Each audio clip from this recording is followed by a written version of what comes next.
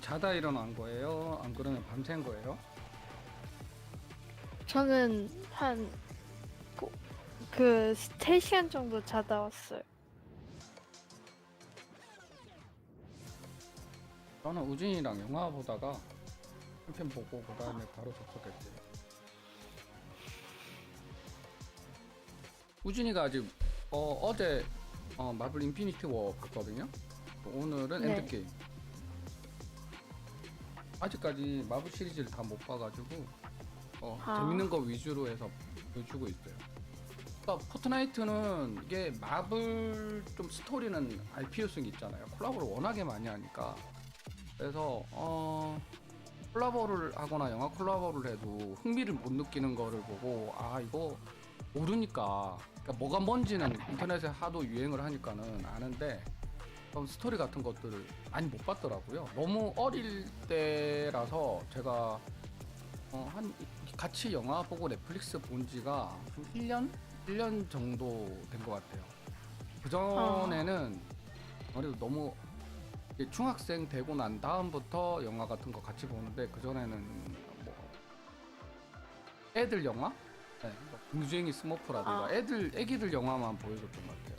근래에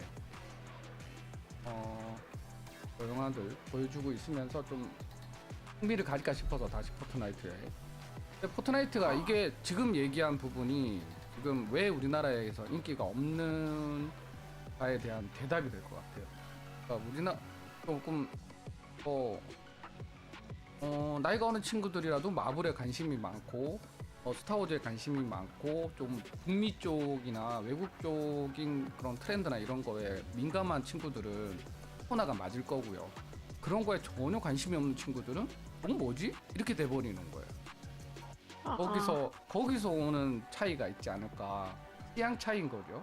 네, 그런 취향 차이가 있을 수밖에 없는 게 저희 넷플릭스는 들어온 지 좀 됐지만 디즈니 플러스도 들어온 지 얼마 안 됐잖아요. 디즈니 플러스 이제 한 1년 돼 가나? 아마 그럴 거예요. 1년.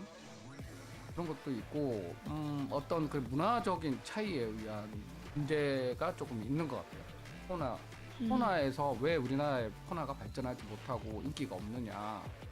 외국에서는 당연히 이제 그 공감대가 형성이 되어 있으니까 코나에 콜라보하는 어떤 그런 문화들이라던가 이런 것들이 서양 쪽에는 어느 정도 맞는데 우리하고는 좀 동떨어진 면이 있습니다. 네. 그걸 개발자가 그거를 어느 정도 해줘야 되는데, 저도 저 나름대로 그런 부분을 좀 커버를 하려고 포크리 같은 거 만들 때도 오징어 게임부터 시작해서 뭐 종이집 같은 경우도 만들었잖아요. 한국적인 거를 넣으려고 노력을 많이 하고는 있는데, 워낙에 저 혼자서 하는 거는 어느 정도 저도 계속 뭐 포크리 개발자들 인원도 늘어나고 이러면 할 수 있는 역량이 늘어나는데 계속 줄어들기만 하니까 할 수 있는 것들이 많이 좀 제한이 되는 상황이에요. 요즘에 커스텀 매치도 인원이 없어서 많이 못하고 있잖아요. 어쨌든 좀 변화가 있어야 된다는 생각에 이번 대회 때도 중계를 일부러 하는 거예요. 무리가 되긴 하는데 이걸 난 지금 시작 안 했나 아직?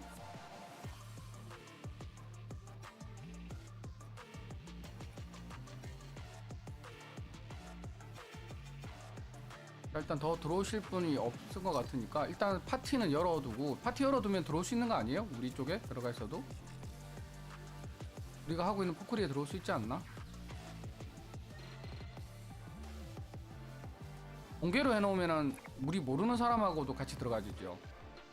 네. 포크리여서 이걸 비공개로 비공개로 하고 하고 그 다음에 하고 그 파티 공개는 공개로 하면 공개로 해놓고 해서 다른 분들 따라 들어오시도록 들어갑시다. 자, 오늘 밤이 늦었고 지금 조명 다 켜고 이러면 아바타 운영할 수 있는데 아바타 운영은 안 할게요. 볼트님도 있었지. 자, 들어갑시다. 레디. 볼트님은 지금 뭐 그렇게 많이 늦은 시간은 아니어서, 볼트님 지금 한 9시 10시 뭐 이쯤 됐나요?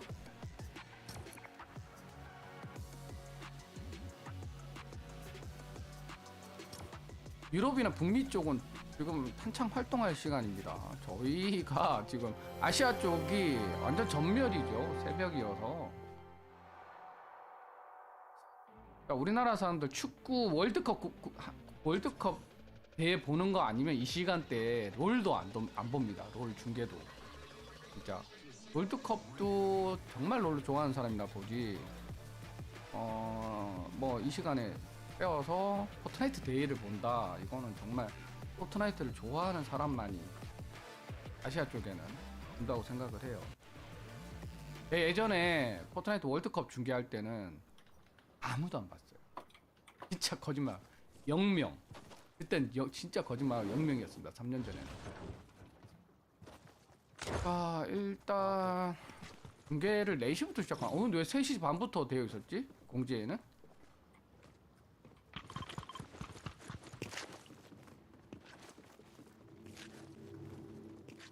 독일은 8시 나이스.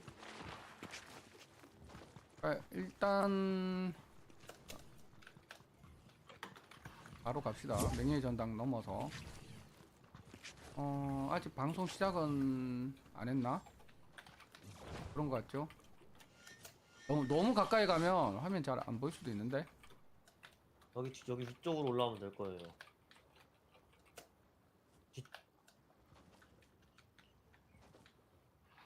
나 육면 각체 별로 안 좋아하는데. 크롬 이놈의 크롬. 뽀로로도 아니고. 아직 시작은 안 한 것 같아요. 여기서도 이런 거 보니까. 그러니까 독일에서는 8시 반이라 그러던데. 우리도 현지 시간으로 3시 반이라고 그랬는데 제가 알기로 4시부터 그러니까- 시작인 걸로 알고 있는데 공지는 왜 3시 반인지 모르겠어요. 아니 4시 반이라 그러던데. 아니요, 3시 반. 독일하고 한국하고 8시간 차이 나는데 독일에서는 8시 반이라고 떠 있어요. 여기 3시 반이라고 적혀져 있어요. 근데 솔직히 지금 에픽게임즈 직원들 이거 보고 있을까요? 자고 있을까요? 자고 있을 가능성이. 에픽게임즈 코리아 직원들은 이거 보고 있을까요? 자고 있을까요? 네, 코리아는 자고 있죠. 이게 문제인 거예요. 이게 문제인 거예요. 과연 에픽게임즈 직원 중에 포트나이트를 사랑하는 사람이 있겠습니까? 한 명이라도 있었다면 우리나라가 이렇게 되진 않았을 것 같아요. 포트나이트가 이 정도로 인기 없지는 않았을 것 같아요. 게임에 문제가 있거나 물론 시즌마다 호불호가 갈릴 수도 있고 조금 더 인기 있고 덜하는 거 있습니다. 근데 포트나이트 게임 자체가 그렇게 문제가 있는 부분은 없지 않자. 망게임이거나 막 게임이 망할 정도의 그 정도 이슈는 없었잖아요. 한 번도. 논란이 된 적도 없고. 콘텐츠의 차이라던가 게임 유저로서의 불만은 있지만 게임 자체의 문제점은 있다고 생각은 안 하거든요. 의자 이모터 같은 거 하나 준비하시고. 볼트님 겹치는 건 좀. 어. 네? 이거 아니에요? 뭔가 게임 대회를 보는 느낌은 아닌데. 이거 어때요? 너무 불편한 의자에. 그 멋지긴 한데 너무 불편한 의자 아니에요? 아니 제가 챕터 2 시즌 6 때 배틀 패스를 안 사가지고 그거 없어요. 이게 제일 편한데 아마 이 의자가 제일 편한 의자일 거예요. 게임 수준님 저거 비켜보세요. 안 보여요. 화면 다 가려요. 자, 뒤에 쓰지 말고 옆에 서서. 일단 어떻게 될지 몰라서 공지에 3시 반이라고 돼 있어서 그게 맞췄는데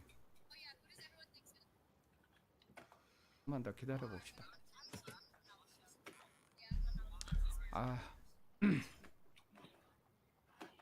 독일은 얼어 죽겠다. 한국 선수가 제가 명단 보니까 한 명도 없는 것 같아요. 천사 왔다. 지금 공개 상태로 해놨으니까 게임 참가하셔서 들어오시면 됩니다. 방으로. 더 천사 좋고 제가 초대했어요. 잘했죠.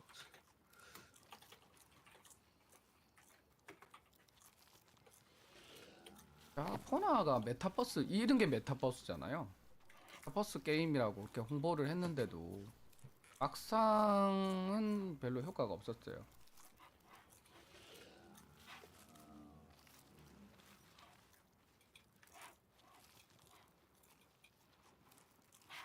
지금 독일은 몇 시예요?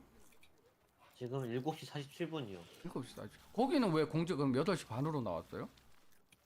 몰라요? 그거 독일은 이제 가을쯤 되면은 이제 1시간이 늦춰지거나 빨라지거나 그러거든요.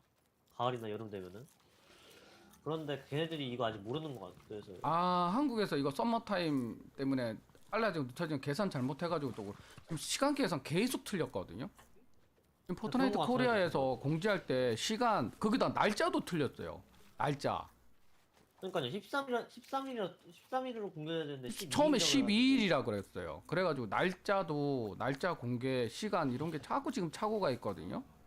그것도 문제고 게임 내 퀘스트 나올 때 그 번역도 차이가 요즘에 많이 납니다. 그러니까 누군가가 지적해 준 사람이 없으니까 계속 이게 오류가 생기는 거예요. 그러니까 자기네들은 표기 오류일지 모르지만 유저들은 그것 때문에 문제가 생길 수 있잖아요. 깔끔하게 정확하게 처리를 해야죠. 우리가 틀렸다 싶으면 나중에 가서 문제가 될 소지가 있으니까 고쳐버리더라고요. 그런 거는 좀 많이 개선돼야 돼요. 한국의 유저가 적다 하더라도 그렇다고 한국 유저들이 다 전멸하고 한 명도 없는 건 아니잖아요. 아직까지도 포나에 애정을 가지고 여러모로 신경을 쓰고 있고 좋아하는 유저들이 있는데 제가 지금 포트나이트를 접고 다른 게임으로 못 넘어가는 이유도 똑같은 이유입니다. 아직까지는 포트나이트 제 방송을 보는 사람이 있는데 그렇게 하지를 못하고 있는 거죠.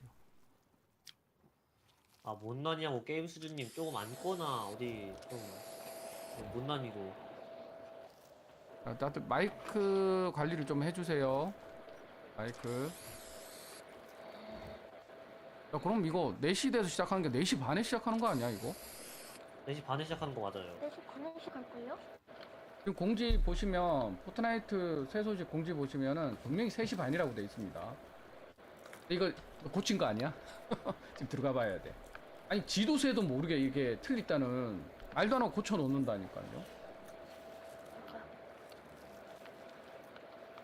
저도 공지를 해야 되니까 이런 거 커뮤니티에도 얘기를 해야 되니까 분명히 자 지금 보여드릴게요. 네. 자 보시면 한국 시간 11월 13일 오전 3시 30분이라고 딱 적혀져 있어요. 1일차 중계 시간. 자 지금 소음. 총소리 소리 나는데 자꾸. 자 이거 무슨 청소기 소리 누굽니까? 마이크 좀 끄세요. 주변에 시끄러우면 마이크 끄셔야지.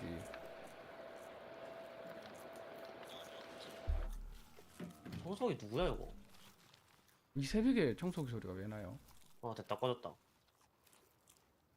어쨌든 이렇습니다. 이런데 지금 보시면 영어 중계는 제가 지금 여기 들어와 있는 여기서 보실 수도 있고요. watchfortnite.com에서 보실 수도 있고 우리가 뭐 포르투갈 중계는 볼 일이 없잖아요. 영어 중계는 한국 중계 없습니다. 근데 한국 중계 포트나이트 대회인데 한국 중계가 된 적이 있다는 걸 아세요? 아니요? 다들 모르고 있죠. 그것도 유명한 뭐 정소림 아나운서라던가 그 e스포츠 쪽 그 중계진으로 유명한 사람들이 했었어요. 했던 적이 있습니다. 대회 중계를. 근데 이제 그 대회 중계 국제 대회 중계였는데 근데 웃긴 게 당일날 바로 이게 중계를 해달라고 뭐 얘기가 들어와서 이제 그 중계진들이 포트나이트가 어떤 게임인지도 잘 모르고 선수들이 어떤 사람들이 나오고 어떤 정보 이런 거 아무것도 없이 중계를 한 거예요. 그날 저도 중계를 보는데 일반 유저들보다 더 포나에 대한 정보가 없는데 그 대회를 해설하라 그러니까 어떤 느낌이냐면 처음으로 포나 접하는 사람들이 이제 중계를 하는 그런 느낌으로 하라 그러니까 한 거예요. 회사에서 하라 그러니까. 그래서 이제 하는 걸 봤는데 엉망이었죠. 엉망이었어요. 준비나 여러 가지 것들이 다 미흡한 상태에서 하니까 당연히 사람들이 좋은 반응이 나올 수가 없죠. 그렇게 하다가 아예 이제는 아예 중계를 안 하게 됐죠.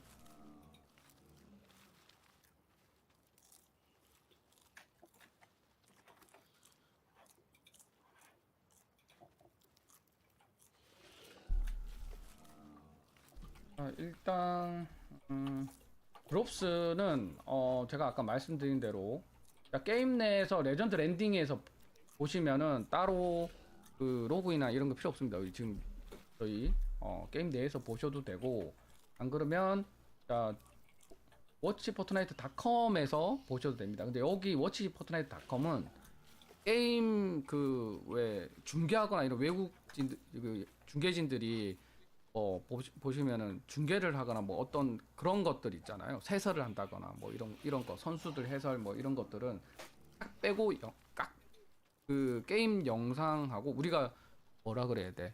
그 관전하는 느낌 비슷하게 보는 거예요. 네. 그러니까 다른 거 없고, 그리고 뭐 유튜브 공식 포트나이트 유튜브 채널이나 공식 포트나이트 트위치에서 보시면은 이제 해설진들이 해설하는 걸 들을 수 있고, 그 대신에 그쪽에서 보시려 그러면은 계정 연동을 하셔야 됩니다. 계정 연결. 유튜브하고도 계정 연결이 되고 트위치하고도 에픽 계정 연결이 있어요. 그 연결을 하셔야 돼요. 그런 과정이 필요하고, 그 외에 뭐 레전드 랜딩에서 보시는 거는 아까 말씀드렸지만 따로 연결 필요 없이 게임 내에서 보시니까 바로 본 걸로 인정이 돼서 시간 시청이 되겠죠. 1시간 이상 시청을 하면 아이템 지급이 됩니다. 그리고 워치포트나이트.com은 에픽 계정 로그인을 하면 돼요. 포트나이트 공식 홈페이지하고 똑같이 에픽 계정 로그인을 하시면 이렇게 로그인이 됩니다. 이 상태에서 하면 당연히 내 캐릭터 내 계정으로 아이템이 들어오겠죠. 그러면 준비될 거는 다 된 거예요. 지금 북미 로스앤젤레스 지역에서는 이걸 직관을 한다 그럽니다. 표 구매를 해서. 저희는 거기까지는 갈 수 없으니까.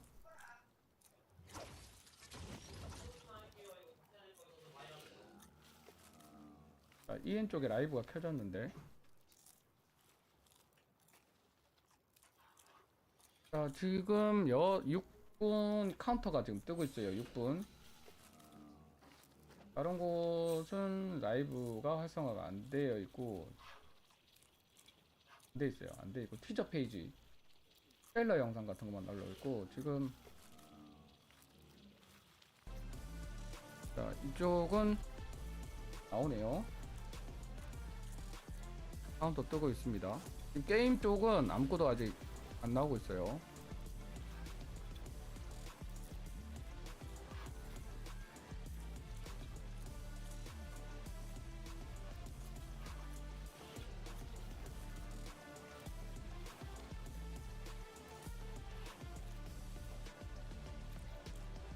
오늘 방송 컨셉이나 분위기는 뭐 조용하게 대마에게 보고 있는 그런 거보다 우리 나름대로 보고 우리 나름대로 즐길 수 있는 부분을 서로 떠들면서 왜 뭐 월드컵이나 뭐 축구 경기나 뭐 여러 가지 보면서 보통 친구들하고 소파에 앉아서 서로 잡담하고 서로 뭐 우리는 포트나이트가 공동 과제 그 관심이잖아요. 그러니까 포트나이트에 관련해서 서로 얘기하면서 프로게임들은 저렇게도 하네?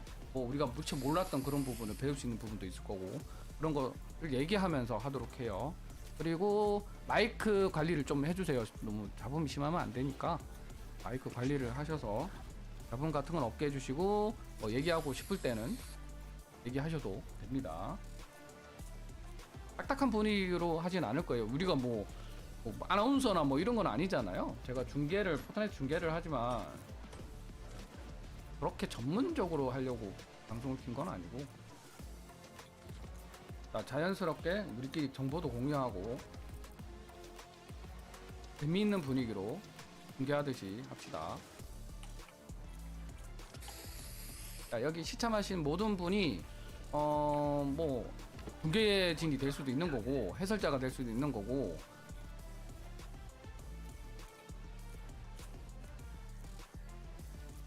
3년 만에 열리는 저번에 포트나이트 월드컵 1위를 버그화가 했잖아요. 버그화가 했고 그때 2위 하셨던 분이 다른 분은 아실지 모르겠지만 우리 교포였대요. 어머님이 한국 분이셔서 우리 교포였다 합니다. 2위를 해서 그때 뭐 스포츠카 엄청 멋진 걸 이제 사고 싶어서 사가지고 타고 다니던데. 하여튼 한국에 사시는 분은 아니고 이제 미국에 거주하는 우리 교포라 그러죠. 교포분이 2등을 하셨어요. 근데 그런 부분도 포트나이트에서 이제 뭐 대회 끝나고 난 다음에 다큐멘터리처럼 얘기를 해주니까 저도 그거를 보고 알은 겁니다. 한국 언론사나 한국에서는 전혀 그런 부분에 대한 취재 인터뷰 이런 게 없었어요. 왜냐? 포트나이트는 한국에서 인기가 없으니까. 야, 외국에 오히려 화제가 되고 한국계 교포다라는 얘기가 나올 정도고 우리나라에서는 조용조용했죠. 거기다가 그때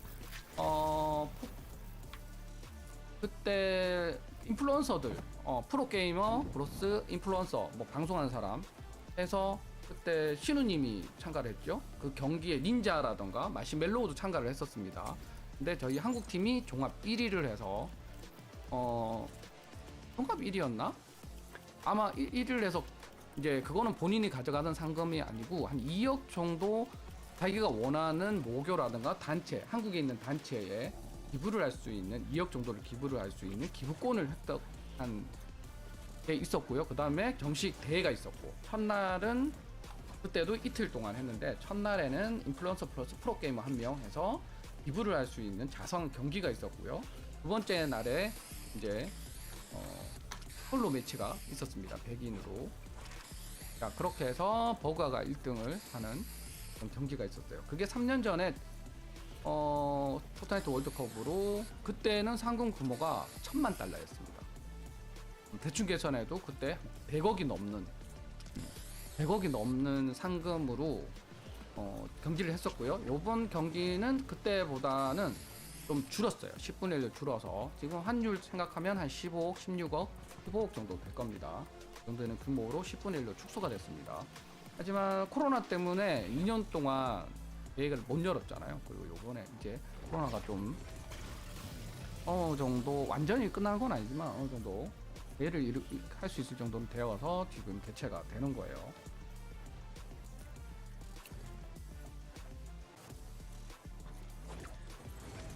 (3년) 전에 포트나이트 월드컵 할 때는 한국 프로게이머 구단으로 유명한 T1에서도 제가 알기로 3명인가 4명 정도 한국 출전자가 있었습니다. 100명 안에 총 한국인이 5명 정도 출전했던 걸로 알고 있어요. 그때에서 T1 게임 소속의 프로게이머 1명이 20위를 달성을 해서 상금을 뭐 억대 수준까지는 아닌데 한 몇천만 원 정도 수준으로 받은 걸로 알고 있어요. 6천 정도. 세금 떼고 이렇게 계산하는 것까지는 잘 모르겠는데 상금만 생각했을 때 6천에서 9천 정도. 거기서 이제 세금 떼고 뭐 이런 게 있었겠죠. 하지만 중학교 1학년이었던 걸로 알고 있습니다. 피터팬님이 그렇게 상금을 받았고 T1이 이제 해체가 됐어요. 몇 년 전에. 한국에는 공식적으로 포트나이트 구단이 없습니다. 자, 지금은 프로게이머가 없고 본인이 직접 열심히 해서 챔피언 시리즈까지 올라가고 두 분이 성적으로 100위 안에 들어가야 됩니다. 지금은 한국인으로서 대회에 출전하는 사람은 없는 걸로 확인을 했습니다. 자, 인게임은 아직까지 없는데 지금 방송 중계는 시작됐어요. 라이브는.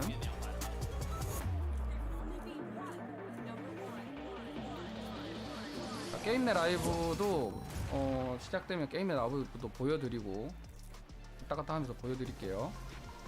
Ladies and gentlemen, boys and girls, Fortnite 자, fans from 방송은 시작이 around the 됐고요. world, wherever you are watching from, welcome 공식적인 대회는 to 4시 the 반부터 시작되는 것 FNCS 같습니다. 다시 쇼 Invitational 스타트라고 카운트가 다시 2022 coming at you 보이네요. live from Raleigh, North Carolina. The Raleigh Convention Center is being packed right now. We got fans up in the building. We got the players on site. And not too long from now, 자, 아시아 출전팀은 총 3팀인데 아이디를 봤을 땐 제가 너무 생소한 아이디어여서 한국 선수가 아니라고 판단했는데 또 제가 모를 수도 있어요. 포트나이트 한국 유저들 다 아는 건 아닙니까? 자, 소리가 작거나 잘 안 들리시면 말씀을 해주세요. Hello everyone. Thank you so much, Zeke. The stage is set. We have international players joining us here today. There's a lot on the line, and it makes me so excited for every single one of the 12 games we'll be watching. And she's the best at everything. If you don't believe it, it's in her name. pretty It's good. the best taco. 저희도 생방송 중계하기 때문에 채팅창은 그대로 냅두겠어요. 채팅창으로 얘기하셔서 하면 노출되는 거 노출되게 하셔도 상관없습니다. That's right. The fans are ready. We are ready. But you know who else is ready? It's the players. Check this out. 자, 포트나이트 월드컵 사회자로 늘 활동을 하는 그 아까 남자 중계분씨는 그 옛날에도 포트나이트 월드컵 중계를 했었어요. 3년 전에. 버거가 보이네요. 부그하라고도 하고 버거하라고도 합니다. 발음에 따라 틀려요. Me and Dukes are so excited, you know what I'm saying? It's my first time being at a tournament on LAN. Lands are just like the greatest vibes ever. We've been playing with each other a lot, especially in the past like 2 weeks. Yeah, we've been working hard.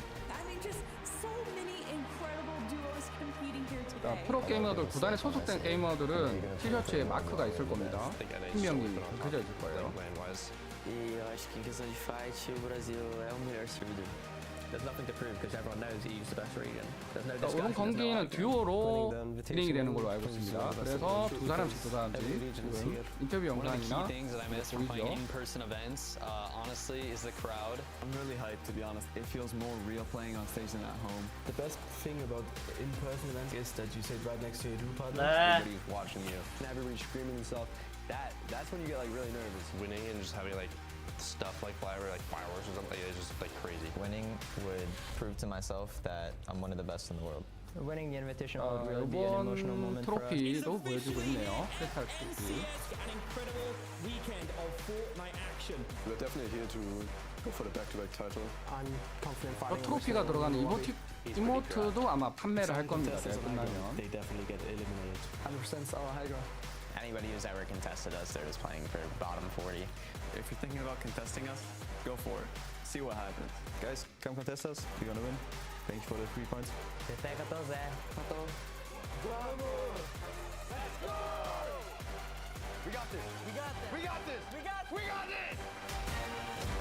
화면에 보이는 친구들 중에 좀 수염도 막 기르고 그러니까 지금 10대입니다. 10대. 외국에는 10대 16살, 17살만 돼도 저렇게 덩치도 크고 수염도 기르고 그래요. Players that we'll be seeing compete on this stage in just a little bit. But first, I'd love for you to give a big warm welcome to our main man. It's Adam Savage. Thank you very much, Zeke. We're 자, feeling 현장에 good. 티켓을 구매해서 직관하는 사람들도 엄청 많네요. Let the world hear you scream. 제가 알기로 상당히 이게 표 얻기가 쉽지 않았던 걸로 알고 있습니다. You guys are beautiful. Right now, joining me here is Takata. What a weekend of Fortnite action we are in for, my friend. It's incredible. Adam, look, it has been years since we've had an international event of this caliber. 7 regions, 27 different countries, 50 of some of the best duos in the world are competing here today. 27? A total prize pool of $1 million. I mean, words cannot even describe how excited I am. We are so excited. One more time, North Carolina, let them 최고 상금이 $1만 달러라고 금방 얘기를 했어요. back to Zeke, and we're excited here, buddy. Just having this incredible e스포츠 player 대회 audience 상금치고 here, just 적은 거는 아닙니다. roaring 적은 건 as we 아닌데 watch things unfold. 몇 년 만에 Eliminations 열린 것 치곤 happen, 좀 right? 조금 Players 아쉽긴 walk out 해요. on the 첫 stages. 해의 포트나이트 월드컵 Going to the next 상금이 And I can't wait. But first, 훨씬 let's 더 focus in on 컸던 the competition for just 어마무시했기 a 때문에 moment. 거의 Let's talk 기네스북에 about 오를 what's 만큼 at 수준이었기 stake. Now, 때문에 for you fans that have followed us along the FNCS, this is pretty familiar, right, Vivid? 자, 늘 저희가 아레나나 이벤트전에서 보시는 거랑 비슷한 as well as eliminations. 점수표죠. 빅토리 로얄 했을 때 32포인트를 주고 2등, 3등에서 마지막에 35등까지 4포인트를 준다. 포인트를 해서 경기를 계속 진행을 하고 몇 차전까지 해서 통합 점수가 높은 사람이 우승이 되는, 우승팀이 되는 그런 방식입니다. 아레나 참여하시면 많이 해보셨던 방식이라 한눈에 아실 거예요. 포트나이트 유저들이라면. going to be bringing home $200,000 to 아, start. 1등 상금은 20만 달러입니다. 20만 달러. 2등이 14만 달러. 3등이 12만 달러고요. 그다음에 50등이 좀 상금이 낮네요. 몇백만 원 수준이에요. 달러가 요즘에 강세라서 적은 금액은 아닙니다. 챔피언에게는 아까 트로피가 수여된다 얘기예요. That happened. That was, in fact, us. Vivid, I'm trying to contain myself, man. Are you excited? Are you as excited as I am right now? It's hard to not bounce around. It's really hard right now. I'm saying, you know, they stand still, Vivid. Listen, the crowd is going crazy. The competition hasn't even started yet. And yes, that trophy is oh so important. We have seen people raise these things up before, and those moments, they're still being replayed to this day, which makes these players want it oh so more. 그 대회 중계라고 너무 부담 갖지 마시고 채팅도 자유롭게 하시고 뭐 질문이라던가 뭐 얘기하고 싶은 거 있으시면 그 관계없는 얘기는 하지 마시고요. 대회 관계, 포트나이트에 관계되는 얘기들은 마음껏 해주셔도 됩니다. Let me introduce you to a few more. Alright, so we're both always consistent, always placing in the top 10. We're just gonna play the same game that we always play. Honestly, like we're not really scared because we're the best players to touch the game. I think we're due. 보가는 다들 잘 아실 것 같아요. 아이콘 시리즈로 Total, we have 3 FNCS wins. 스킬이 있으니까. We've won 2 FNCSs together. I've won 2 FNCSs, both in trios. I've won 6 FNCSs. I've won World Cup and 3 FNCSs. To become an FNCS champion, I think 1, it takes a lot of grinding, a lot of viewing skill, and then 2, I think you're gonna have to pull a decent amount of zones. You have to get a little bit lucky. You have to be the best. You have to have talent. You can't just be hardworking. Our 2 last grands, obviously. 3년 전하고 아무래도 선수들도 많이 바뀌었을 것 같아요. Trying to look at all of our games, look why we made the mistakes, and 새로운 인물들도 많이 나왔을 것 같고. I've been really consistent in FNCSs, but the last 2 have really done bad for me, so I'm here to not mess around and prove myself. This season we're going to be way more consistent at getting like top 3s, top 2, maybe winning games, and then that's going to help us get the extra points we need to get that top spot. E tal, então eu acho que eu quero há muito tempo já ter essa experiência para ver se como que tá o nível do Brasil comparado com os outros servidores. Yeah, so there's loads of FNCS champions. 여기 있는 선수들은 본인이 똑같습니다. 저희도 다 아레나 디비전부터 시작해서 한 단계 한 단계 올라가잖아요. 그렇게 올라가서 선발된 선수예요. 그러니까 여기에 계신 분들 폰한 실력만 되시면 언제든지 저 자리에 갈 수 있습니다. 누구든. 포트나이트 유저라면. So I feel like we have a good playing field here. 나이 상관없어요. Can't be nervous. 나이 상관은 You also 없는 gotta 걸로 be 알고 focused 있어요. on the game. Can't really pay attention too much to your surroundings or what else is going on. 근데 아무래도 프로 게이머들은 10대 중반이 많고 10대 후반까지만 가도 순발력이 떨어져서 여러 가지 좀 힘들죠. Obviously in FNCS, I got 포트나이트 프로 게이머 같은 경우 18세 정도만 돼도 나이가 많다고 느끼는 경우가 많아요. 보통 보시면 다 지금 방송 보시고 있는 또래들입니다. 14살, 15살, 16살, 많아봐야 18살. 이 정도 수준일 거예요. 뭐 어리면 13살도 있을 겁니다. The confidence is unreal right now. You can just tell from those little tidbits that these players have never more competitive careers than this moment. Everything is on the line. Now we did get to see 2 members there, Queasy and Vino. I mean, heralds of EU. 우리나라는 안 그렇지만 외국에는 포트나이트를 전문적으로 가르치는 코치와 학원이 있습니다. 정확하게 얘기하면 코치가 있어요. 코치. 우리도 롤을 프로게이머들 가르치는 학원이 있잖아요. 그것처럼 외국은 포트나이트가 몇 년 전부터 엄청 활성화되어 있고 우리나라에 뭐 국영수 과외하듯이 외국에는 코치를 고용을 해서 부모님이 코치를 고용해서 과외를 시키는 게임 과외를 시키는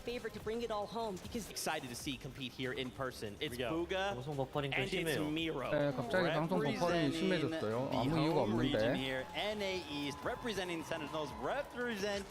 자, 새로 고침 한 번씩 해주세요. 저도 지금 모니터링 하다가 새로 고침 하니까 괜찮아지네요.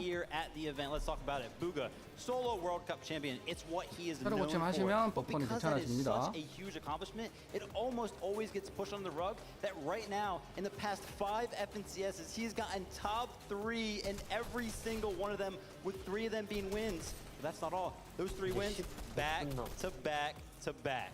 It's an 자, absolutely 17분 disgusting stat 40초 line when 남았다고 you really think 그러네요. about it. And he's not the only one. You have to keep in mind his duo partner Miro. He is 자, also 확실한 거는 the 지금 NA East individual leader for eliminations. 한국 for 3 out of 쪽에서 the last 6 공지를 FNCS finals. That 잘못했습니다. statistic 한국 alone 새소식의 공지를 showcases the fact that I 1시간 think this NA 반복 East duo 계산해서 is certainly 공지를 going to pack 올렸어요. a pretty vicious punch for the rest of these regions. That's 방송 right. And 그 we have a 대회 very 보실 special treat for you 분들은 fans here. 지금은 And of course, viewers 사전 at home, 방송 guess what? 중계 Hellink 시작이고 is standing 대회 by 보실 with 분들은 Booga and Miro. 4시 반에 오셔도 Thank you 늦지 so much, 않았습니다. Zeke. Joining me right here, I got Miro and Booga for a quick interview. 자, 일단 가장 Booga, it's been 3 long 우승이 years since your iconic World 유력한 Cup win. What is it like to 버그와부터 finally be 인터뷰를 back on 시작하네요. stage in front of all of these people playing? I'm super excited. I mean, it's super cool to be back in in-person event. 근데 3년이 흘렀는데 전혀 안 hope they 변한 것 bring more 같은데, in the future, of 누가는? course. But yeah, just hoping for the best, honestly. Yeah, of course. And Miro, talking about the game, of course, you guys are not only 원래 uncontested, but 외국 it also 애들이 seems like there's not too many 중학교 teams around you on the south 3학년부터 side. 얼굴이 안 What are your 변해요, plans to 거의. handle Storm Surge? I mean, 키도 as of right now, 별로 we're 안 변한 uncontested. 것 We'll see what 같아요. happens. We're gonna try not to leak 거의 too many 변화가 없는 strats, 것 but I think 같은데. it'll be okay. 그러다가 이제 성인이 되면 갑자기 수염 엄청나게 나고 확 바뀌는 거 아니에요? That's 대부분 right, 대부분 fans. You 3년 guys can make 때부터는 some noise. That's okay. You want to be cheering on this duo, right? They got me. They got me. They're still waking up. It's all good. Now we have to talk about more of the duos we're going to be seeing compete today. Is there another maybe duo that you have 한국인들이 eyes 많이 on right now? Well, that's the beautiful part about the FNCS Invitational is that we do have that international representation. And Alex and Bailey are a must mention from Oceania because they have had an 지금 absolutely phenomenal 나라보다는 Chapter 3 performance so 서버를 far. 위주로 They've 이렇게 only been 해놓습니다. 아시아 getting 서버에서는 better 지금 세 with 팀 each 정도 season of Chapter 3. 나왔어요. They started out with 3rd place in Season 1, then 2nd place Season 2. So guess what Season 1 was? That's right. They were the FNCS champions of the most 시즌 recent season 3에서 coming into this 1등을 한 FNCS 챔피언 Invitational. And 팀입니다. their 지금 현재 dedication to the grind did 보여드리는 not 팀은 stop there either because they have been absolutely dominating in Cash Cup performances as well. Alex even, I believe, tweeting at one point 10 first place finishes in those Cash Cups alone. So the consistency is definitely there for this duo. And the thing that I love is the confidence, right? Right here alone, Bailey's name in game, Bailey on height. Man, I wonder how he's going to be playing today, going for the higher gun. Honestly, listen, the great thing about being here in person is that I am actually able to go into the practice room, kind of stand behind some of these players. And last night I did just that with Alex and Bailey, and they won the scrim game that I was watching. 갑자기 왜 이래? 갑자기 렉이 걸린다. Competition. A 6-time FNCS champion coming from NA West. It's Epic Whale, and he's going to be 화질이 paired 왜 up 이거밖에 안 with 되냐? Reese. 70p? If you watch this, you know these guys are literal 화질이 sharks. 1080p가 아니라 The 6X, the only one 밖에는 in the 지원을 안 world, 합니다. the individual player who has the most FNCS wins right there. It is none other than Epic Whale. But it doesn't just stop there. 3rd place at World Cup, and then of course winning the most recent international event as well. He is on an absolute tear right now, and he always looks so good. But the thing that I love about Epic Whale is that he is able to adapt to almost any situation. So much so that one season he even transitioned to controller. Of course, now he is back on that keyboard and mouse, but 게임 showing that he is so 내에서 versatile. 중계는 아마 제가 볼 My 때 favorite 14분 part 후에 about this duo as 진행될 well 것 is 같아요. that collectively they have 8 FNCS championship titles to their name, which actually ties them for 1st place with Booga and Miro of all duos. So this could be an excellent opportunity here for Epic Whale and Reed to establish once and for all who really has the most championship titles to their name. You love to see it. Now, listen, fans in the audience, I need you guys to make some noise because Kelly is standing by right now with Epic Whale and Reed. Thank you once again, Zeke, and you are right. I have Epic Whale and Reet joining me for another quick interview. Epic Whale, everyone knows that the 6X in your name stands for how many FNCS titles you 지금 currently 오른쪽에 있는 hold. 친구는 What 제가 has 3년 the 전에 preparation been like so that you turn 봤던 that into 참가자인 7X? 것 같아요. Yeah, just 우리 a lot 많이 of VOD 같이 reviewing 이건데. with our coach 그때는 and like watching our own 시험이 games 안 back, 났었는데 watching other players 그때는 from 좀 other regions, 꼬맹이였던 것 and just 같은데. always improving like from the elite cups and stuff. Right, I love it. And Reet, you're known to be aggressive from time to time. Are we going to be seeing that classic Reet aggression today? Yeah, we're going for 20 bombs every game. Love it. That's what I want to see. I'm going to hold you to that 20 bomb, everyone. Let's head on back to the desk. Oh boy. Reet, you can't just be saying that, man. I'm looking for a 20 bomb. We'll see how that all unfolds. Well, that's just a sneak peek at some of the competitors. Let's see how others feel about the competition. Anything could happen, like it's a tight matchup, they're both really good teams. A lot of people think they're one of NA's best teams. I think they're pretty down here, actually. We're gonna get out of it and go in and clean it up every game. This is gonna be crazy. So at Cloudy Condos, we got Aqua, Reason, we have Mustache Malabuka, and then we have Tayson and Chapix. So obviously those three teams are like a lot 아니 of people's e스포츠는 favorites 왜 to win 프로 it. 게임들은 항상 저 표지지? Pretty highly contested. 어? 팔짱 끼고 딱 저 프로 게이머 포즈. It looks pretty strong. 포트나이트에서 늘 Definitely Aqua 나오네요. Reason are going to take at least one game. You know, they're high ground kings. It really depends on like who is gonna like land on the one side alone and third way the other team. We've heard some rumors that Mustache and Malabuka are contesting us. I don't know if it's true, but if it is, we're ready. Just come. I think Malabuka and Mursash are kind of playing like the third man out, and it's mainly Tayson and Chapix fighting. Malabuka and Mursache are insane fighters. 팀복을 안 입고 있는 친구들은 실력은 좋은데 아직까지 팀에 소속되어 있지 않은 친구들입니다. 혼자 힘으로 올라온 거예요. 엄청 대단한 친구들이라고 생각이 들어요. I think Pink and Nas will come out on top most games. If it comes down to like a just straight up 2v2 fight where they both have loot, then I think Quicks and like, because obviously Quicks and Dudes, they're definitely better good fighters. fighters. They're way better fighters than Pink. I don't know about way better. They're way better fighters than Pink. Maybe a little better. Although I think Pink is gonna come out on top, we're gonna see if Clicks is able to surprise us. With Joneses, if you want to have good loot, you really have to win it, so you have to be prepared to beat your opponent. There's like two sides of Joneses. So they split. Yeah, they might split it. I think if we fight Anas or Clicks, we're not gonna do good in Jonases. They can come to Greasy, that's fine, but not like Jonases, not good.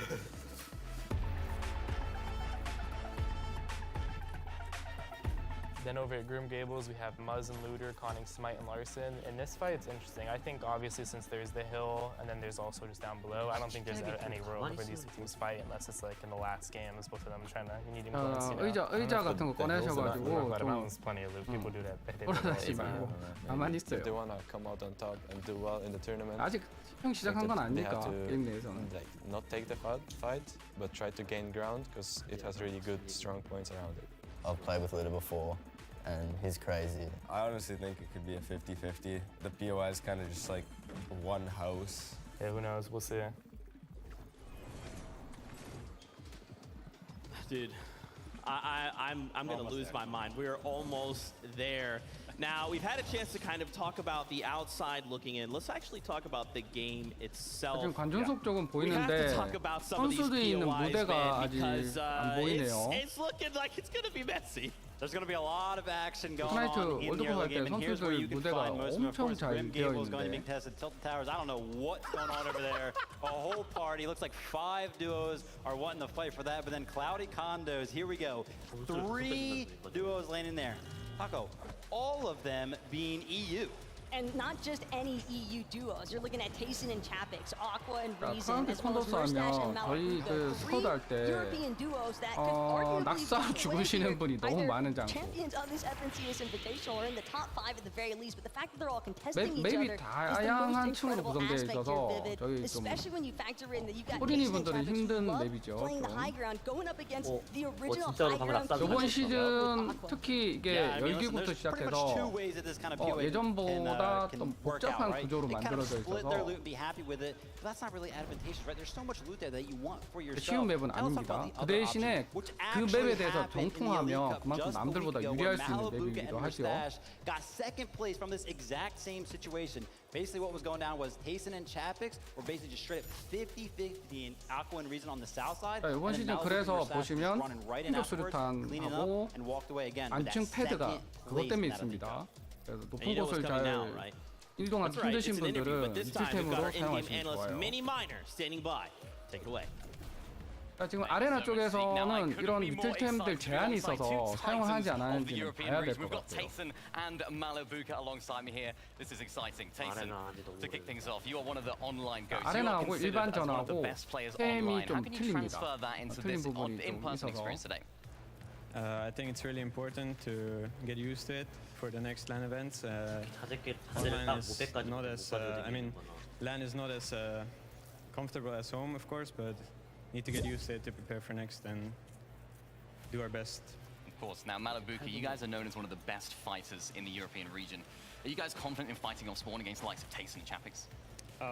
Yes, I think we have a very aggressive playstyle, and that's why it's very easy for us to eliminate other players.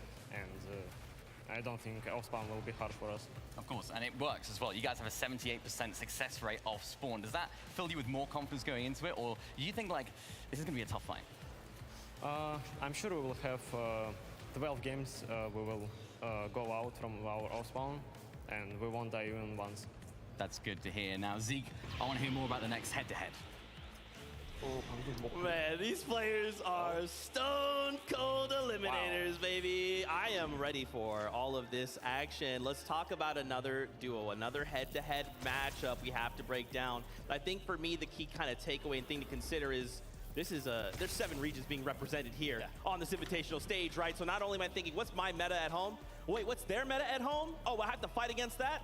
Good luck me. Yeah, over at Green Gables, a little bit of a different situation than Cloudy Condos or Tilted Towers, given that it's just a head-to-head standoff between Smite, Larson, and Muzz with Looter. But I really am curious to see how this actually pans out, because we are getting a little bit of that international region spice, battle of the regions there with NA East and Oshi. But to be fair to Muzz, he has actually been in NA East along with Looter, competing in all of these Elite Cup weekly finals, trying to get as much experience as possible. I think it's going to be a really exciting matchup for them. And when you factor in that Muzz most recently, with the Chapter 3 Season 2 top 10 finish, came in 8th place, I believe, although at the time he was doing with Avery, not to mention his partner Looter, while he was competing in Oceania, he still nearly closed out a match point trigger with a 518-point finish there in Season 2 as well for Chapter 3. And then, of course, Muzz being the only player actually to win an FNCS on multiple regions. He did it on 정확하게 4시 and 반에 NA East as well. 시작을 하는 것 But that's 같아요. not to talk down on Larson and Smite. They 48초 do 남았네요. so well in these all-spawn situations. They come up with such unique strategies. Throwback to Season 1 of Chapter 3, where even the likes of Cold and Sentin were having trouble against them because of the strategies they were coming up with. So that's what I'm excited to look forward to today. What did they prepare for Muzz and Looter? Caliber player is just absolutely insane. For just a moment, I do want to touch on that tilted tower situation. Why do we have 5 duos all landing at tilted towers? But one of them is Fabs and Snacky. And one of my favorite parts about this is that throughout the entirety of Chapter 3, there were 36 finals games played, right? Okay. Fabs and Snacky only went 2 out of those 36 games without receiving any actual E-lings. So with 4 other duos there to contest at Tilted Towers, it's not just a prime opportunity for them to keep boosting that stat metric, but it also kind of indicates the fact that whether or not they're the ones walking away from Tilted Towers by the end of it all, they're taking somebody else with them. So absolutely insane. Now, guess what? Another interview coming your way. Mini Miner, what you got? I've got 2 incredible players right next to me. We've got Looter, we've got Smite, and oh boy, am I excited yet again, as always. Now, Looter, I'll kick things off with you. You've played on both OCE and NA East, right? How do the regions differ, and how are you going to use that experience today? Well, there is a big difference, that's for sure. I definitely think OC is obviously easier, and NA has a different skill set, but I made sure to come a month early so I could learn the lobbies as much as I could to do as good. 왜 이래?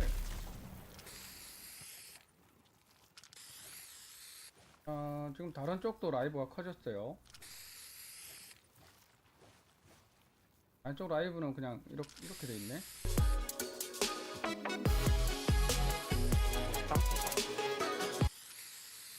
이게 수신이 지금 좀 원활하게 안 되고 끊길 때가 많아요. See what happens. 2 ways to look at it. Now, just quickly, we'll ask you guys, what do you think the score is going to be off spawn? The all-important question.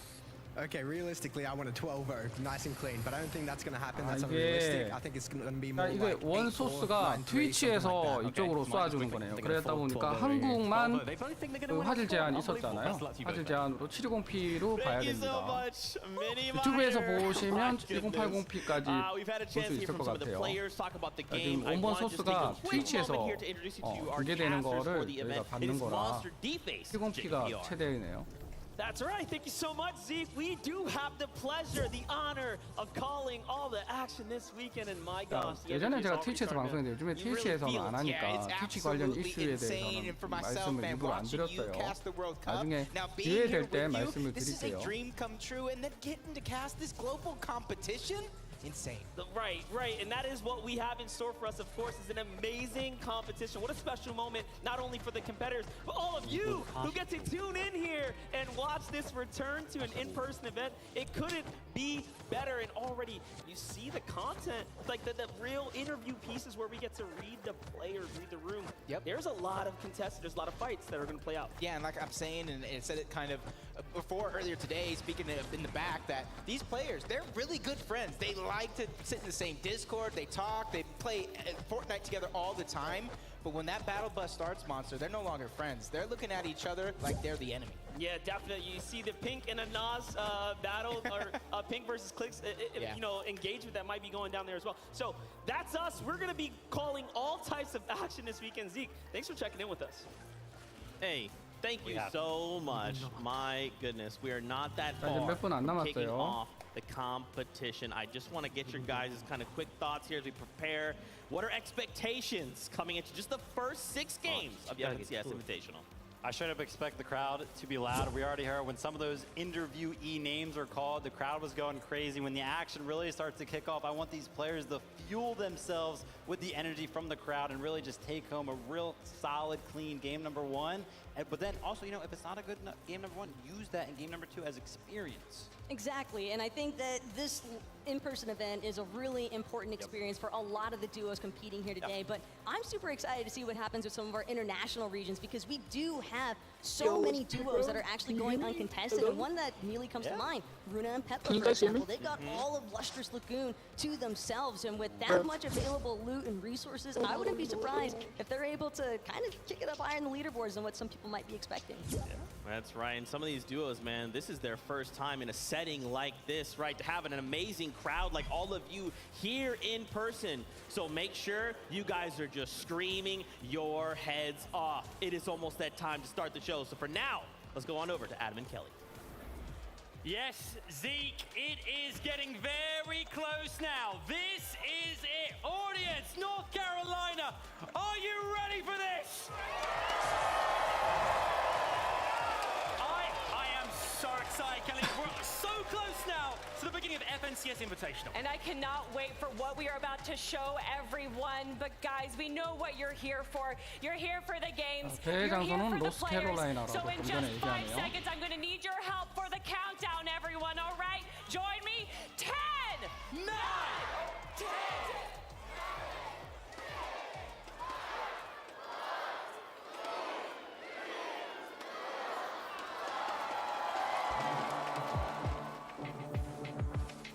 레전드 랜딩 쪽에서도 이제 부르면 나와야 되지 않나? 시작하신대 이제.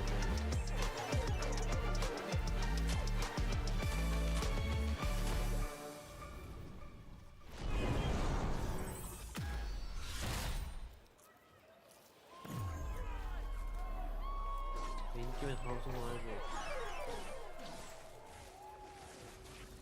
자, 일단 세계대회 포트나이트 인비테이셔널 2022 시작됐습니다. 시작되긴 했는데 여기서 하면 안 되죠. 그러니까요.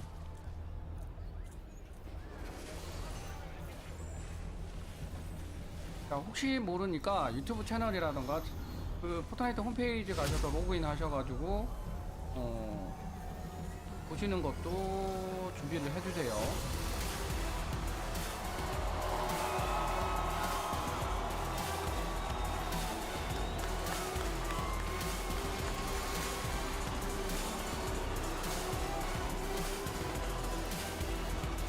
홈페이지 어디로 가지? 게임 그 컴퓨터 사이트 해소신란에 들어가서 조금 내려가시면 있어요. Hello there and welcome to FNCS Invitational 2022 live here in Raleigh, North Carolina. We are here 경기장이 작진 live to the 않네요. world of this beautiful live audience. My name is Adam Savage. And I am Kelly Link. We will be your hosts over the next 2 days. And in those 2 days, you guys will witness 12 incredible games of Fortnite. 50 of the best duos around the world, representing 7 regions, will not just be duking it out for the $1 million prize pool. They won't just be fighting. 아, 이거 수신 되게 안 좋다. 아니 하덕이랑 치치딸기 왜 이렇게 Essa Invitational a gente tá até nervosa, olha só, meu Deus do céu, é muita 아, emoção. Bom, é muito 이쪽은 feliz estar aqui 브라질 com você. 쪽 Você já falou, o Rainy já 방송인가 falou, é a 봐요. primeira vez que a 와, gente tá no 여기는 estúdio. 뭐 대륙별로 따로 방송해줘 언어로. It's time to meet 자, 아까 BR로 돼 있는 건 거기 브라질 쪽입니다.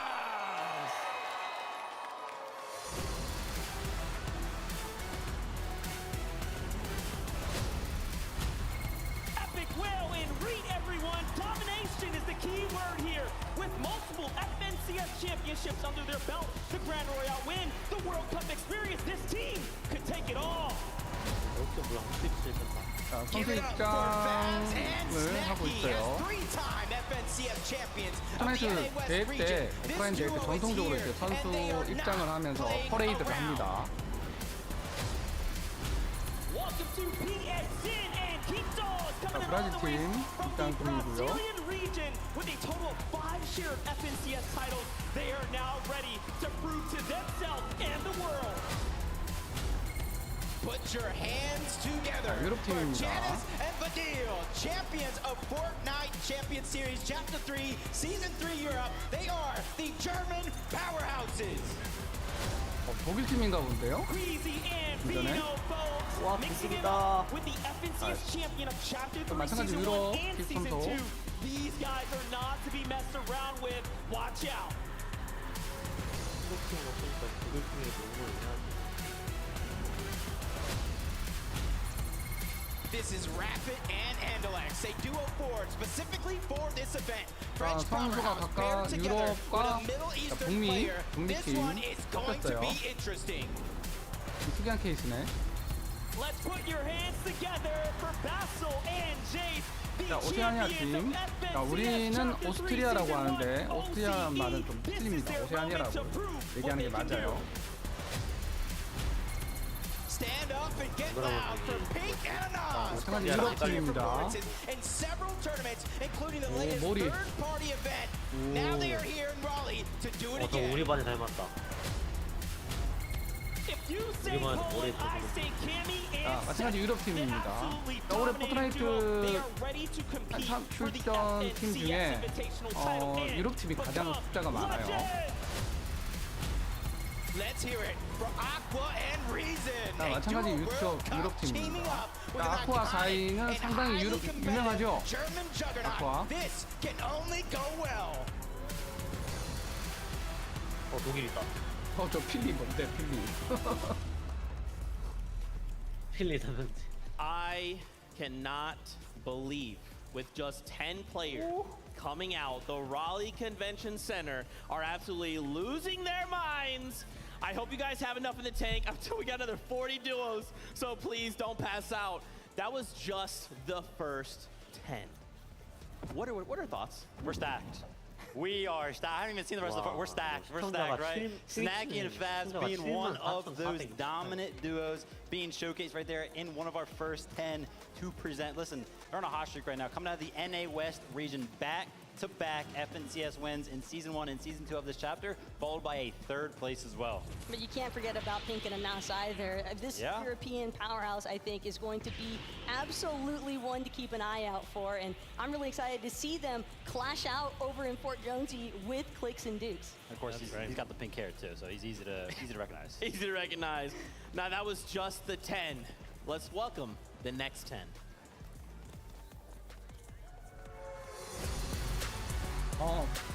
선수들은 오 이런 식으로 돼 있네요. Give it up for iDrop and Mr. Savage, a true Fortnite OG teaming up with this highly competitive Norwegian teammate. This is not a drill, everyone. Let's go. A team that needs no introduction, Clicks and Duke, climbing their way up the ranks, fourth in the most recent NA East FNCS. They won the first Elite Cup of the region and then ready to take on the international stage. This is cold and scented. These guys are like bread and butter, best together when placing in end games, finishing both second and fifth in the most recent 2 FNCSs. Make some noise for Runa and Peppo. The Japanese powerhouse are here to rock our world. With several FNCS titles in the bag, they might just make it happen again.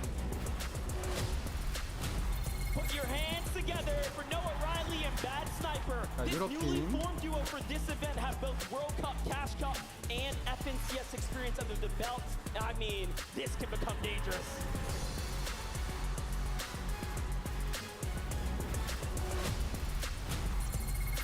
Give it up for Threats and Alice. The combination of Asia and NA East is going to be super exciting to see as this newly formed duo will take on the competition. 자, 방송사고 온것 같아요. 영업 패스됐네. 자, 유럽 팀입니다. 아까 나온 팀들 아시아 팀 같은데. 아시아랑 북미 서부. 자, 자막이 안 나왔어요. Put your hands together for Trulex and Chicho, long-standing duo featuring a former trio FNCS champion. They're ready to prove their worth to the world of Fortnite. Let's welcome Bailey and Alex. Third, second, first is how this duo has placed on the Oceania region, and now they must be absolutely ready for the big stage. Give it up for Pablo Wingu and Swag. Now this is what you get when you mix raw talent with maturity and experience. This is a flaming hot duo.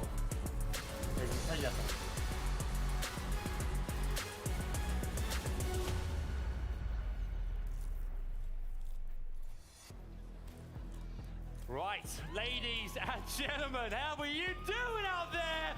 I'm joined right now by Clicks and Duke. Make some noise! All right, Clicks, my friends, out here in front of a live audience, you've experienced World Cup before. How great is you back here in front of all these amazing people? You know, after 2 years, it's finally a pleasure to, be at another LAN event, seeing the crowd, different atmosphere, so hopefully we do good. Absolutely, and Duke as well. I'm going to ask you. 와, quite 선수들 new to in-person events, but being here, 비추는 this experience so 캠이 far being around the 보통 players, 캠이 the 아닌데. audience. How are you feeling going into this? I'm feeling great. 저번에 포트나이트 월드컵 때는 I'm loving it.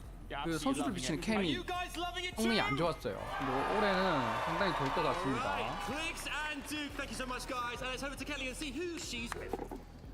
From one Savage to another, I am joined by Mr. Savage and iDrop here. Now, iDrop, I know that you guys are going to be contested on drop. Are you planning on fighting or splitting? 100% fighting. I've had it uncon for 12 months on the best 아니 region. 근데 게임 내 이거 왜 방송 안 되는 I love 거지? it. Mr. Savage, I heard that it's your birthday today. 문제 있는데? Everyone, 여기 보니까 나갔다 들어와야 된다는 거. can we give 얼마요? Mr. Savage a big 목소리가 happy birthday? 1, 2, 3. 그렇지는 않을 텐데. 자, 혹시 모르니까 나갔다가 우리 다시 한번 들어와 봅시다. 게임 내. 자, 대기방에 갔다가 다시 한번 들어와요. 그럴 수도 있으니까. 아, 또 준비하는데 한낮에 걸리겠네.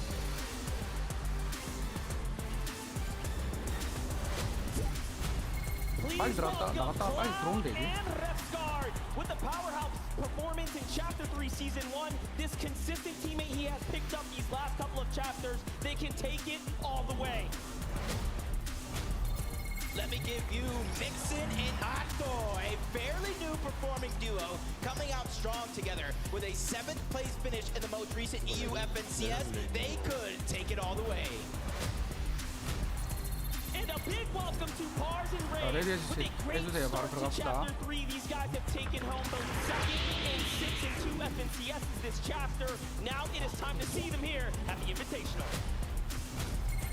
Put your hands together for Belusi and Haijo.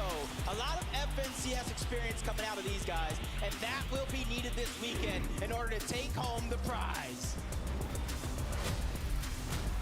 Vico and Marine, everyone, with the combination of a young and talented player and an even more experienced player side by side, this can only go well for this European duo.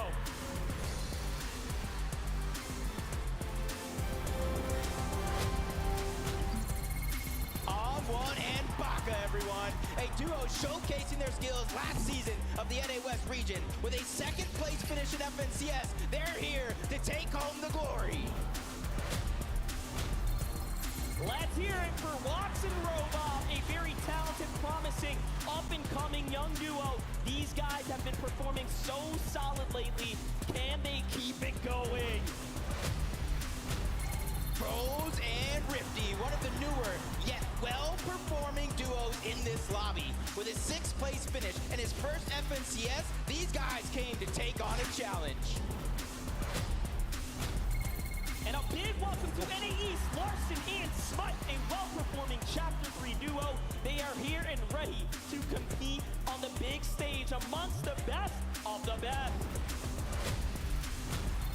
Put your hands together for Falconer and Hellfire, NA West OG, teaming up with an aggressive style European player. Now it's time to find out if it pays off.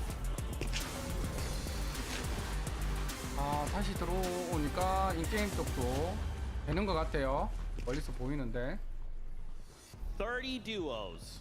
30 duos. You can already 지금 tell. 사운드가 겹치기 This is 때문에 gonna be some of the craziest Fortnite we have possibly ever seen. 7 regions being represented on this stage right now.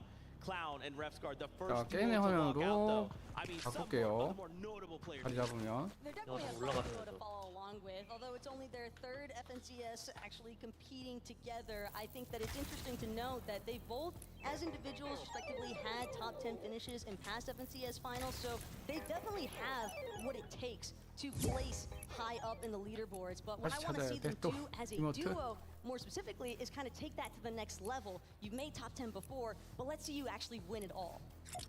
There you go, win it all. Tall task, especially seeing these 30 duos that have walked out already. 화면 다 가리니까. That's right, man. Well, 앉아주세요. guess what? We got another 10 for you. So, Raleigh, make some noise.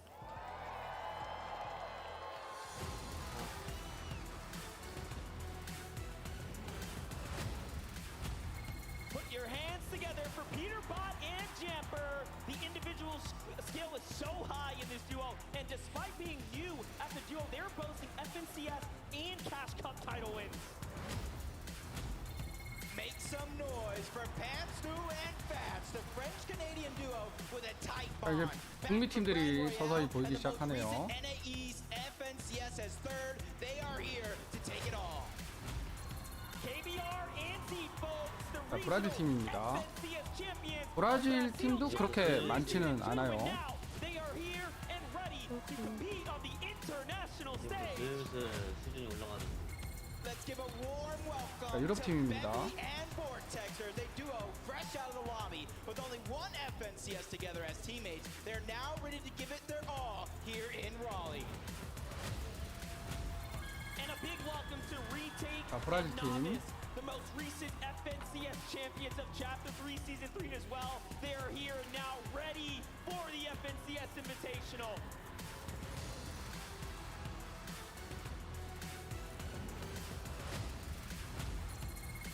Give it up for Scram and Chimp, combining the powers of EU and NA East. These guys have great potential in front of them. They could go all the way. Put your hands together for Zaku and Marine, the most recent FNCS champions of Asia. They have put their mark on their region, and now they are ready to defend the title as champions. A huge welcome to Ju and Yusri. Great potential in this duo here, and fairly recently teaming up together. Their journey begins now, and what a journey it's gonna be. This is Z, Andy, and Joe FN, everybody. Several FNCS final performances performances and most recently 4th in EU's FNCS. Now, they are ready to take home the big prize. It's Cool and Yumi with a stunning performance winning the NA West Chapter 3 Season 3 FNCS. We cannot count these guys out, and will they do it here as well? 아 누굽니까 이제 누가 배트맨을 불러? 이사. 야, 뭐 하는 짓입니까? 영화관 가서 그런 짓 하면 어떻게 되죠? 맞죠. Swearin just being here in front of all these people with this big beautiful stage. What are you feeling? I feel really great. Like this is so cool. I mean, Raleigh showed up, Fortnite community showed up, players showed up. Like everyone's excited. I don't know. I'm hyped for this. Like it's so awesome. I'm super hyped as well, and I know that you recently ran a tournament where it was just all Goo Guns. Obviously, thankfully, we're not going to be seeing any Goo Guns today. But what do you hope to see? 레전드 랜딩에서 지금 시청하고 계신 분들은 따로 뭐 시청 안 하셔도 됩니다. 아까는 지금 제대로 작동을 안 해서 그랬는데 제접해서 들어오니까 다시 나가다 들어오니까 영상 작동하네요. I'm excited for it. It's gonna be so awesome. I cannot wait as well, and I believe everyone that we have 10 more players to introduce. So let's head on over to Jacob and MDF.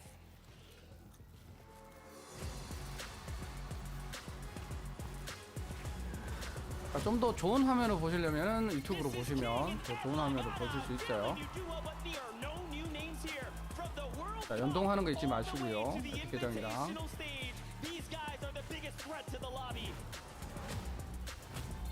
Please welcome Focus and Spy with progression throughout each and every FNCS with a third place finish in the most recent Middle Eastern FNCS. These guys are ready to compete.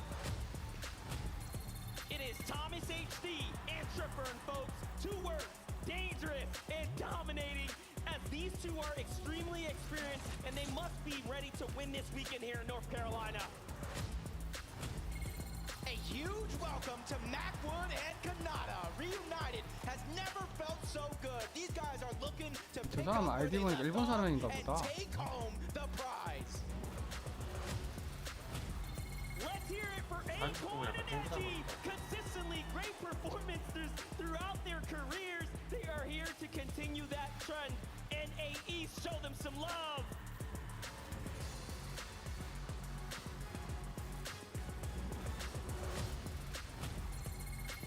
Head and Vortex, everyone. An incredible duo coming out hot with tons of experience and a few FNCS champions up to the belt, and they're looking to add one more. Let's give a big welcome to Commandant and Avery, your Chapter 3, Season 3, NA East FNCS winners with one of the closest endgames we have ever seen in a finals. It's time! A duo that needs no introduction. Tayson and Chapix combined 6 FNCS titles, countless Cash Cup wins, and now they're ready to take on the global competition. Let's give it up for Muzz and Looter, multi-regional FNCS winners, previous champions of OCE's FNCS as well. Listen, these guys have got it all. And finally, let's hear it for Booba and Miro, our solo World Cup champion with his multiple FNCS winning duo partner. These guys are looking to cement their legacy. 보고하는 팬들도 많아서. 근데 과연 이번 누가가 이길 수 있을지. 지켜봐야죠. Freaking go! Look at this insane roster of duos that will be competing on the FNCS Invitational stage. I'm gonna pass out. Vincent, I'm gonna pass out. Please do not pass out, Zeke. Listen, 50 of the duos now set on stage, and one of them is standing out to me. And I know it's standing out to another part of the crowd right up there. King and Ed making a big name for himself at World Cup, of course, being the most aggressive player there. He stole the hearts of all the fans, and I'm hoping that he kind of redoes that performance here at the Invitational. And his flexibility as a player, I think, is only going to pair so nicely with Ed. Despite the fact this is their first time competing together for this FNCS Invitational, I think that it's awesome that he came in 5th at the solos for World Cup, but he also had a duos placement there as well. So it's a quick indicator that Brazil can definitely represent. That's right. I just want to throw some stats at you guys at home. If maybe this hasn't quite set in, you don't understand how insane this is. 15 FNCSs, 105 FNCS events across 7 regions, 88 FNCS championship titles on that stage, 47 FNCS champions on that stage, 27 countries all represented on that stage. And guess what? We're ready to kick off the competition. Adam, let's do this. Yes, indeed. Can we get a huge round of applause for Thomas HD and Trippin?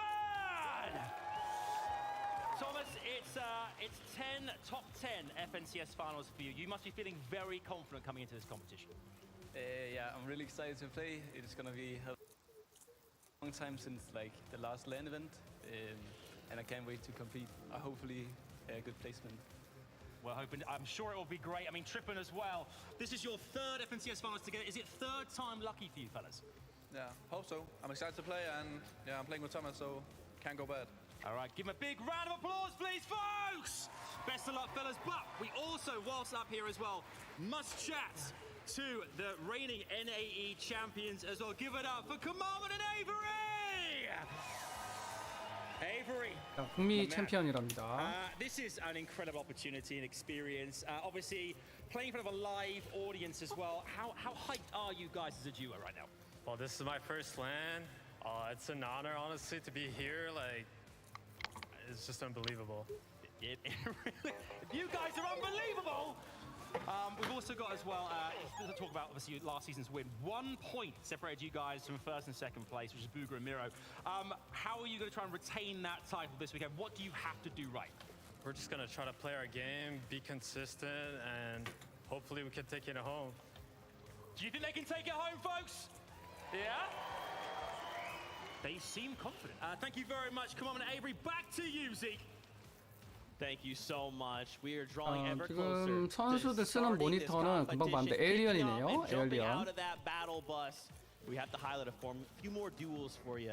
I wanted to start pretty easy here, right? Janice and Vidil. I mean, EU fans, you guys already know what these guys are capable of. And here's just a handful of stats. You know, these stats don't look that crazy vivid. Are you sure, Zeke? Because I don't think we're looking at the same stats if you don't think those look crazy. This is from the Elite Finals EU Week 6. Total point 310, 25 eliminated. That's just over the course of those 6 games, of course. And listen, if they're putting on performance like that from game to game, I can't wait to see what they can do at the Invitational.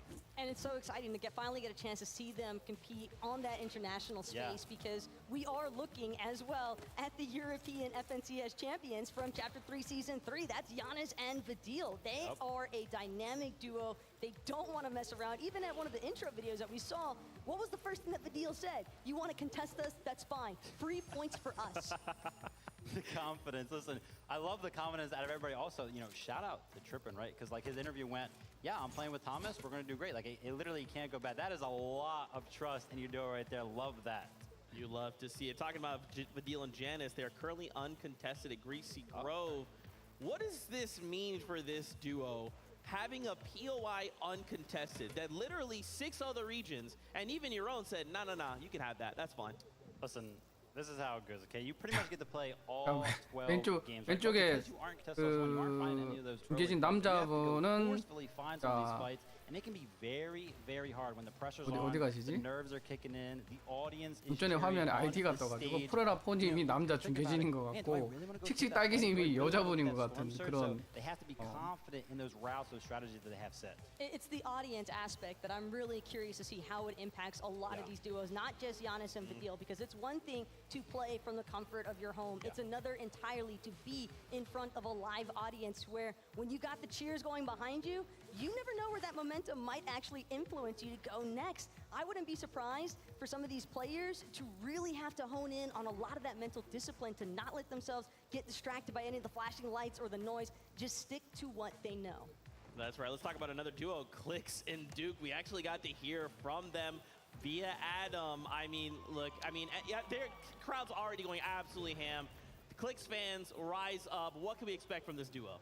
Listen, I'm excited, right? Because Clix has been improving from season to season, day to day as an IGL, teaming up with Duke, of course, who is very, very good mechanically. You know, I saw him in the practice room, always grinding the creative, always willing to take on pretty much anybody in that room who wanted to give a shot at seeing if they could take him down. And it's impressive how well Clix has managed to simultaneously totter between this pro player aspect as well as the 선수들 heavy 위치를 side of 잘 content 보시면 creation. 키보드 I think 마우스 that it is 쓰시는 분도 not 있지만 very easy to 게임패드로 maintain both 하는 those 프로게이머도 lifestyles. And 있습니다. not only that, but when you have to be as experienced as Duke right next to you, I can understand where the trust comes from this duo. And knowing that they're against Pinkett and Nas, potentially at Fort Jonesy, I do believe we heard them mentioning, though, a possibility of just splitting at the start. Well, listen, I love the fact that you mentioned content, right? Because, listen, you know, he's used to that, right? He wants the reactions. He posts that content to get reactions. And here, what other better place to get reactions than from a live crowd? So maybe he'll just straight up embrace it, and it'll fuel him.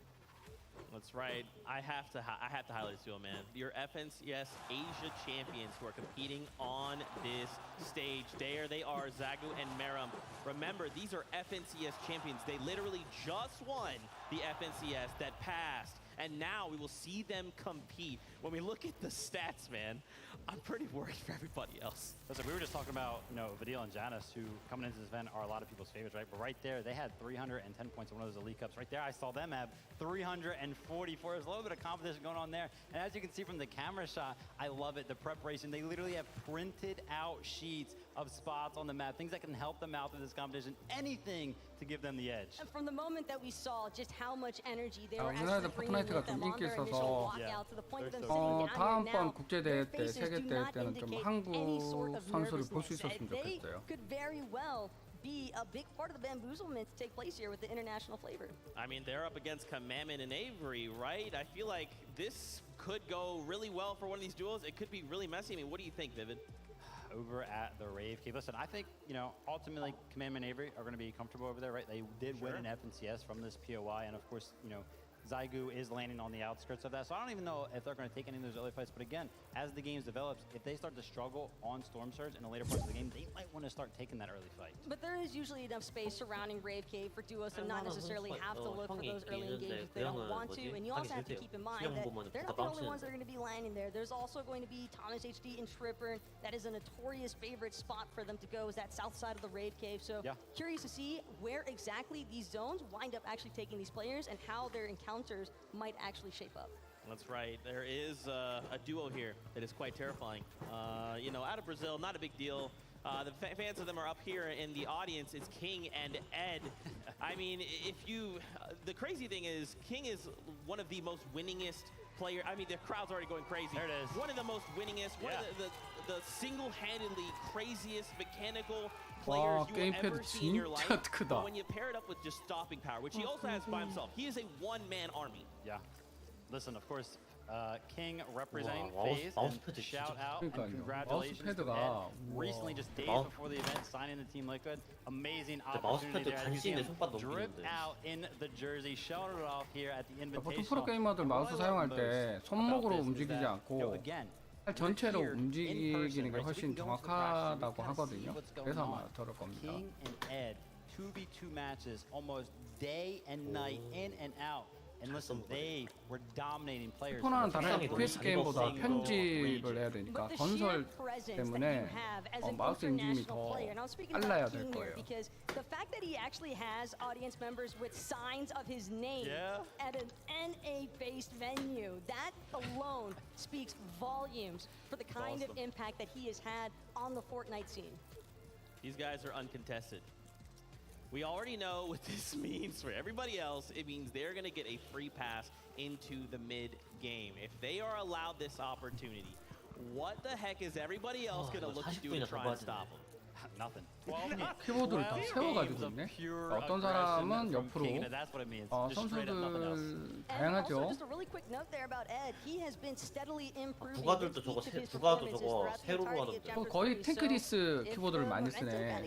상당히 작은 키보드. 게임용으로는 that international 아무래도 gameplay is going to disappoint by any means. These guys are amped up. They are ready to showcase 휴대하기 their 좋고 representation for their 작은 regions. 키보드가 That's right. We want to come on over back to NA. We got to talk about Fams and Snacky, an iconic duo, to say the least. Pretty good.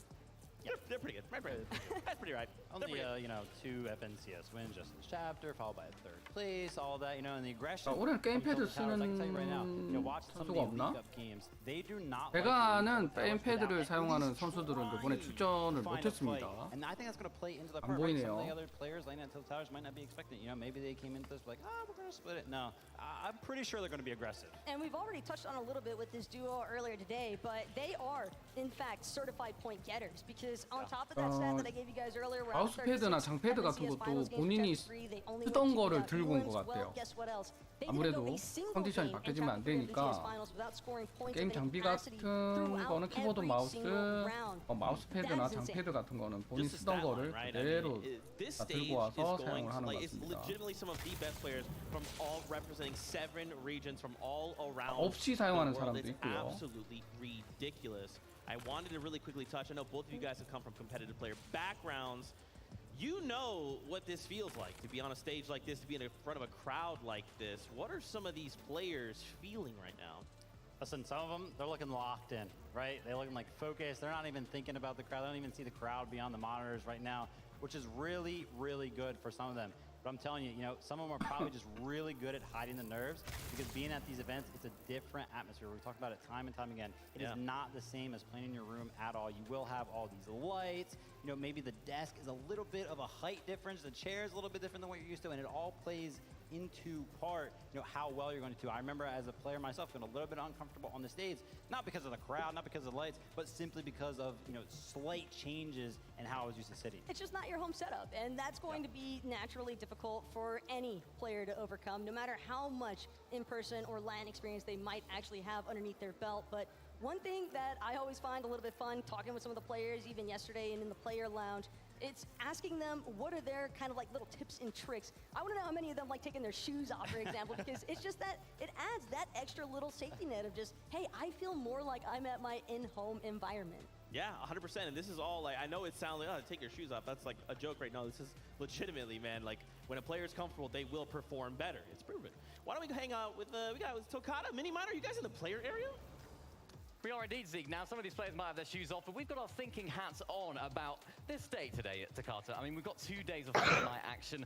I'm excited. We're going to be breaking everything down tomorrow and today, of course, but how excited are you? Look, I'm incredibly excited, right? There's so many storylines that have yet to be built, right? We have Malibuka and Merstash going against European GOATs, Titans, right? Tayson and Chapix down in the cloudy condos, and even with the third duo there, Aqua Reason, with a possible third party. I'm excited to see that engagement. We even have Mr. Savage being contested up north, closer to Logjam, and then down at the Synapse Station, Joe and Ziandi, which are no longer contested because now Baka and On1 have moved up north to Mr. Savage and his duo's drop spot. I mean, there's a lot of action to unfold. Mini, I'm excited. I'm super excited as well, but things can change, of course. You know, we know how these drops are maybe going to form. We see some people moving around and changing up their idea of how they're going to play this. So be on the lookout for some changes. Be on the lookout for some of these players and teams that are thinking, actually, you know what, let's switch things up. Let's go for plan B, plan C, plan D, plan Z, maybe. Who knows? That's what I love about Fortnite, right? You never know what's actually going to happen, right? We might be able to see the drop map, see what these duos have planned ahead of time, but who knows? Maybe they have a not so great game one, and then they have to change things up, or maybe even after halftime, right? 3 games down, you're like, okay,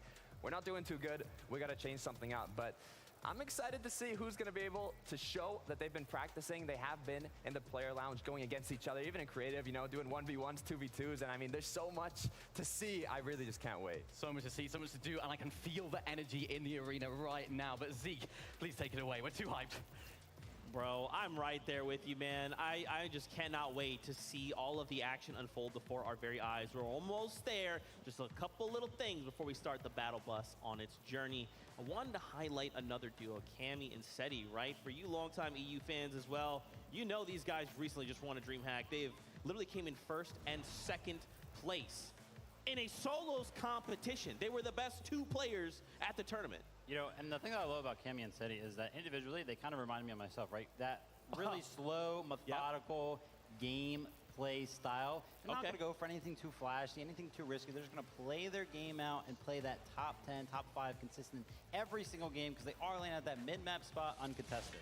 Yeah, the infamous Cammy split, as everybody in EU and just about the world has basically come to know. Exactly. But 자, 보통 경기는 제가 알기로 저희 아레나 이벤트 경기할 때 10차전까지 하잖아요. 10차전까지 할 겁니다. 총 10회 경기를 해서 총점을 낼 것으로 예상이 돼요. Early and well, fortunately, having an uncontested draw spot can 아, 이제 definitely 경기 feed into 언제 that. 시작하려고 So 그러나? naturally, you want to wonder where their points are going to come from, or where their surge management is going to come from.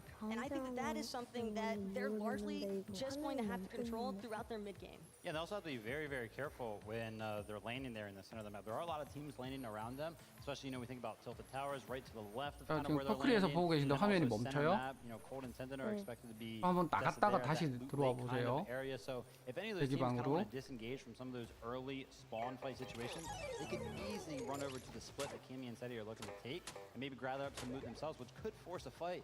And that's really disadvantageous for Cammy and Seti because they're going to be split, right? They're at these split drops, so they're usually off on their own. And I think what you're getting at is adaptability, right? These duels being able to moment say, we had a game plan, we did not find the chest, we did not find the thing, we got tagged, someone has pushed on our like, 지금 location, we 가서는 need 한 to change 5시 반쯤 돼야 1차 What 경기 does that 시작할 look 것 like, man, 같습니다. right? Like, if this was EU FNCS, I'd be like, oh yeah, no problem, I got all the notes for you, but it's NA East, it's NA West, it's Asia, BR, OCE, there's so many other regions that you have to kind of be accounting for. And not only their own meta, it's that duo, right? Like, oh, I know they're from BR and they do this. Oh, great. I mean, listen, you're bringing up a great point there, right? Like, how? You don't have many notes on a lot of these teams because they're just around for the entire world, right? And that's why international events are held at such a high praise because they're just straight up hard. The competition from all around the world, it's harder to play against people that you don't normally play against. And the competitive lobby metas that you'll often see break out throughout the course of each of these 12 games in this weekend, I think that that is going to be a really crucial aspect for some of these teams to hone in on. We know that these players have been cramming VOD review leading up to today. We know that they're going to be doing plenty more of it after these 6 games are even played tonight.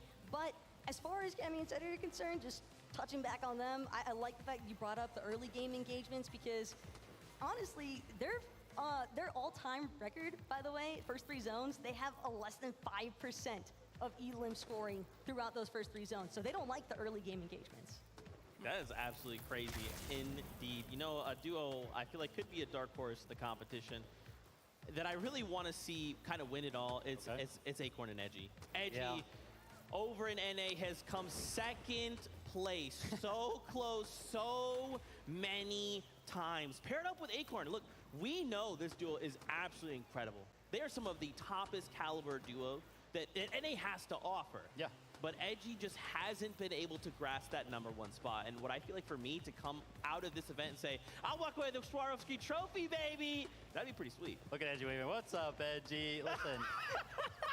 Edgy loves it, man. We're laughing at him getting, second place 4 times. He himself laughs about it. Look at it. I wonder where he's landing.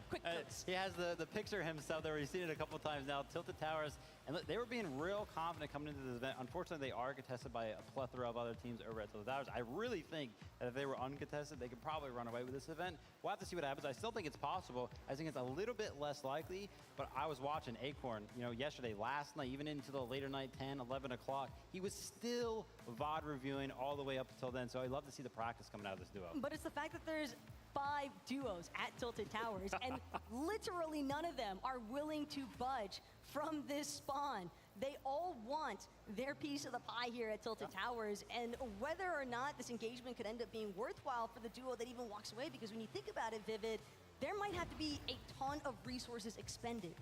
Yeah. We cannot forget, here they are, Queasy Vino. We talked about them at the beginning of the show, and like a circle, we find ourselves back at the beginning. I mean, what more could we possibly say about this duo? They've basically been winning everything as of late. Queasy is looking in absolute top form. Vino has been crushing it. He's ready to go. You want to know something? So I used to be a professional player. Now I'm an analyst, right? Both are very heavy when it comes to the VOD reviews. I pretty much have just done it for the past 5 years. Very intense. I love it. It's awesome. I have never watched a VOD review and been like, wow, I am impressed on an individual level. Because I've been at the top before, right? You know what I mean? I've seen pretty much everything that these players can do. You're still first in our hearts, Vivid. Thank you very much. I appreciate that. Vino. I VOD reviewed him for this event. This is an international event. I'm typically on the NAE side of things, but you know, let me dabble in EU so that way I'm prepared for this event. I'm watching Vino. Individually, like I said, I've never been impressed. I was impressed. He seems so clean. Every single action that he does, it seems like it has a purpose. And I genuinely have never seen that out of an individual player ever. There's a reason why he's often regarded as one of the best fraggers in Fortnite competitive history right now. And not only that, but he's got a perfect IGL to match that. Queasy is notorious for being an absolute genius for his IGLing. And I think something that I love about Queasy is that his stats also speak for themselves, because you don't go the past 7 seasons getting a Victory Royale to Season 6 without being a consistent IGLer. He just knows how to stay cool, calm, and collected in every single competitive environment. And I love the fact that you're bringing up the IGLing aspect, right? You know, a lot of these dudes are going to be making a lot of calls. Queasy, what he is known for is his very clean, high ground takes. It just always seems so methodical and flawless whenever he does it. So the pairing is very, very well. But then that's not even like one of the most exciting parts is they always seem to find those mid-game dead side rotations that work out so well that keep them alive into the end game very consistently. And it's kind of like having a silver bullet, right? You have, you know, they're ready to go. If you're Queasy, you're just thinking, okay, I need to go accomplish this goal. I'm going to point my silver bullet in the direction. There's an enemy over there I don't like. Vino, why don't you just go?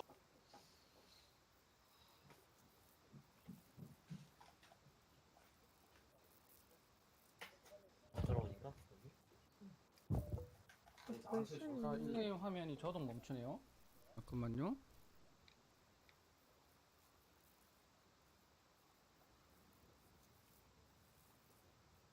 Board.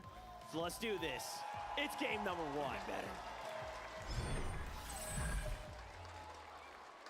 Here we go. It is time. It's one just big moment away from really kicking it off. All that preparation, we're gonna have to put it into it. The battle bus is ready. Let's go, Jacob. It is time. Game number 1 of the FNCS Invitational starts right now. 27 different countries are represented. 88 different champions.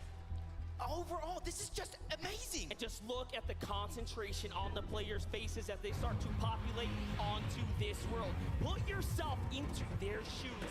Imagine the pressure as you are jumping off the battle bus here. We already know what's in store for us. It's going to be an incredible amount of action, as we know there are so many contested drop spots. Yeah, and already looking at the drop path, one of the biggest ones is going to be over towards Rave Cave, where you have Commandment and Avery, the most recent NA East FNCS champions. They're a little contested. Not going to be a hot fight right out of the gates against Thomas, HD, and Trippin, because right now they're just getting that early game done and ready. That's right, and it is going to be so important for 지금 everyone who is 경기는 contested to 시작되었습니다. take and walk in the path of caution. You cannot allow yourself to make any risk. Up at Chrome Jam Junction, we already know there's several players on top of each other. Tilted Towers, remember, 5 duos contesting this area, some of which are the most notable of Bad Sniper, Noah Riley, Acorn, Edgy, Babs, and Snacky just to the south. That's such a stacked stage. You might as well call that the Legends Landing. Let me tell you, but Steve,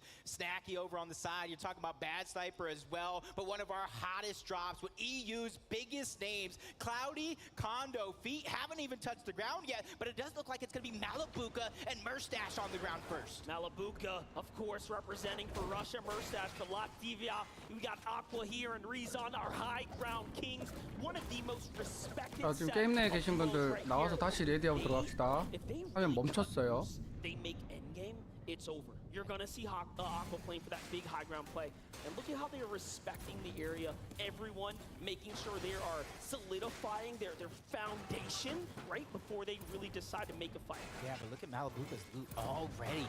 A green prime, a blue Evo Chrome burst. He's ready to pack a punch at a moment's notice. He's probably waiting for Merstash to probably give him the go-ahead, but another inter-regional battle over towards Grim Gables. Now what's crazy about this, I got to sit down with Muzz and Looter. They are feeling exceptionally confident confident in beating Larson and Smite, but you have to put yourself into this kind of position right now. There's pressure all around you. To me, it's looking like Larson and Smite have the advantage right now. Just take a look at the focus right here, right? This little bit of high ground, they have them almost trapped down below. Yeah, and the thing is, right now, Larson is a little bit separated from Smite. That is a little bit towards the low ground. You know as well as I do, all it takes is 1 second of separation to kind of do one of these teams in, as Mariah and Vico over here towards Reality Tree. Another contested drop. But you can see this is only game number 1. Nobody wants to put it all on the line just yet, but I might have spoken too soon.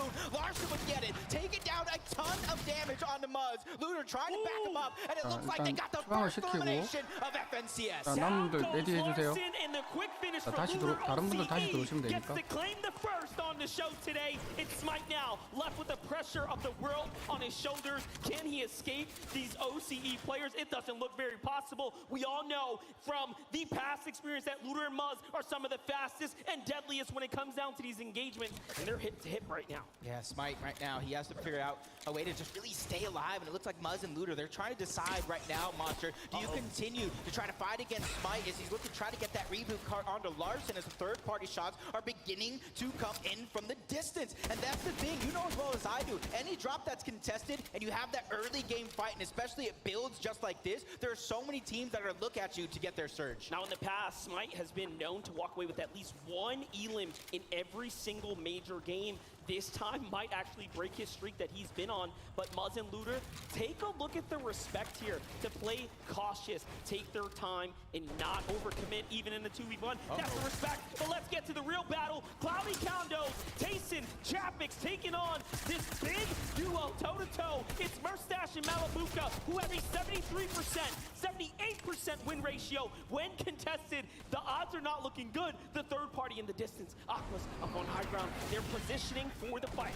Yeah, Breeze on A and Aqua, they have that high ground. Just put damage onto 2 different players. They're like eating at a buffet right now when it comes to Storm Surge, but in the feed, Mr. Savage is down. On one and Baka from NA West. They're trying to take control of that POI, but all 3 teams are here. But you gotta keep notice, while all the action is going down between Malabuka and Mustache, you see Aqua and Reason just trying to keep their distance. Crazy how they fight back. They are not just allowing this team to third party them. Reason gets super hurt there, and it looks like the battles in the distance get to conclude. But here and now this fight rages on here. Reason all of a sudden who has such an advantageous position, right? It lands all those shots, the entire tables have turned.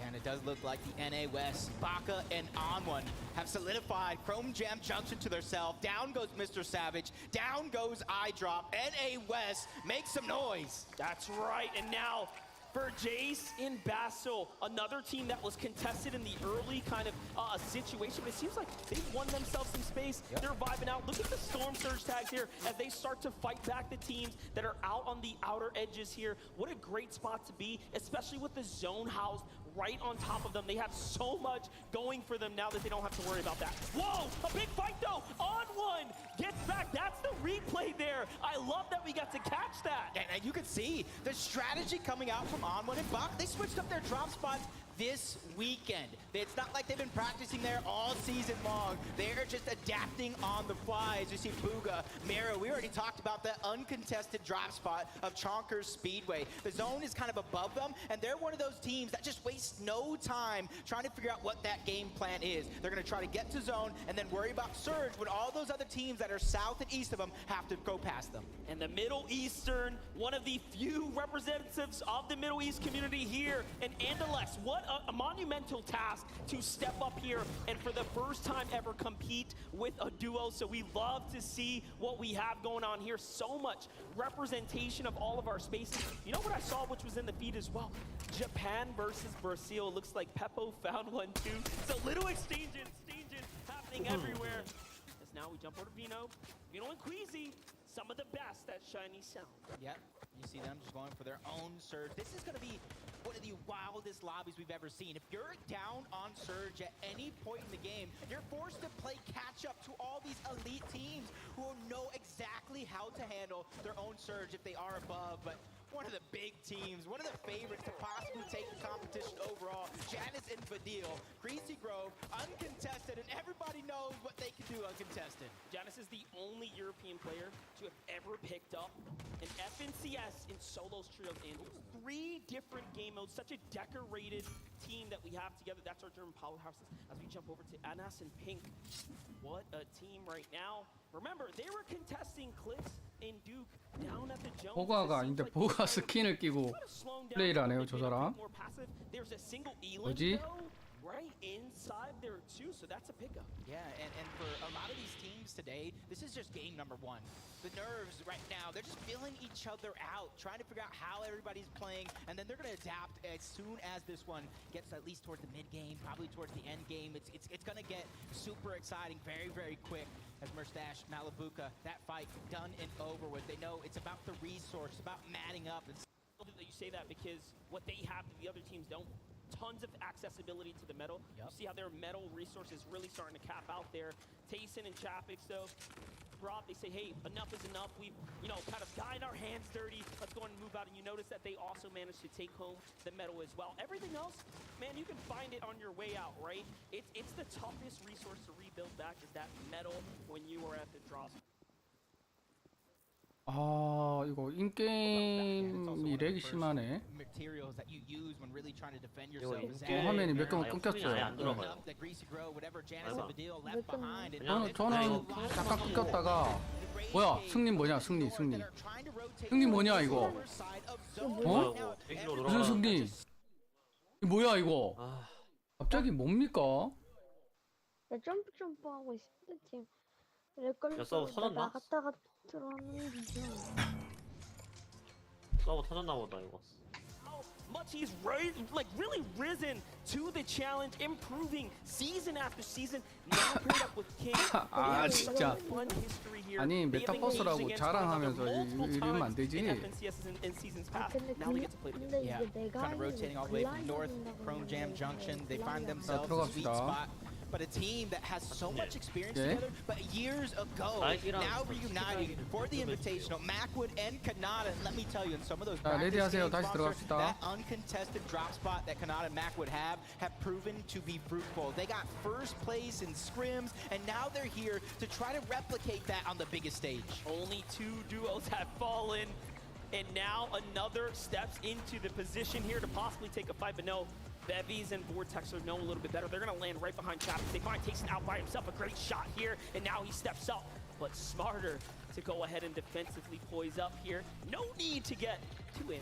Yeah, not just yet, at least. You can't really get too busy too early. There's so many players that right now, you see 95 left alive. When Storm Surge actually activates Monster, this is probably going to be one of the most scariest things I've seen in Fortnite in quite a while.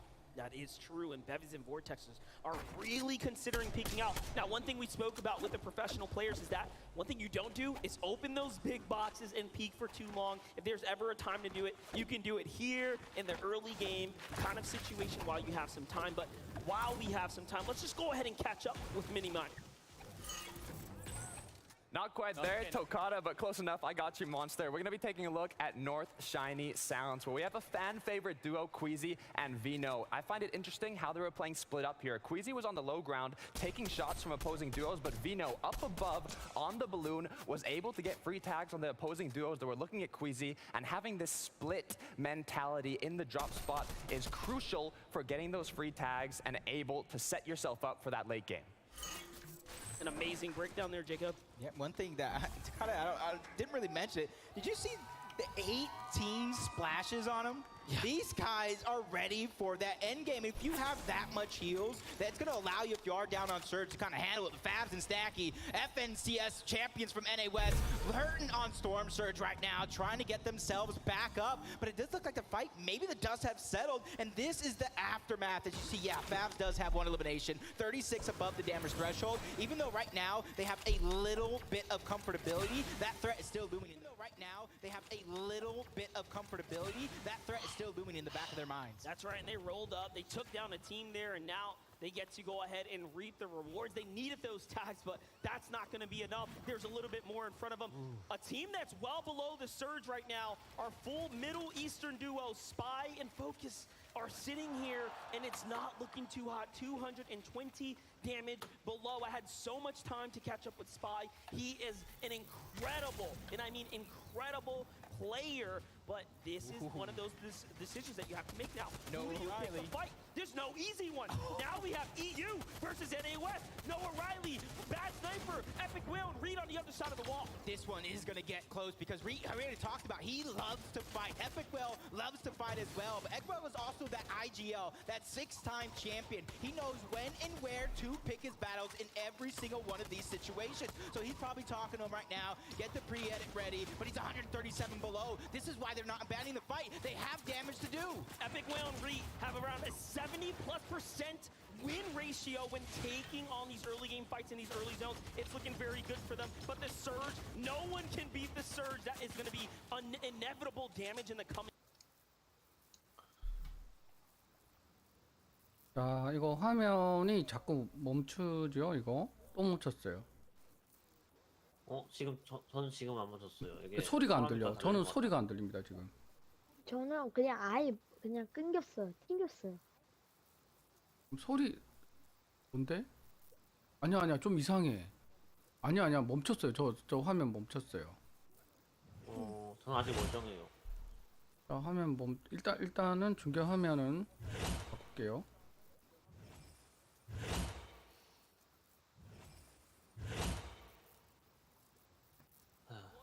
추가를 하고 자, 지금 게임 내 중계가 원활하지 않고 자꾸 끊깁니다. Just all over. Basil Chase, they're out as well. That's Pink and Anas who pick up 2 more. And I even saw moments ago that Booga went down. The elimination feed is just lighting up. Pars and Rays go down as well. This one is getting active very fast, but that's because of the Storm Surge. But this is something I feel like all of us preface just a little bit. Handling that Storm Surge is going to be so important throughout these 12 games. Kanata and Macwood take down Booga and Miro in the feed. It is done. It is wraps. Meanwhile, Asia's champions are finding some too. But KBR and Zeke, representing for Brazil, are here, and they need more tags. They're just 8 above. Well played for them to go ahead and find a few to keep them in the game. But let's get on over to that fight that is inevitably gonna continue. Tayson versus Chapix. And this is exactly what happens when 저는 화면 멈췄어요. they split that drop spot. They weren't able to get the early damage. 아, 이거 대접을 해도 계속 이 현상이 일어나는데.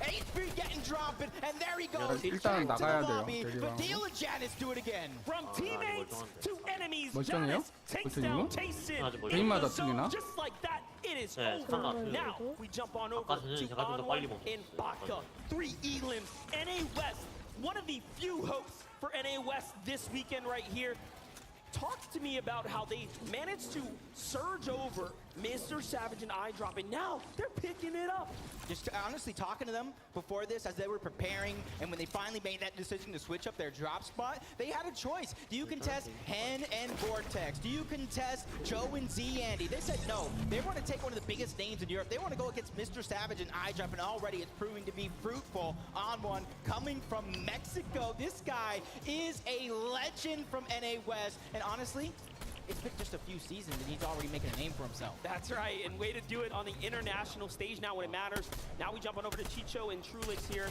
What a great spot to be in, my God. Finding beautiful tags here, holding the team out on the side. Meanwhile, Badil and Janice look like they have finally made it from outside the storm line. Tough spot to be in. You have a lot of water here, very little 지금 land 유튜브로 terrain to work with. 바꿨습니다. And take a 방송 look at the 중계 distance. You see 화면으로. the stacking starting to happen. Meanwhile, on the other side, 스위치 쪽 끊김 현상이 있어가지고 720p 화질이어서 화질도 낮고요. 그래서 유튜브 쪽은 1080p로 연출을 하네요. literally said, hey, the better the lobby skill 지금 현재 화질 제일 좋게 보시려면 유튜브에서 공식 포트나이트 채널에서 보시는 게 가장 And 화질이 already, if you look at 좋습니다. their loot right now, that 5-team contest station coming out of Tilted Towers. honestly didn't do too much. 256 above the damage threshold as well. Shots continue to fire off onto Ju. He goes down. Elimination's gonna be cleaned up to Acorn. They get 2 to their total. And his teammate, Yusri, goes down as well. That's gonna be Vidil, no Riley picking up some more eliminations as well. What a quick way to finish that one off. And there's a problem here. We have Bakken on one sitting on the walls. If NA East champions are most recent of Avery and Commandment, you can see they've actually taken a lot of damage here. They were just below the surge quite a bit ago, and yes, more damage is starting to come in.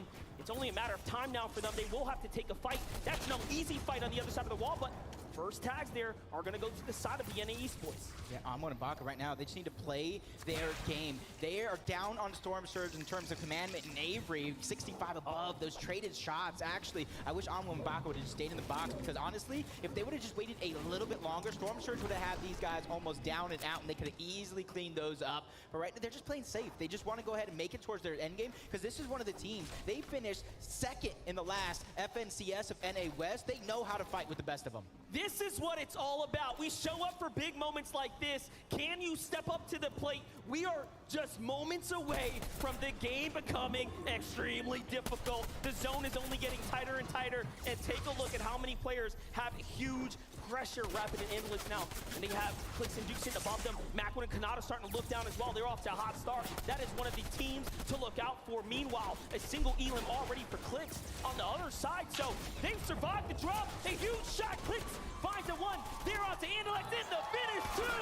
Clicks and Duke managed to get 2 more eliminations. Oh my gosh. Hey, you got to give him credit, though. He said it himself. He has that World Cup experience teamed with an FNCS champion in Duke, his first time in an in-person event, and he's already loving the environment. Even though he didn't take that off-spawn fight, it was so that he can make it toward this end game and continue to do things like that.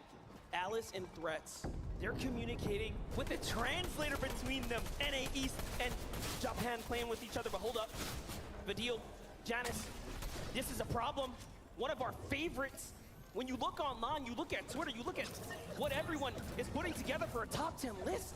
You expect this team to do so well in game 1 and already broken apart. Yeah, Janice was down inside of the storm. Vidil really couldn't go and save him. He has no HP really to regain. Merce Dash and Malabuka, another one of those teams towards Cloudy Condos who are nobody really fought it off spawn. They got some tags and left, 31 below. The pressure is on. They're so close to zone, but they can't necessarily travel to zone because they have to worry about Storm Surge that's actually doing a ton of damage. 31 below. Not looking good, Jacob. Tags are coming in. Clock is ticking. They do have heals. They can survive for a little bit more, but you hear the shots raging everywhere as the lobby turns online. Vidil fires back. He catches Macwood in the feed. That must have been incredible, and that's happening right above us. Meanwhile, turning the story around, Vidil is known as one of the greatest box fighters, literally made his name known for taking on fights and destroying players across Europe. Let's take a look at that one more time. Yep, you see Vidil just kind of peeking through the cone, catching Macwood off guard. And honestly, it looked like Macwood was going to try to do the same to him, peeking through that cone. You better watch where you peek. Aseti and Cammy, another favorite to probably take the top spot here in this event. 306 above the damage threshold. They're still continuing to put that pressure on the lobby. That's exactly what you got to do when you make it to endgame, especially if you're a team that doesn't fight off spawn. Becoming Legends, Cammy and Seti have 2 launch pads. They have material. They have heals. This just might be their game. Well, let's jump on over to Zeet. KBR. How we going here? 132. They have Z-Handy and Joe FN on the other side of the wall. It's going to be a tough one. 23 duos remaining here. The surge is still active. And now as the timer hits 0 and the zone reveals itself, we're going to start entering into the first moving zone territory. These next 25 seconds are going to be some of the toughest they have ever had to deal with. Remember, for some on this stage, this is their first LAN, an in-person event that they have ever experienced here, and they get to play it out now. And this is where you talked about some of the players that had rotation. It is going to be so important. You see where the zone pulls. There's different elevations that these players are going to have to traverse through. If you don't have any sort of rotation, you're going to have to figure out how to recycle it. Otherwise, you're going to be living a nightmare. Fadil, he has a launch pad. He's going to play for it. High ground. The first ones to go is Pino. It's Queasy. This is where you expect them to be. They're up top. comfortable. Now, can they hold it all the way? The launch pad comes down. They don't want to stay there and commit the mats. They're going to go ahead and switch it up. Murstache in the low ground down to 40 HP, but he still has some movement to work with. You can see him, he's just speaking to the cone, gathering that information. He has a launch pad as well. He can easily try to find his way through, but there's so many players stacked all around him. They don't want to make it easy, but 28 above the damage threshold. He's not only looking for the perfect rotation, he's looking for some players to put some shots on, but a high ground goes over to Peppo. 빠글빠글하죠. 그러니까 이게 고인물들이 하게 되면 나중에 이게 완전 아파요, 빡파. 아, 이게 층간 소음이 엄청 심해지죠. 아, 저 좁은 곳에서 몇 층집이야? Vino and Queasy have managed to fight back for high ground in the first game of the FNCS Invitation. And there goes the Saw to the beat. Neil and Janice, their run came to an end. Vico picking up 좀 있으면 이동 자기장입니다. 아이 뭐야?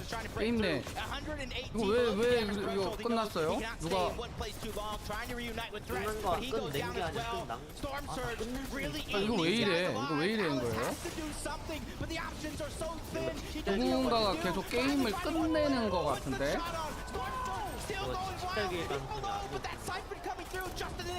포크리어서 게임 끝내기가 가능하잖아요. 누군가 계속 지금 게임 끝내기 하시는 것 같은데 하지 마세요. 저 지금 중계 중인데. 자, 에픽게임즈 요청해서 중계 중입니다. 저 엄연히 이거 방송 방해받으면 에픽게임즈에 얘기해서 제재를 시킬 권한이 있어요. 요청할 수 있습니다. Clicks is still alive now, working his way through. He has lost his teammate. The full finish comes through. It might be all or nothing now. He still has so much left in the tank. Yeah, but I'm not too worried about him because of him and Duke's high 게임 placement 종료시키지 마세요. was because of solo clutches from that man himself. But talk about solos. Joe gets one as Andy goes down. Shots coming in from the high ground. Pressure is there, but Joe's trying to find his way to the front side of zone, but it's a hard journey trying to find it. 12 HP, continuing to drop. Shots still coming in. He's going to find a moment of an oasis to try to stabilize and figure out what's the next play. Cammy and Seti find their way to the high ground. Down goes Clicks to the hands of Cammy. That's a huge one. Hello, Vino. You have to turn and run. Cammy wants to hear nothing about that noise right there. Meanwhile, Seti's keeping eyes on the general area. Very solid. Chicho fighting his way, but no. Ahead it comes through. It's Zagu and Marine, who's right above them there. Our FNCS champions of Asia are still here. Down goes Pamstu as well. What a huge elimination here. The top 7 duos alive. 11 players total left in this game. One of them being Seti and Cammy towards the high ground. The analyst has called it. These guys don't play too many early game fights. They wait for this end game. And for every opportunity, but Acorn, he's trying to sneak some extra points. He has the med miss, sitting in the zone. Vino doing the same, but he's almost all out of opportunity. This is absolutely what you expect of the best players in 힐템이나 the world coming together for this invitational here to have this opportunity to step up to the plate, represent for your region. This is what it's all about. Vino by himself, just working his way, ratting his way through the build. Acorn is as well. There's a set 이번 시즌 지금 무기 2개 들면 저도 그러거든요. 해머 헤드, 그다음에 플레인 샷건이 가장 좋은 픽입니다. 프로 게이머들 대부분 이렇게 들고 있잖아요. 자, 그리고 이번 시즌 크롬이 상당히 아파나 비파 때 유용하기 때문에 크롬 도는 유저들도 They don't have that high ground, but they have that mid layer trying to find that comfortability. Brino, only 2 HP, no med miss left. He's gonna have to try to find a siphon here, but no, he gets dropped. Acorn finds another one from the outside of zone. 7 elims for Mareem and Zagu, representing for Asia here, looking great. Meanwhile, Yumi and Cool are getting one step closer now to taking this fight. A huge shot out to Mareem. He's gonna feel that one as he plays defensively beside me. He's here to back him up. They're going hand in hand. The fight breaks out. They clap back. Down. Oh my gosh! Cool steps up to the plate. 자기장도 엄청 아픕니다 지금. In the end game, 2 solos and a duo up top. Carrying that momentum from last season's FNCS, but he has so much more work to do. Seti and Cammy, the only duo left in the game is Acorn staying alive. Still 4 eliminations on the back of Cool, trying to find his way through. But like I said, there's only one duo team, and they have the high ground and the recipe for success. You cannot write a better story for becoming legends. Seti is fighting back. Cammy is fighting back. They're looking to get inside. There goes the elim they were looking for. Just one player separates them, but Acorn will not survive. And Seti and Cammy take game number 1. 팀 나왔습니다. Poland is the first country to take 자, home 킬수도 중요하지만 일단 배틀로얄에서 1위를 했을 때 점수가 가장 커요. These guys have came to play through and through. What a 첫 번째 fairy 1차전 tale beginning 1등팀 for these 나왔고요. absolute veterans, goats, some of the hardest workers we have ever seen enter into the ecosystem, becoming legends. Seti and Cammy must be absolutely proud. Acorn and Edgy, they were just incredible. Wait for Acorn to truly step up to the table there and clutch this one out. And he said it, put me in the best lobbies, I will put up the numbers. Yeah, and for him, that's a little bit of a success, even though he didn't get the victory royale. Staying alive as long as he did, getting extra eliminations, and getting that top placement, that is just insane. But let's go ahead and throw it over to an interview with the winners. I am with our Game 1 winners. Give it up for Cammy and Seti! I must ask, what, Dzień dobry, first and foremost. Dzień dobry. Obviously, Game 1 winners, how was that being out there and winning in front of this amazing crowd?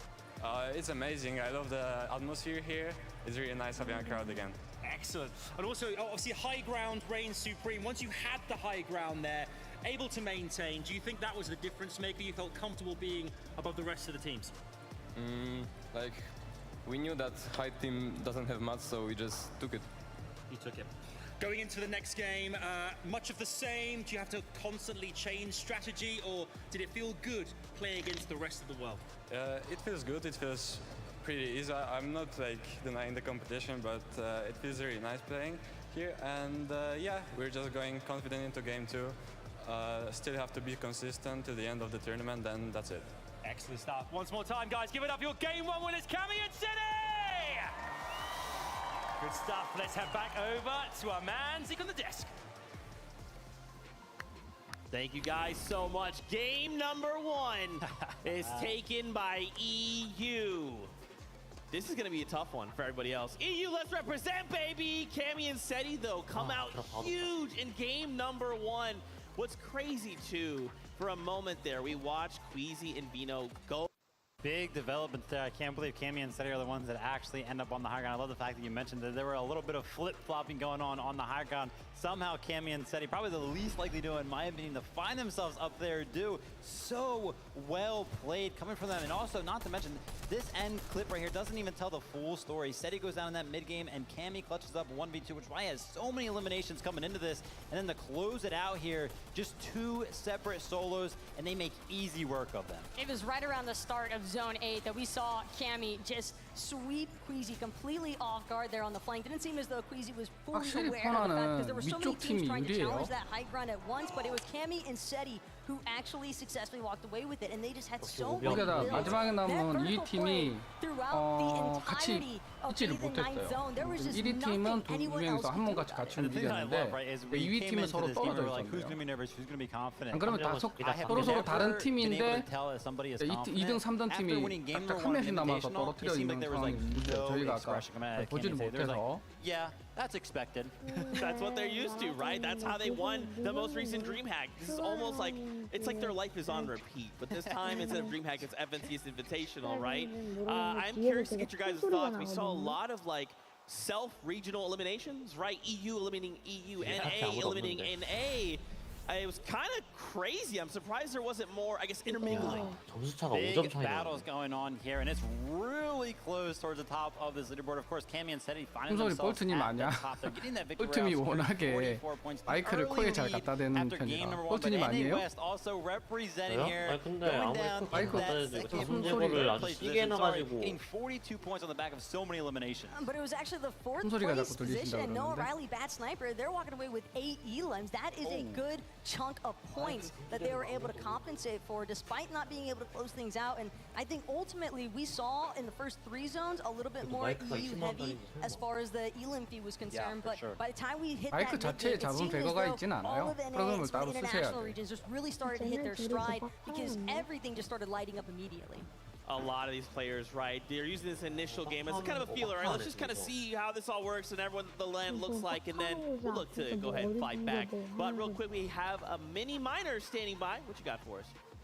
Thanks so much, Zeke. Now, we want to be taking a deep dive into one of our duos that have been deep diving into the dead side of Zone. As we reveal this massive screen right behind me, we're going to be talking, of course, about Commandment and Avery, our reigning NA East FNCS champions. We can see them on the screen right there, the little white arrows, and they've made a really, really interesting rotate this game. We can see the path that they are going to take, using all the way on that dead side of Zone. Now, you might be wondering, what is the benefits of dead side? Now, you can see on the map, loads of those little arrows on this side of Zone, right? And this is the area that most teams are going to be at, because most of the POIs are going to be rotating 저기랑 into 마주치지 there. We can see 않으려고 Commandment and Avery 동선을 using 상당히 존버 동선으로 the 움직이는 것 같아요. mid-map rotation, right? You can see the in-game rotation devices. You can see 첫 the 번째 launch 자가장은 pads being 그렇게 used. 아픈 게 You can see 아니니까 the balloons, 여유 and of course, 있게 you can see the 올라가서 slipstreams as well. And you can 적이 see them 많이 getting to the less congested 없을 side of 거라고 Zone. Nobody's 예상되는 there. What's going 북쪽으로 on? They have 이동을 a free 했습니다. rotation, but of course, this 저도 comes with some 저런 problems, right? 식으로 We saw them 이동을 struggling 많이 with 해요. Surge in that previous game. It didn't quite work out the way that 불필요한 they were expecting. They 교전으로 weren't able to find 1위를 할 as 수 many 있는 players 확률을 as they 떨어뜨리는 could. So the 것보다는 benefits for them 그게 더 are, of course, 현명할 they're 수도 on the 있죠. less congested side of Zone. They don't see anyone, but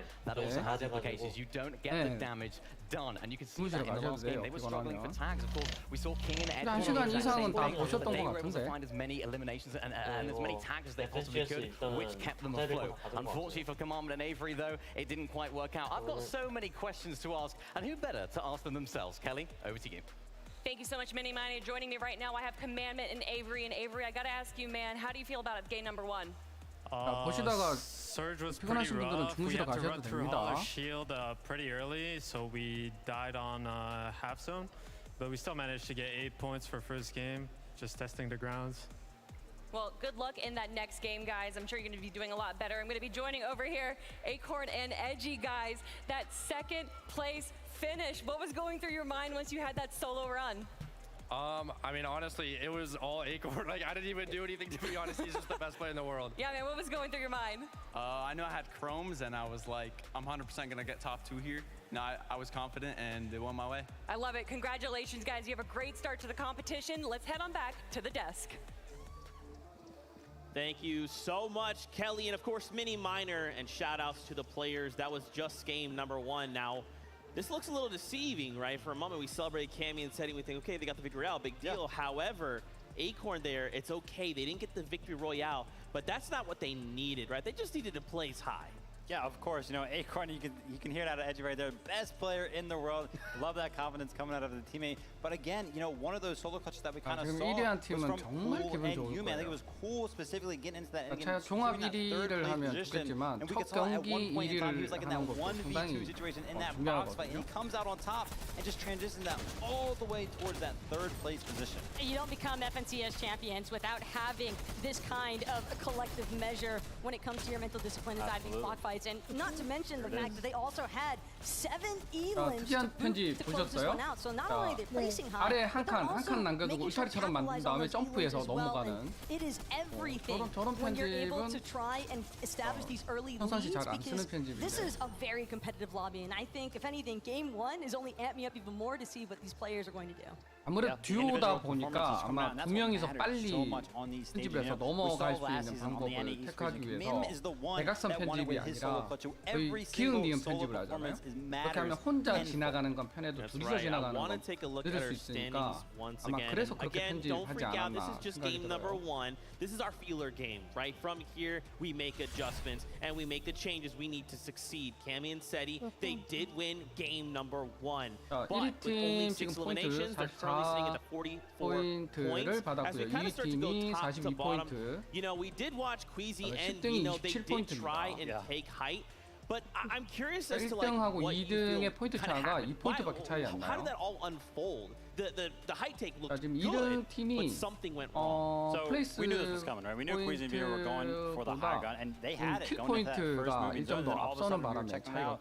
You know, Runa and Pepper are all of a sudden on the higher ground, and Queasy and Vito are like, all right, fine, we'll give it up. And then like 5 seconds later, I look back up, and Queasy and Vito are back on height. So you know, they had the strategies there. Ultimately, Cammy and Seti just found the best of them.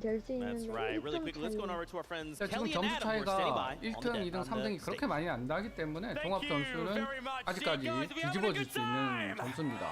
Alright, we're looking good. Game 1 is done 그리고 and 또 game 2 is 급판에 However, we 킬을 need to 많이 drop 해서 everyone 킬 점수를 because our 많이 battle 따게 bus set 되면 of gas 또 and 어떻게 we 변할지도 power it 몰라요. with hype. So in the count of 3, I'm going to need you to get as loud as you can possibly get. All right. 1, 2, 3. Let us in! 1위 팀이 아까 동선을 보셔서 알겠지만 약간 존버 메타로 갔습니다. 좀 안전한 구역으로 가는 바람에 그전에 교전이 그렇게 많지를 않았거든요. 그래서 킬 점수가 생각보다 많지 않았어요. 그래서 1위와 2위의 점수 차이가 좀 그렇게 많이 나지 않았습니다. 1위가 만약 압도적인 킬 점수를 했다 그러면 그 차이가 났겠죠. 아무래도 전부 다 프로 게이머다 보니까 제가 프로 게이머라도 여포 메타로는 웬만해서 가기 힘들 것 같아요. 상대 실력도 그렇게 나쁜 편이 아니잖아요. And they're really 근데 putting the 제가 lobby 옆으로 on notice. Hey, 거의 we came to play, we came to take over. So much representation from all of the players showing up in that last game there. NA West, NA East, Asia, EU of course. You saw what they were able to do there. 킬 점수는 that is what makes this all 1킬당 1점 정도인 걸로 알고 있어요. 순위 점수가 무엇보다도 가장 크기 때문에 아무래도 순위 점수를 더 많이 노릴 겁니다. 근데 후반전으로 갈수록 순위보다는 아무래도 역전을 시켜야 되니까 순위만 1등에서는 역전시키긴 힘들잖아요. 1위와 그 아래쪽에 있는 팀들의 점수 차이가 많이 나는데 그걸 역전시키겠다고 하는 팀들은 좀 더 적을 킬을 많이 하는 그런 식으로 해서 점수를 많이 확보하는 쪽으로 바뀔 겁니다. 아직은 초반이기 때문에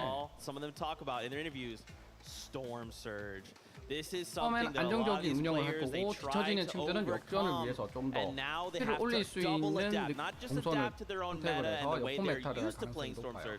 But how other duos ahead of them, next to them, behind them, may be doing the same thing. Every single time in Fortnite that we have like a set lobby over the course of X amount of games, game one is always the most stacked. And we saw it right there. It was like the flip of a coin. All of a sudden the lobby, B로 가면 갈수록 더 치열하고 재밌어질 겁니다. 명장면도 많이 so 나올 many of them 거고요. needed to fight for it. But one thing that I did see in that early game right there, a lot of balloons were being used. A lot of the players poisoning themselves all the way up there in the sky, then using those hammer assault rifles primarily to get tags in the early game. And then anybody that wasn't really doing that, unfortunately just had to force a fight later on in the game. Like for example, we saw Epic Whale and Reek go down because of one of those fights. Look, it might have been Cammy and Seti that actually closed out the lobby, but it was Muzz and Looter who got the action going for us because we did see a decent amount of hesitation. It's kind of expected, I think. Game number one here at the FNCS Invitational. Nobody wants to be the first one out, but unfortunately for Smite and Larson, that was the case because Looter and Muzz actually winning out the immediate trade. And this is one of the POIs that we touched on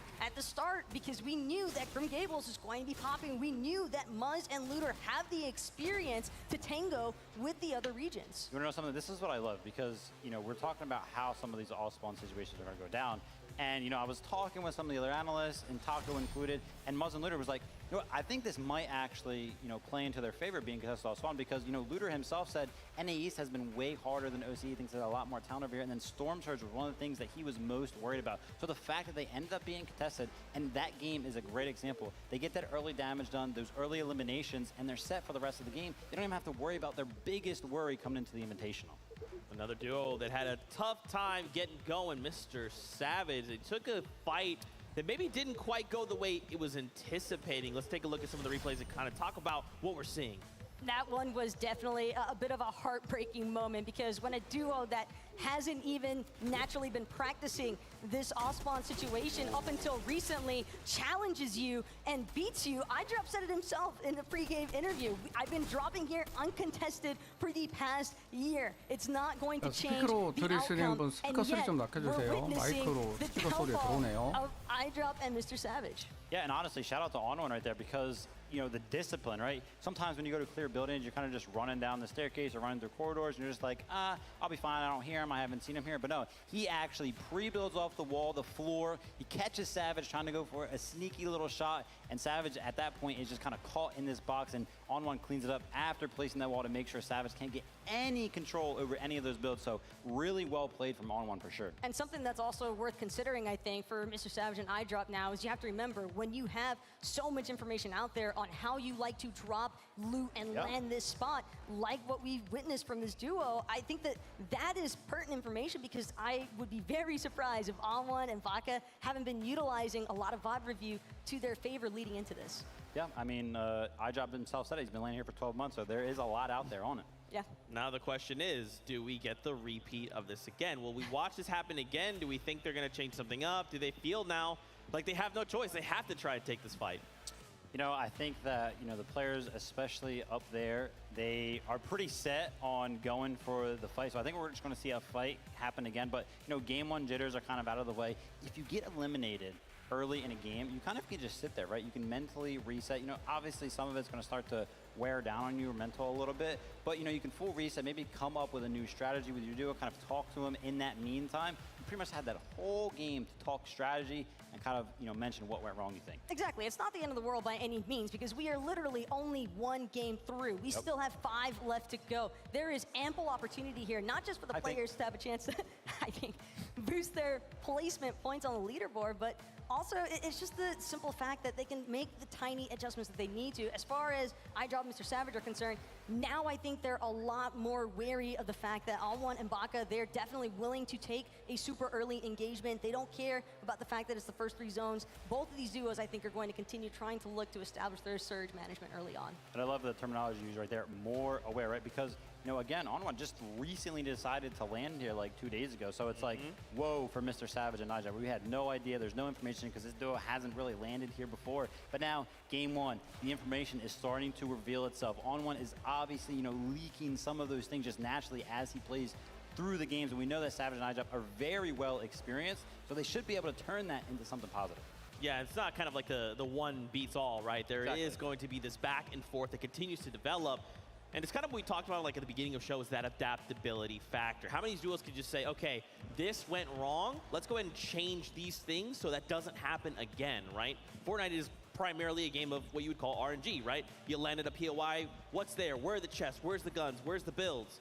And for these duos, they're trying to limit as much of that as possible, right? They want to find that spot. Hey, I know there's a gun here every time. I know if I hit this building as I open this door, pick up this thing, I'll have 10 builds. That's a wall I can use to defend myself if I'm jumped, right? So I'm excited to see how in game 2, a lot of these duos look to say, what do we got to do differently? Well, for Beppo and Runa, I was actually very happy to see that they were the ones that initially started off at that Lustrous Lagoon. And again, that was an uncontested draw spot for them. You're talking about loot, you're talking about resources, Zeke, and there is ample of it at Lustrous Lagoon. A lot of these players have even been talking about the fact that it's kind of crazy that they have gone this entire time leading up to the event without anyone wanting to establish an immediate contest at that POI. So I like the fact that they were able to hang in that top 10 leaderboard as well, really representing their region, I think, excellently there, because the fact is there was a lot of traffic coming their way due to the way that the zones ended up pulling towards that north side. So the fact that they were able to not only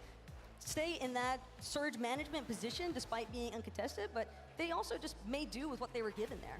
Yeah, absolutely. It's really cool to see that they actually also took the high ground from none other than Queasy and Vito in that endgame. Ultimately, yeah, they did end up losing it, but I want to see more of that, right? Just because you lost at just this one game, you may have a very good strategy that takes out, you know, something that Queasy and Vino aren't used to, and that's kind of that multi-regional invitational that is just so good, and all the strategies start to come out and catch players by surprise. You'll love to see it. This is just kind of our insights here from the desk, but we also have Mini Miner standing by to get his thoughts on that game. Absolutely, Zeke. It's not just me, it's Takata alongside me as well. Now, we've been watching all of this action unfold behind the scenes. We've been able to see some extra POVs, Takata.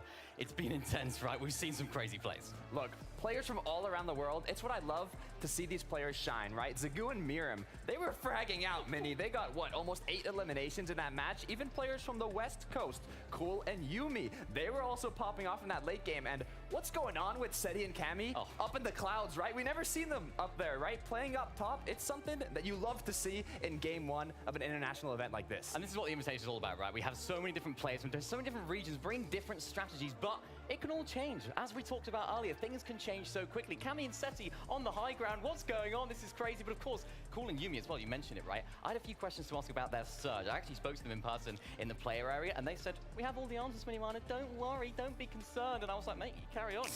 You do it, mate, if that's what they're going to do. And they're pulling out all the stops today. I mean, they proved it, right? The way they played that late game, they were ready to dominate. But I mean, Seti, Cammy up top, I think that was more of like a situational thing, right? We had Queasy Vino earlier up top on the high ground, but then City and Cammy saw the opportunity and they striked, right? I don't think it's going to be an every game type scenario for this duo. We know they like the consistency, so I wouldn't, be surprised if they switch it up a bit, but I'm excited to see what they continue to do.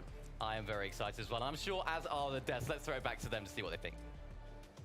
You know, you got a good laugh out of our boy Vivid here. I'm down. I'm not opposed. Yeah, you chuckled. That was pretty good. Another duo I did want to take a moment to highlight on screen right now, Zagu and Miram, coming out of Japan. These guys were just looking so good. 7 eliminations there in that game with a 41 total point. Now, this is just out of game 1. And I mean, consider we kind of talked about it. They're contesting Commandment and Avery over at Rave Cave, and they were allowed to leave Rave Cave. Yeah, 100%. You know, I think that that's pretty much what we can expect, but something that I did not expect, and my eyebrows, they went up, right? I raised them. That stat sheet right there. They did 2,200 plus damage this game. That is incredible. You can see it right here. A lot of it coming from this end game, actually picking up a plethora of eliminations. Their box fighting skills seem to be catching a lot of these players off guard in the aim. Woo, look at that. Absolutely crispy and cooking inside of these boxes. It's looking like a full-on barbecue right now with Zagu and Mareem, the way that they were just lighting it up inside of that low ground congestion. Not only that, but I just love seeing how poised they are after that finish. They have not lost sight by any means. They know exactly what's on the line here as far as regional representation is concerned, and you absolutely love to just see that energy 게임 내에서 kind of 보고 be 있는데 reflected 자꾸 in their 화면이 gameplay. 멈춰요. Yeah, I love the fact that you mentioned energy. I've been saying about 레전드 랜딩 쿠크리에서 보는 거는 화면이 멈춰서 he always seems so 불편하시고 happy, right? They're so happy to be 유튜브에서 here. They seem 시청하시는 게 confident 가장 as well. 좋은 There's 것 never really 같습니다. like a, oh, we're worried to be here. No, they're just fully embracing it, and we can see it right there in game number 1. They came on top pretty much.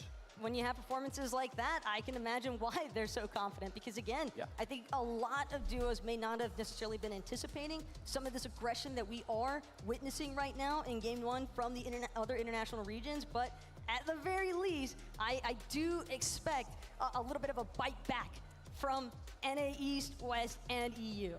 I think for me, I'm looking forward to seeing how many more duels try to go for height, right? For in this instance, Zagu and Rim, they were just in that mid ground. They didn't even care about high ground. They're like, no, you guys battled out. We want more eliminations. We'll stay right here. Do you guys think that maybe more duels will look to just say, like, look, our kind of strategy to win is that high ground. We got to go for it. Yeah, I mean, 100%. We saw a lot of teams that actually like to play the high ground. Unfortunately, not making it into that game. They went down a little bit early. Like, for example, Aqua and Reason, Jason and Chabix also went down. Another one, Alex and Bailey, we talked about them from OCE. They love to play the high ground, and they just, all 3 of them went down a little bit early, so it could change big time. You know, we also saw Kanata went down a little bit early. Macwood loves to play the high ground coming out of NA East. Pretty much the only thing that he shies for, but being left as a solo, he couldn't really do that this game.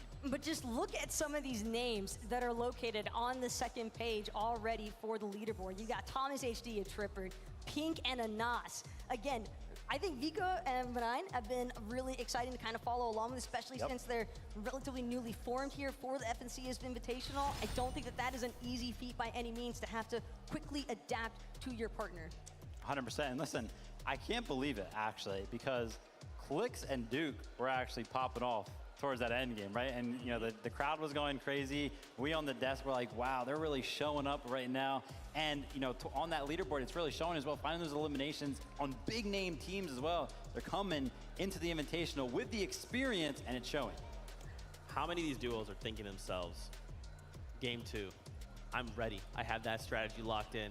I think I know what I need to do to get going, because I want to make the crowd here in the Raleigh Convention Center just lose their mind when we're taking shots. Because, man, there was some eliminations happening, and I was just on my feet screaming with the crowd.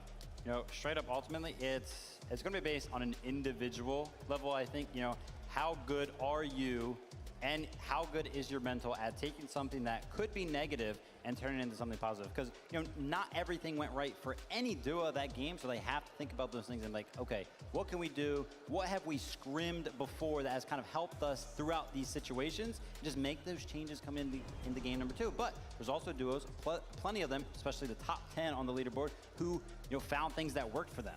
So keep doing those things, but again, not everything went perfect, so keep that in mind. But nerves aside, as the games go on, it's going to start feeling more and more natural, I think, for a lot of these players. You're going to 100%. start being able to focus in a lot more on the actual gameplay itself. And I think that's where the audience just becomes a little bit of background noise until it comes down to those final moments. But something that I'm really curious to see is whether or not these players are actually going to showcase some of their flexibility or adaptability, because Mustache Malabuka, I think they're a great example of a duo where they can go a game or 2 or 3 without really being able to catch anything, and then they just turn up.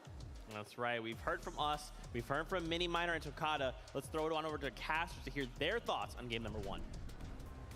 Thank you so much for that quick, of course, toss there so we can start getting into our perspective here. I mean, Jacob, let's talk about what we know just coming out of game 1. I mean, what we know, NA West, Cool and Yumi showing up big. Not only getting that 3rd place finish, but you saw that 2v1 off the back of Cool. Another thing, Acorn, NA in general, just kind of showing up. Obviously, EU won the game, but I think we need to start giving NA more credit. Yeah, definitely have to give them that credit. They show up and then wait for them to win those early engagements. Yep. I mean, listen, we got to sit in the player lounge, quite literally stand over the shoulders of Anwon and Baka while they were practicing. They took on the likes. You know who they're training against? Who are they training? Reeds and Epic Whale. That's their training partners. And I don't know about you, but if you were following Twitter, I posted a little clip of Reed taking on Mustache and Malabuka. So it kind of all ties together if Mustache and Malabuka are known as some of their greats. And then Anwon and Baka could hold their toe-to-toe with someone like Reed. I mean, it all just starts to make sense. You know what I'm loving out of all that, though? You talked about the 2 partners, right? Anwon and Baka, and who they're sparring against, Reed and Epic Whale. That's NA West. That's NA West showing each other some love. I talked about a lot of these guys being friends, but when they're on the battlefield, they're enemies. That is just inner region training, and that's something I love to see. That's right, and of course, the upsets, right? We saw a couple edge battles there. Booga and Miro taken out so early. This is one of the things we didn't really get to talk about. You would think that a team like Booga and Miro, who have drilled and trained their drop spot so perfectly, they almost have it conditioned, this should be another walk in the park situation for them. What do you think went wrong as they were rotating out? Because it seems like they face planted into Macwood and Kanata. That was the big resistance, and they were just taken out. You know, without seeing too much of their POV, I can only go off a few educated guesses here, and just judging by 95 players being alive when Storm Surge hit, I think they were one of the few teams that were having problems dealing with that. And that's one of the things that I said in an interview before this event, that Storm Surge is going to be hard for these players to deal with, because the players that are above Storm Surge, they can hide in a box, they can focus on those rotations, but the ones that are below, they have to fight outside of Storm. They have to fight the first person they see in that first moment, because you can't continually falling down on that damage. That's right. Well, listen, that's our perspectives here. We have so much more in store. Thank you guys so much for those insights. We actually have a really cool moment here. The casters kind of talked about Booga and Mira going down earlier. We had a listen-in moment. Let's take a look. We need to find extra heals somehow. You should pop cabbage maybe for whites. I need to heal. Unless you throw me a mini now. Yeah, come. I'll throw like right there. Search, yeah. I want that big ammo crate, but I know they're just gonna get above us. I mean, I think you can go for it. There's a chest there as well. It's definitely worth it with our loot. It's just glid off the thing. Minis, yeah. If we could get Surge here, we can get enough. I mean, make sure this isn't baited, bro. It's not. Here, we can get stacked, bro. I'm chilling. If we get Surge, we sit in zone, bro. We should look. Yeah, like where though? We'd have to follow right side. Yeah, like, we have to go right side. I'm just gonna go up. Nah, we should bunt. You can already tell. Even Booga and Miro are like, hey, we need Storm Surge. We need to make sure this is right. It is absolutely affecting many of these players. We will come back and talk about more of this in just a moment. First, I do want to throw it on over to the player area for a little special interview. We have a very special interview, Zeke. I'm here with one of our alternate players, Frey. Now, Frey, you've been watching in the crowd, right? What's the energy like? How does it feel? The crowd is amazing. I'm so happy that we have Leon's back. The crowd couldn't be crazier. It's so awesome to be here. Yeah, we can hear them just there in the background as well. They're getting kind of crazy, right? So, of course, you're a professional player yourself. How would you prepare for an event like this? How do you think the players and what's been sort of going through their minds? So I think bot viewing is extremely important. You need to know who's landing around you, what they do, what their tendencies are. And yeah, just bot view, fix your mistakes coming up to the event, and then just play your game. Of course, you can give a big insight into the game as well. For a lot of these players, you can sort of, give your insight, maybe to talk to them as well. But we'll stop it right there. We'll throw it back to the desk for some more. Thank you guys so much. Raleigh Convention Center, you guys ready? Because game number 2 is about to make its way here, so let's make some noise. It's game time. This is the FNCS Invitational 2022 coming at you guys live. Are you two ready? Yes. Yes, beyond ready, and beyond excited. I think that more than anything else, this game number 2 could really be a little bit of a breakaway moment here for some of these duos. Cammy and Shetty in particular, they are definitely looking for another highlight reel instance. And whether it comes from Victory Royale or just from being able to rack up those elims, I think that the Polish powerhouse is certainly still making it known that they are some of the best. Champions are on the stage, right? I was gonna Game say. number 2 is, this is where you got to start picking it up. You got to start developing your strategies around the meta of the lobby. Developing your who better to do it than the 100 of the best players from around all of the world. Look at them zeroing in right now, Vivid. They are so amped. They are focused. The tension is real. The tension is beyond real, and not only that, but I kind of want to touch on Buga and Miro. We saw that little listen-in instance between the two of them, and were it any other duo, I think there might be some room for concern, but Buga and Miro, I think, are an exclusive case, because Miro specifically, this guy is a 5-time FNCS champion, and yet, out of all the FNCS finals that he has competed in, he has only ever collected 3 victory royales. Wow. So it is a primary example of the fact that high ground can win games, but low ground could possibly win championships. And that moment in game number 1, while it wasn't able to go in their favor because they were struggling with surge management along with some of the other duos, again, they're able to make it happen. All right, we've broken it all down. We had game 1 wrapped up, it's gone. Game 2 is here, it's now, the battle bus is ready, the players are on board. Let us get this started. Here we have it. Thank you so much, Zeke. We get to start gearing up for this battle bus to take off now. Yeah, this is finally setting in for a lot of these players on the stage. Game number 2 is starting right now, and hopefully all those nerves from the end of game number 1 have settled, because now when push comes to shove, some of these players that might be at the bottom of the leaderboard, Mr. Savage, iDrop, that went down early, they might have to start dealing with that storm surge early. And that's right, we saw what happened in game 1. The real question is, how are you going to adjust coming into game 2? This battle bus is telling me that the Chrome Jam Junction is under fire very quickly. It's so close to the drop spot, and you can see already things kick off. This time, iDrop says, you know what? Let's put that weight, in my experience, on my back. Savage takes down Baka, and all of a sudden, it's a different tale to be told. Happy birthday, Mr. Savage. First elimination here in game number 2, and that puts On1 on notice. You gotta have to watch out, because we're here to fight. That first one might have been a little lucky, but another one, this one, I feel like has to have a little bit more damage, because all 3 of these players, Monster, they were dealing with Storm Surge, and they were just on the cusp. Some were even below.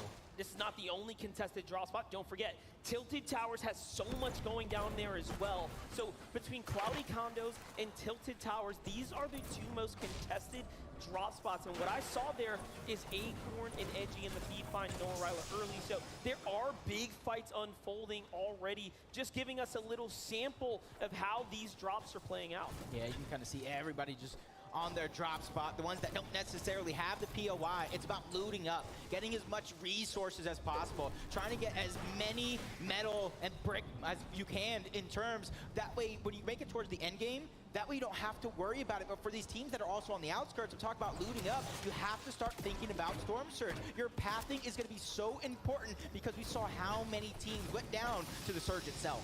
Here is Poland's finest Game 1 winners from Becoming Legends, Setis and Cammy. This team here has placed top 10 in every finals they have ever competed with together. But wait a second, hold that thought. And Asin Pink here on the other side of the Joneses. This is a fight that's being extended out. The last time we were here, Clix found an elimination with Duke. They actually held it off. Remember when we talked to Reet and Epic Whale, they said, hey, you know what? I believe in the fighting power of NA on this one. They have full confidence that they can do it. Yeah. Pink and Anas have to jump back. Yeah, and you got to think back to that NA East Finals where Clix solo points after solo points, but as long as these two guys stay alive, they're going to be contenders for every single tournament they play in. Duke has FNCS champion in trios. Clix is one of the best individual players on the planet. You have a huge opportunity here for Duke and Clix to continue to put up big numbers. We know they had an excellent kickoff to things here as they continue to find their strides,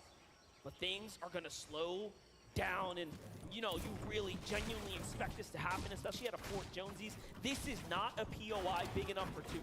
Yep, you see Clix just trying to gather the information. The longer this fight goes and the higher they build, if it comes to it, you got Jason Basil over on the side. Those are the third parties that we saw towards the early of last game. This is Nas Pink trying to get deep into the box. That Evo Chrome Burst AR, we saw how much damage it does to these builds, and it eats through in a second. More importantly, if you can find the tags, That's just big. like that, Pink and Anas already turning this story on its head here. That's bait there. He sees the shotgun. That moment, Duke does not let it drop. Now, mind you, Clix has some of the greatest track record in history of taking on head-to-head battles like this. This is why he is so recognized as one of the greats of the space in these kind of moments. This is where these guys, 66% of their overall victory royales do come from the low ground. The Pink and Anas, they're just trying to keep a little bit of elevation. They're not ultimate high ground, 3-4 boxes big. They're just trying to keep that advantageous position as long as they can. But this monster, this one's dragging out a little too long. Do you think there's going to come a point in time where they just kind of abandon and try to get to the zone? Well, I hope it continues because the rest of the lobby is just taking their time. 49 duos are still alive here, and this is one of the only ones deciding to go toe-to-toe. Clix, once again, gets tagged there.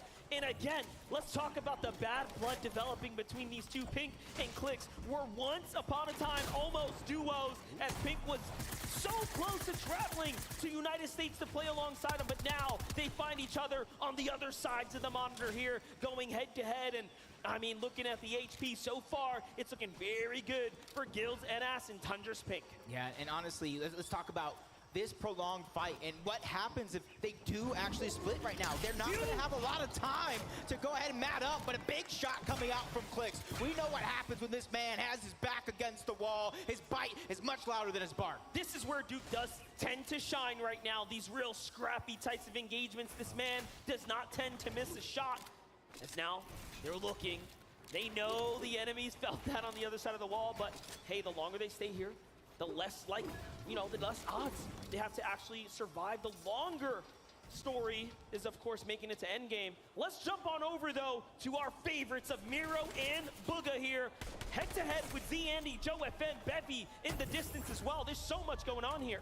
Yeah, for them, we saw that replay of last game during the listen-in. They were just dealing with Storm Surge and not the best way. Even though they were about 50 above, that's not the position you want to be in. But you can see Booga and Mero have a 60-plus win rate when contested. So they just need to find their rhythm here on this international stage. Talking about international stage, Alex and Bailey, they have taken us from the player lounge to the main stage. Game 2 now, the fight, the second time. The story won't be the same. It's Yusri who finds the trade there, and now has to protect his teammate. A huge shot onto Bailey. It's not looking good for Oceania's champions here, but Bailey waits for the toe-to-toe. He gets the thirst, he needs the points. That's a kind of play you only see in person. A huge shot. Bailey says, respect me, Yusri, back up.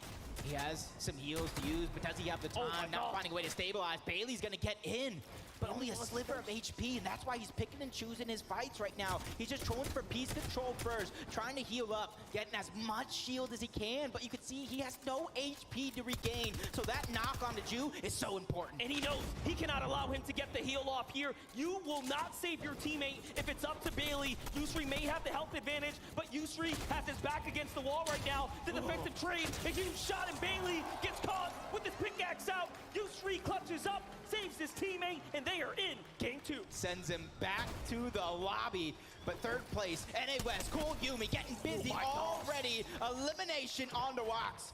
Now it's up to Rob Bob, trying to stay alive here, trying to get and find a position to where he can hide. You see it in the mini-map. He just got out, and I love that play coming out from some of these players, choosing not to be the hero, because you end up in the hero in the wrong position, you're end up going to be a 0. Now, Robab doesn't have a lot of experience here. They've only made 2 finals together between Wax and Robot, but there's a huge development happening here. Let's watch this back one more time. Here's how it kicks off. Cool finds the huge tag. All of a sudden, the knock is there. And yes, there was a third party in the side.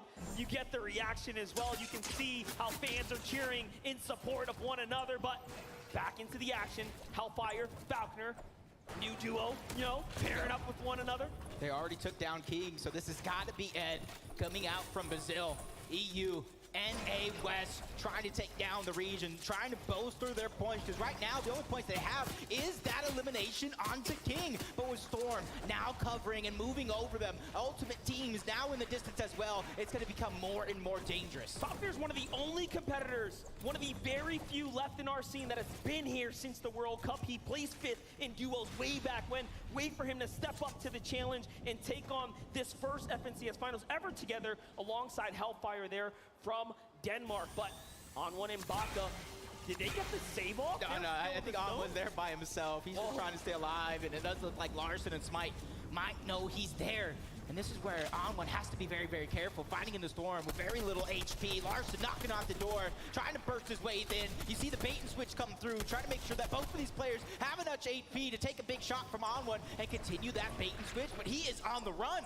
What a tough story for On1 and Baka. Such a great and strong showing in game 1. He loses his teammate to Mr. Savage out the gate, survives, saves him, but Smite and Larson, who are contested here by Looter and Muzz, are still in the zone, and they meet him, and that's how they get this first elim. So it's only a matter of time now as the clock rages on. Smite steps up, and there it is. The zone does the rest, and they will find their second elim now, wiping up one of the greats from NA West.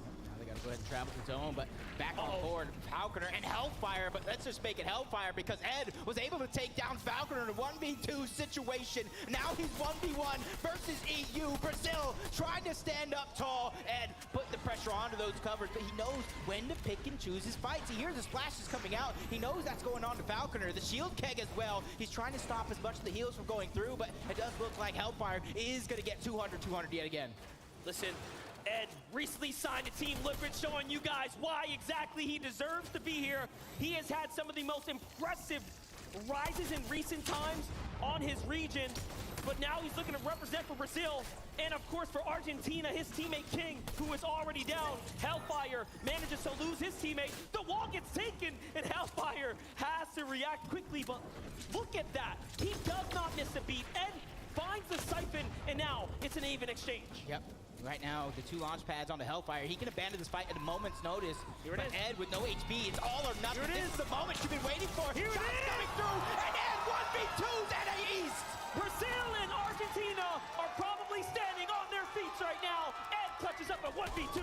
Oh my gosh, and if somehow, some way, he found a way to get King's card, but they've gone over to Chonker Speedway. The action will continue. Reason and Aqua going up against Hen and Bevy and Vortexers. They have a lot of practice going against each other on the EU region, so this is no strange fight to them. What's scary about this is the fact that they've rotated out of the condo down to the territory of Booga and Miro at Chonker Speedway. And yes, they get met with this incredible duo, but it shows you that no one is safe. This entire area is such a deadly play zone, and now you have Reason with the scraps, with his back against the wall, below the storm surge, absolutely ready to commit to this battle.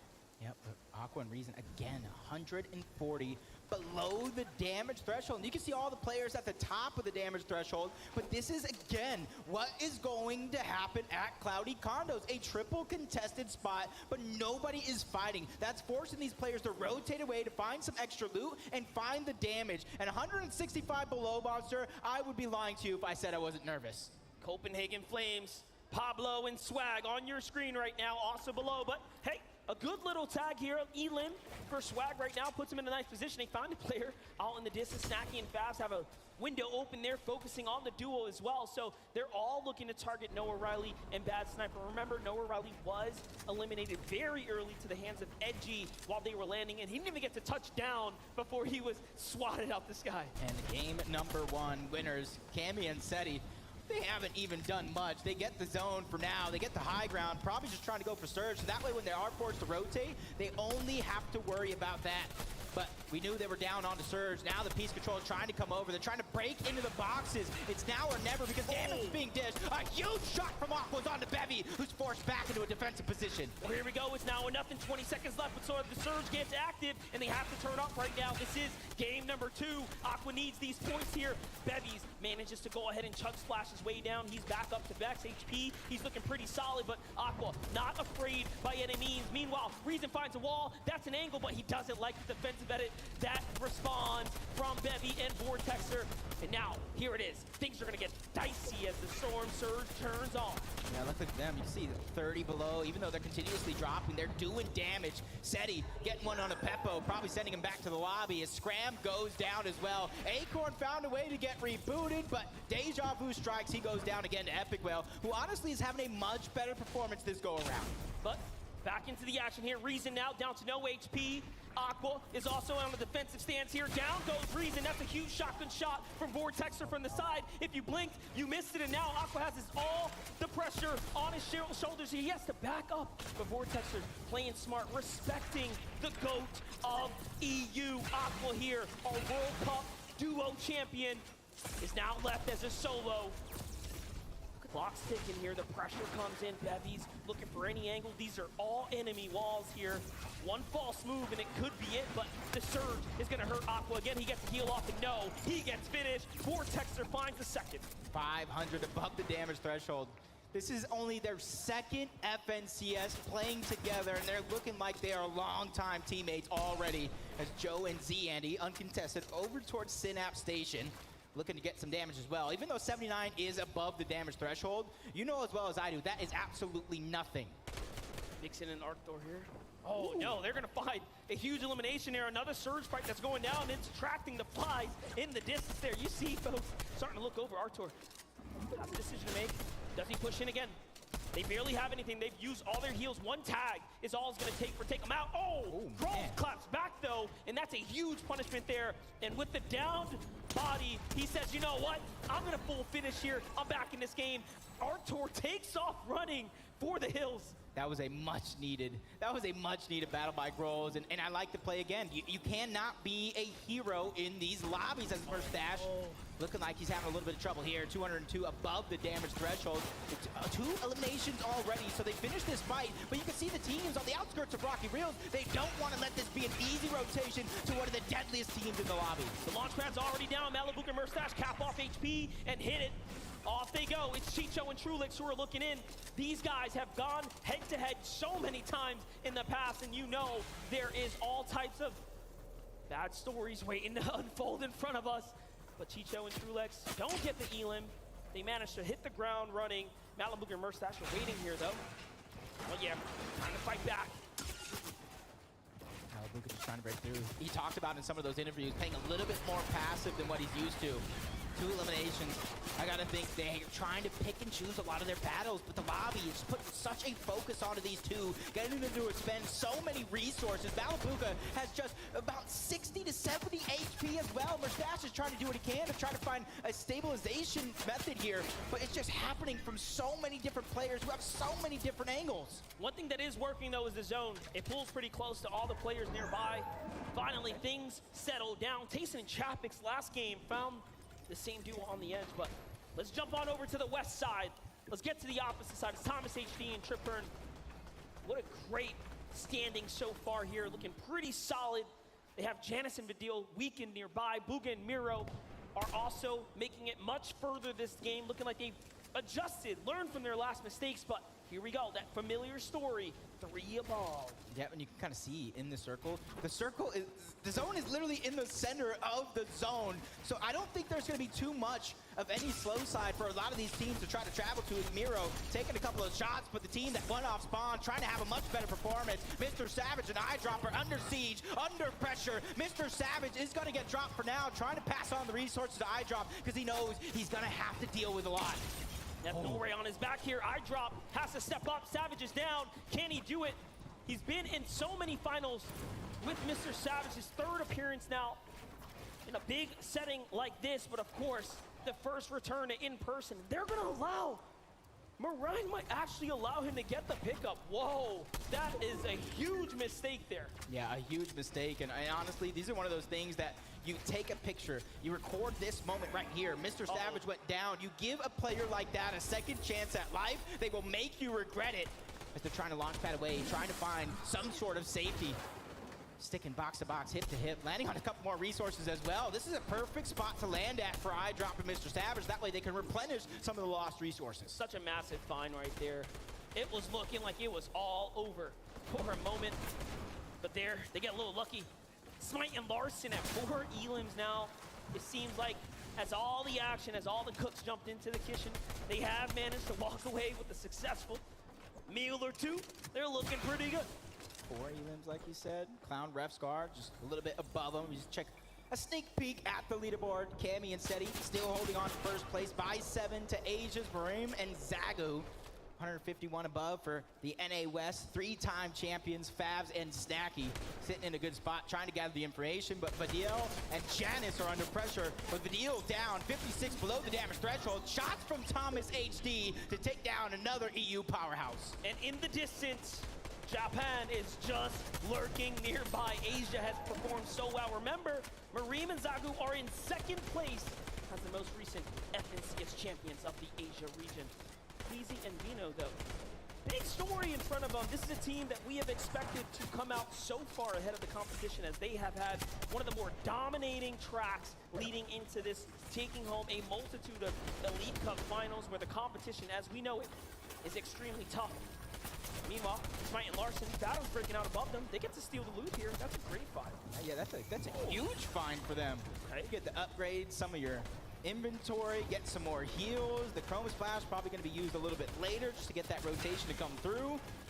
For them, they found a huge amount of resources. That way they can try to make it towards the next end game. But you see Storm Surge just still affecting so many teams. Tough spot to be in there for Larson as he misses the heal. And Anas and Pink go down from the high ground. It's Vortex in hand. They are just turning this lobby upside down right now.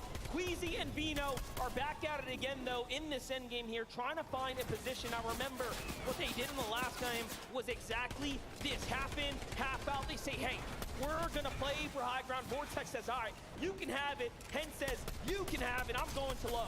Yep, I got to be careful here. Queasy and Vino both know 6th moving zone, which is about to happen here shortly, is one of those zones to where, yeah, you might have the high ground now, but with the amount of launch pads going around, the amount of threats that are in this lobby, you might have to stagger your teammates 1 forward, 1 back, just to make sure nobody is able to sneak it away.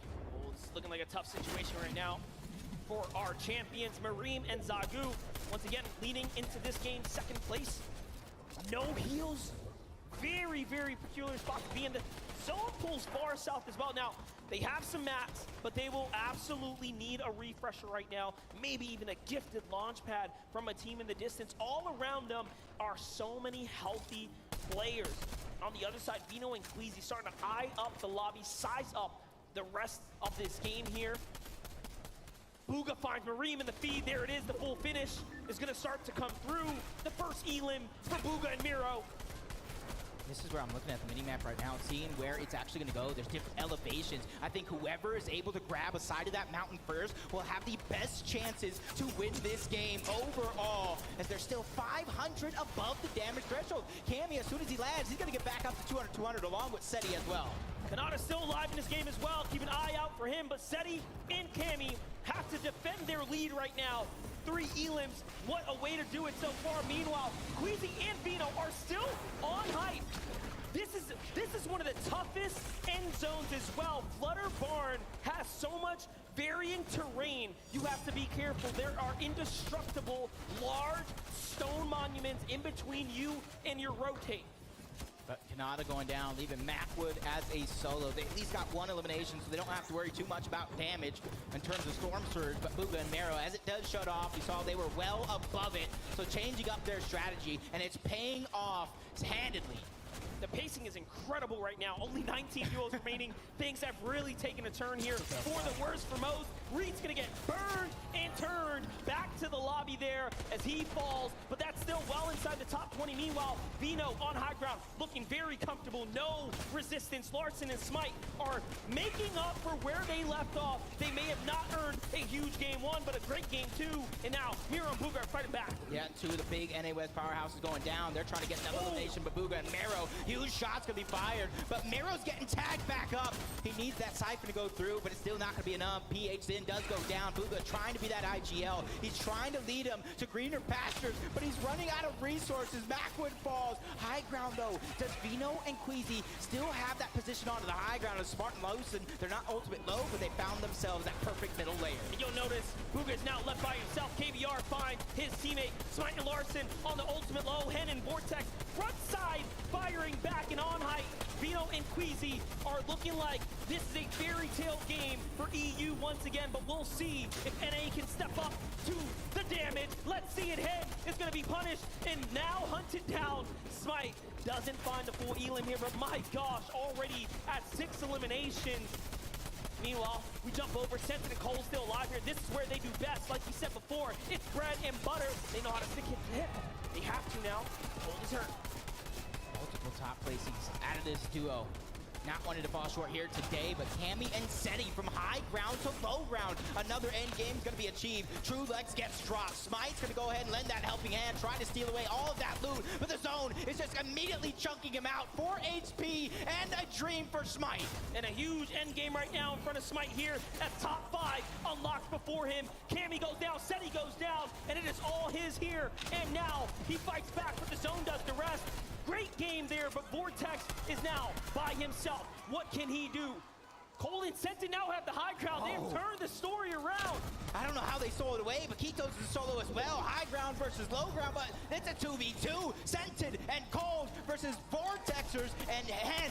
This is going to come down to the wire monster, and this is going to come down to Senton and Cold when and where they drop down low. Once again, we are looking at an NA versus EU finish. Cold is going to get big tag there by Vortex on the low ground. 7 elims, no builds. It's looking very, very tough, and it's the same story for Hen as well. It's all or nothing. Can they find something here? But Senton and Cold, although they have the height, they are also running extremely low on resources. But if there's a team that can do it, it is them.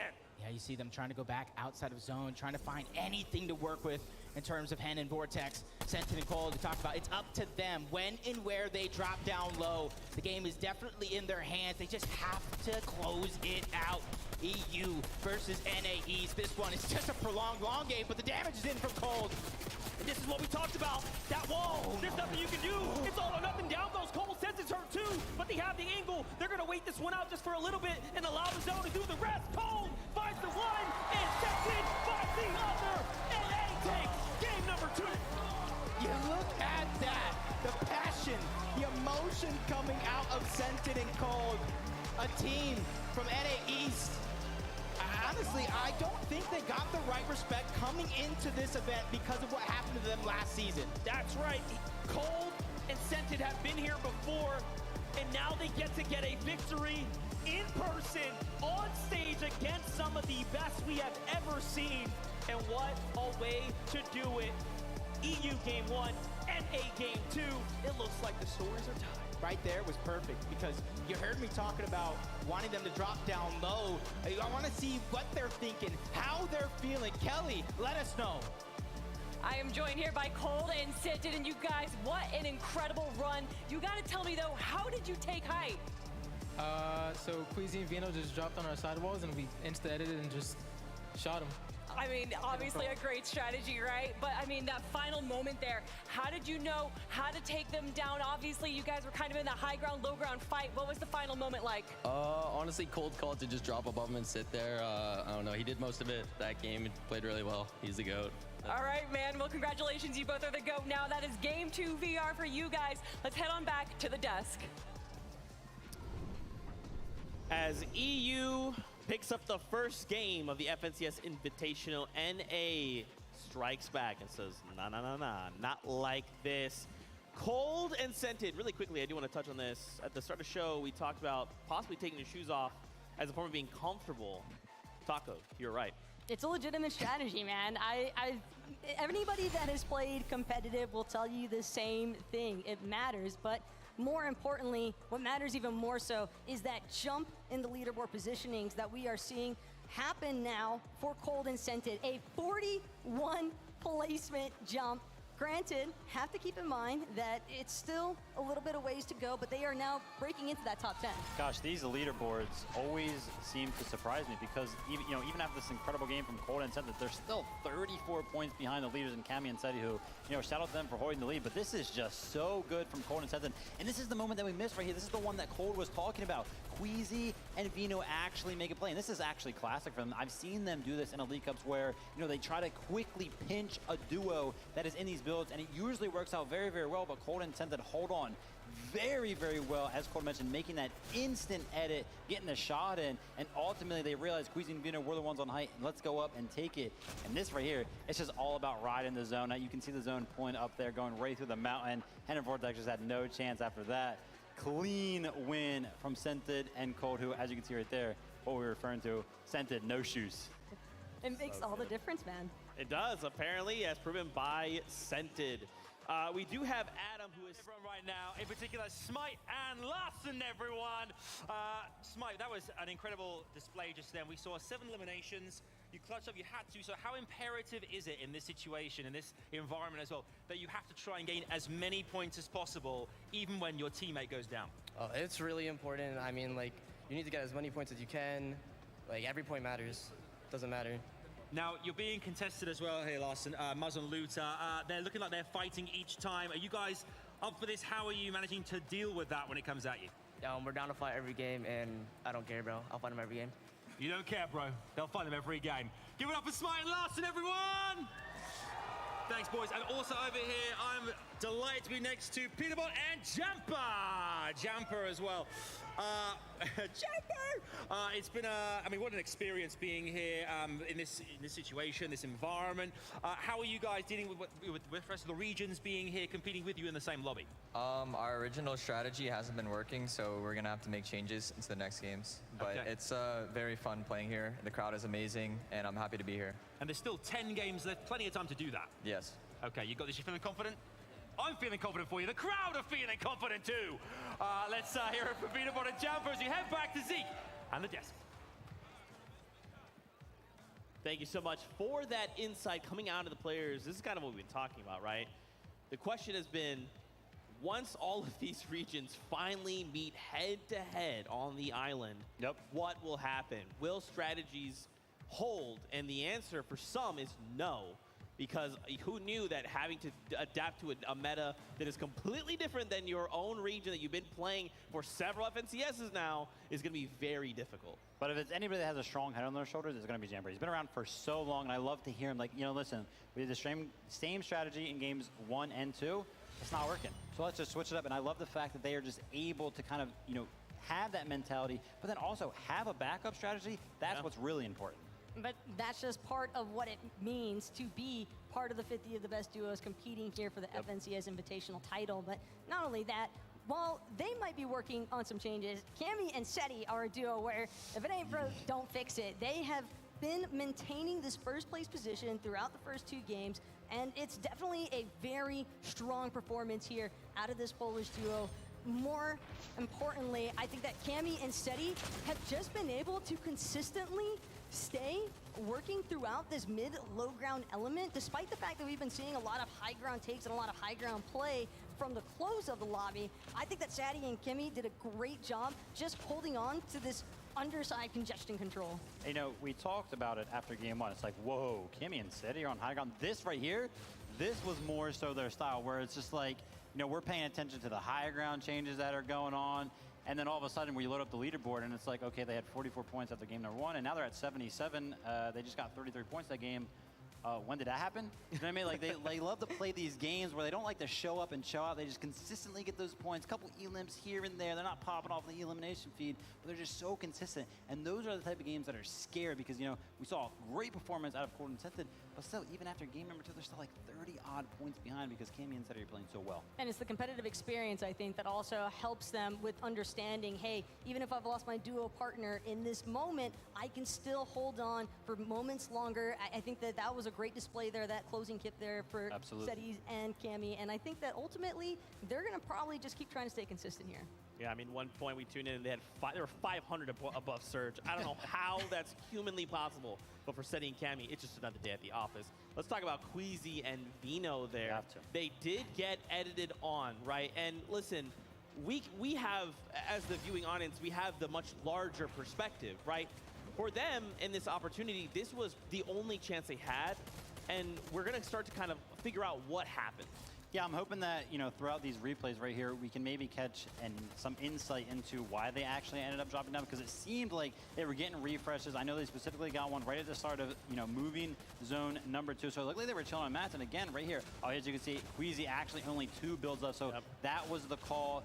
Let's go try to get a refresh real quick. Unfortunately, Cold and Scented, they're so good in box fight situations, especially Cold. I mean, you know, Scented picked him up just because he is such that well-rounded mechanical player. And Cold and Scented, you know, one thing that I love about them is they're always on the same page, and it's always incredible to see. And right there was one of those situations, unfortunately, for Queasy and Vino. But I love that out of them, right? Going for those plays is what is going to make the difference on the international stage. As far as the IGLing is concerned, Queasy seems relatively confident still in that decision. 2 times over now, we've seen this duo go for high ground by the time that first moving zone actually comes into play.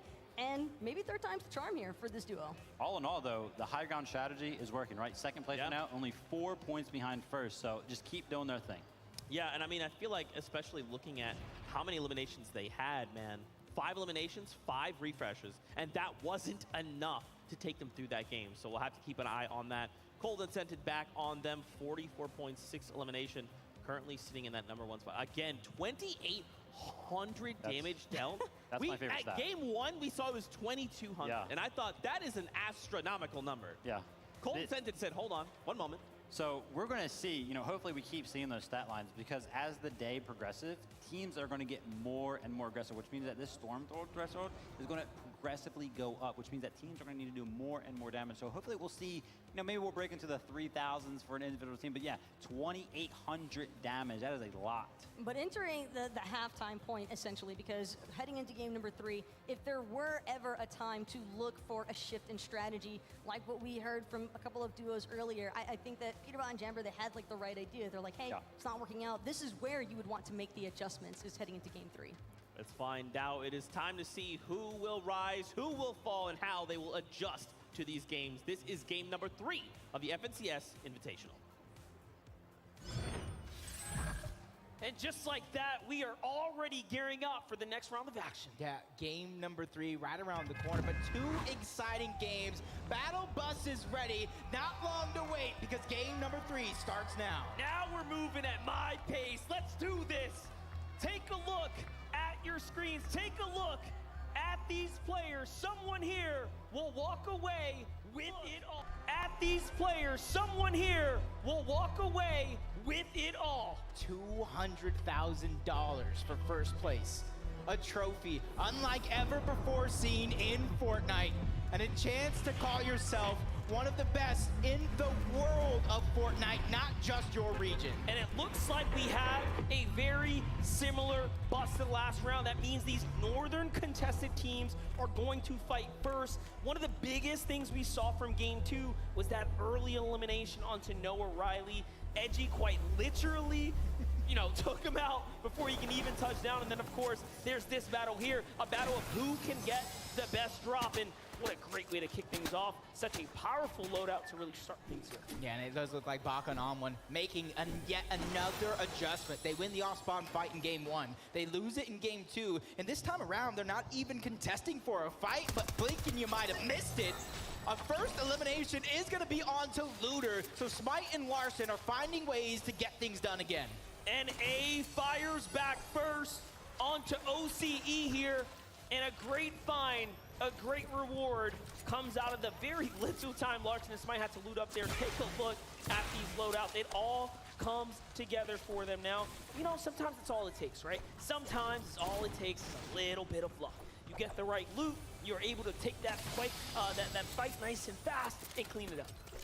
You can see now the picking and choosing come through. They're going to slow things down, try to loot up as much as possible, making their way in towards one of the only houses towards Grim Gables. And you can kind of see in the distance, Muzz is still floating around, and he's not trying to cause too much commotion and put the focus onto him. He's just trying to wait for Smite and Larson to leave so he can try to get that free reboot onto Looter. All this pressure onto Muzz's shoulders now as he is trying to wriggle his way through this low ground here.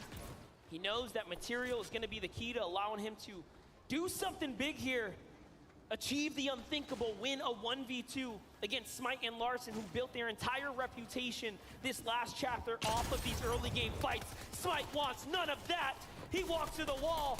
Muzz, you're great, but how good? And no, Smite and Larson come out on top. They clean things up for 2 games in a row now and earn themselves a little bit more. And as soon as Mr. Savage gives up a little bit of the high ground on when Baka immediately trying to take it over, him and iDrop are separated just a little bit, and that could have been a perfect opportunity for them to strike, but everybody is just biding for time, biding for that perfect moment so that they can pounce. And this one that we talked about, you heard it from Mr. Savage, you heard it from iDrop. I've been landing here for a year straight. No one is going to scare me off. Well, the real question is iDrop walling out right now? He is getting very close to Onwon and Baka. But no, now he decides, all right, I'll listen to you, Savage. I'll come on down, but you have to meet me down here as well. And they start to retreat here. And this might just end, but no, Baka steps up, but Savage is so quick. What a shot right there. And now he turns the tables around. iDrop looking to meet them down here. A great pre-fire, but not enough to find a tag. And all of a sudden, now they reevaluate. Yeah, I like the outside of the box thinking coming out for a couple of players in the game already, bringing out their protractors, trying to find that extra angle. And that's the thing, if you have all that confidence in your teammate as a solo, you'll allow them to kind of play with the angles, play with the high ground, and try to see what they can get. And they get 149 damage, disappearing off the back of Onwon. Another shot's gonna be fired. Hey, Rob goes down. It's a 1v1. Mr. Savage versus Onwon. Savage wants none of it. He wants none of it. He finishes it up. And just like that, 2 games now, he's back in it. Meanwhile, Malabuk and Mustache, one of the greatest duos we expected to show up today, put on such a performance, have been met with so much resistance every single turn. There's a new great team waiting for them. This has been probably their least favorite duo to meet, though. Yeah, Chapix and Tayson. It does look like they're fighting over the vault that is right below him. Doesn't want to let that one go easy. But you got to be careful because there's a third team landing towards Cloudy Condos, another team towards the north in the form of Kanata and Macwood that could be lending that helping hand, trying to get that Storm Surge damage for themselves and make your job that much harder for Malabuk and Mustache. It's all about trying to find the perfect angle, trying to find that information so they can try to catch a player off guard, because we already know they're one of the most aggressive teams in this lobby. See it. You're waiting, trying to capitalize on any opportunity here. We all know what Tayson is capable of. One of the most winningest players in the European region. He has done it all. He has proven it all. All that's left is for him to show up in person and put the numbers up. But it's no easy task right now. Malabuk and Mustache are so good playing defensively right now. They're doing a great job, but Tayson is slowly, inch by inch, getting closer and closer. He won't let that piece control go over. Tayson has tried a few times, but You try again. Eventually, you'll find some success. They're able to take it just for a few seconds, but the longer you fight this far out of zone, it's gonna get more and more dangerous because we got a little bit of a north zone going on. These guys are gonna have to end this one sooner than later, even if they both choose to disengage. Merstash fighting back here, trying to regain the walls here. Oh, that's a nice one. Huge tag onto Chapik here, nicely done. He's gonna open things up, allow him to get some more territory, and closer he walks, but Tayson fights back. The 4X FNCS champion is all of a sudden now with his back against the wall here. But no, he's hurt. Malabuka says, forget that. It takes him down, and now it's up to Merstash, and no, he finishes it off too. And Chapix is left running, trapped now, inside the box. Oxygen starting to run out. He fights back, but for how much longer? Chapix does so much damage. He loses the wall, and no more shield now, and it's all over. Chapix and Tayson fall. And for Malabuka and Merstash, that is huge. Because not only does it get you elimination points, it gets you the Storm Surge, so you don't have to worry about it later in the game as Chimp and Scram trying to get things going for them. Chimp, one of the most consistent players in NA East. You got Pamsu and Batch on the other side, also from NA East, so they have a lot of familiarity in terms of fighting against each other. Scram is going to be the odd man out, and you see him trying to find some separation because him and Chimp are not that close together. And all it takes is for both of them to kind of bum rush into one box and kind of end their run. Now jumping over to the other side of the map. As we all know, this area, one of the most hotly contested zones right now, Tilted Towers, at every single in-person event, has always been the home of fireworks. And Chicho and Trulix are looking to go ahead and see what they can spark up nearby, but that's not going to be anything. On the other side, NA West cooling Yumi. One of the few teams on NA West showing up in the top 10 so far. Yeah, had a fantastic game, number one, third place. Cool, got to be living on a prayer right now because for him, he's 1v2'd. Unfortunately enough, he was unable to get Yumi up in that game. He had to finish it off as a solo. And for this duo, it's kind of slow and steady. They land out here towards the island, a little uncontested. They might have one team just a little bit south. For them, it's about getting the resources, looting up, and then they go on the top of the Mighty Monument to find their surge before they eventually try to rotate out.